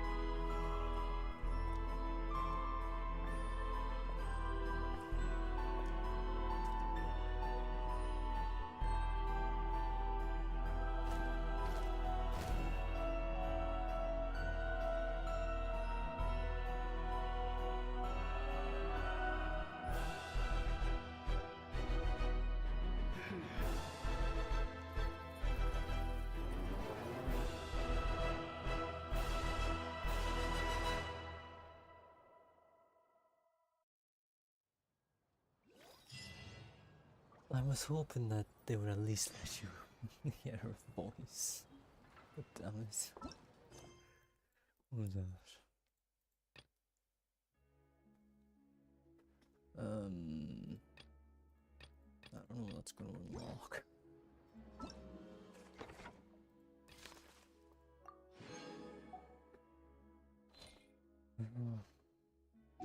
That's that done. It took 4 hours 26. Okay. Longer than I expected, but that's fine. I guess it's Chiori's birthday. That's what that noise was. It was the mail coming. I see. And the best reward that I wanted the most.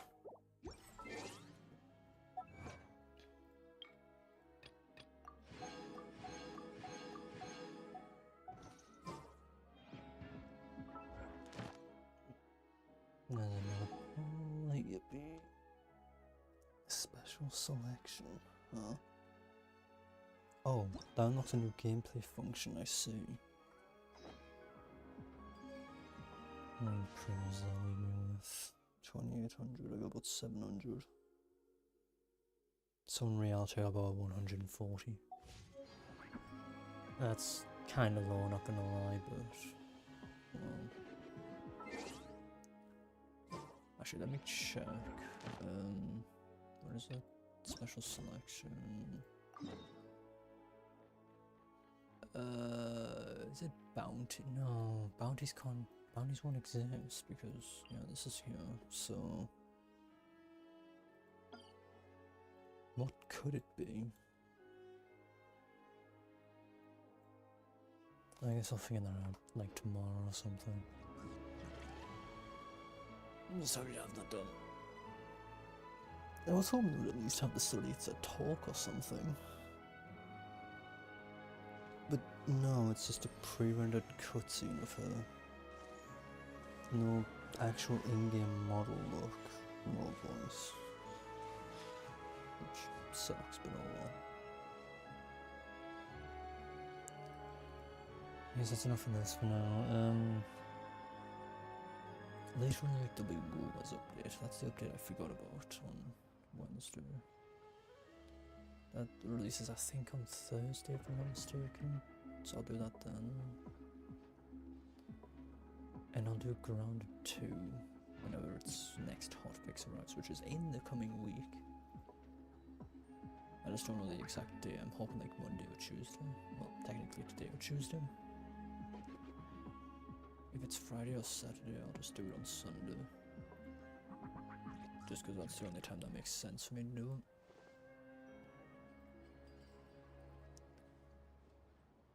And I might give NT a go for streaming, because that game also has an update in the coming week. I don't remember the day. I think it might have been Thursday as well, so that one I might do next week. How many forging commissions do I still have to finish? Let's see. Yeah, I might do that one next week actually. Not so many as I thought. Oh, Probably exactly a week from now, on the Monday for me. I'll think about it. For now it's WoW on a Thursday, Grounded 2 whenever that update releases.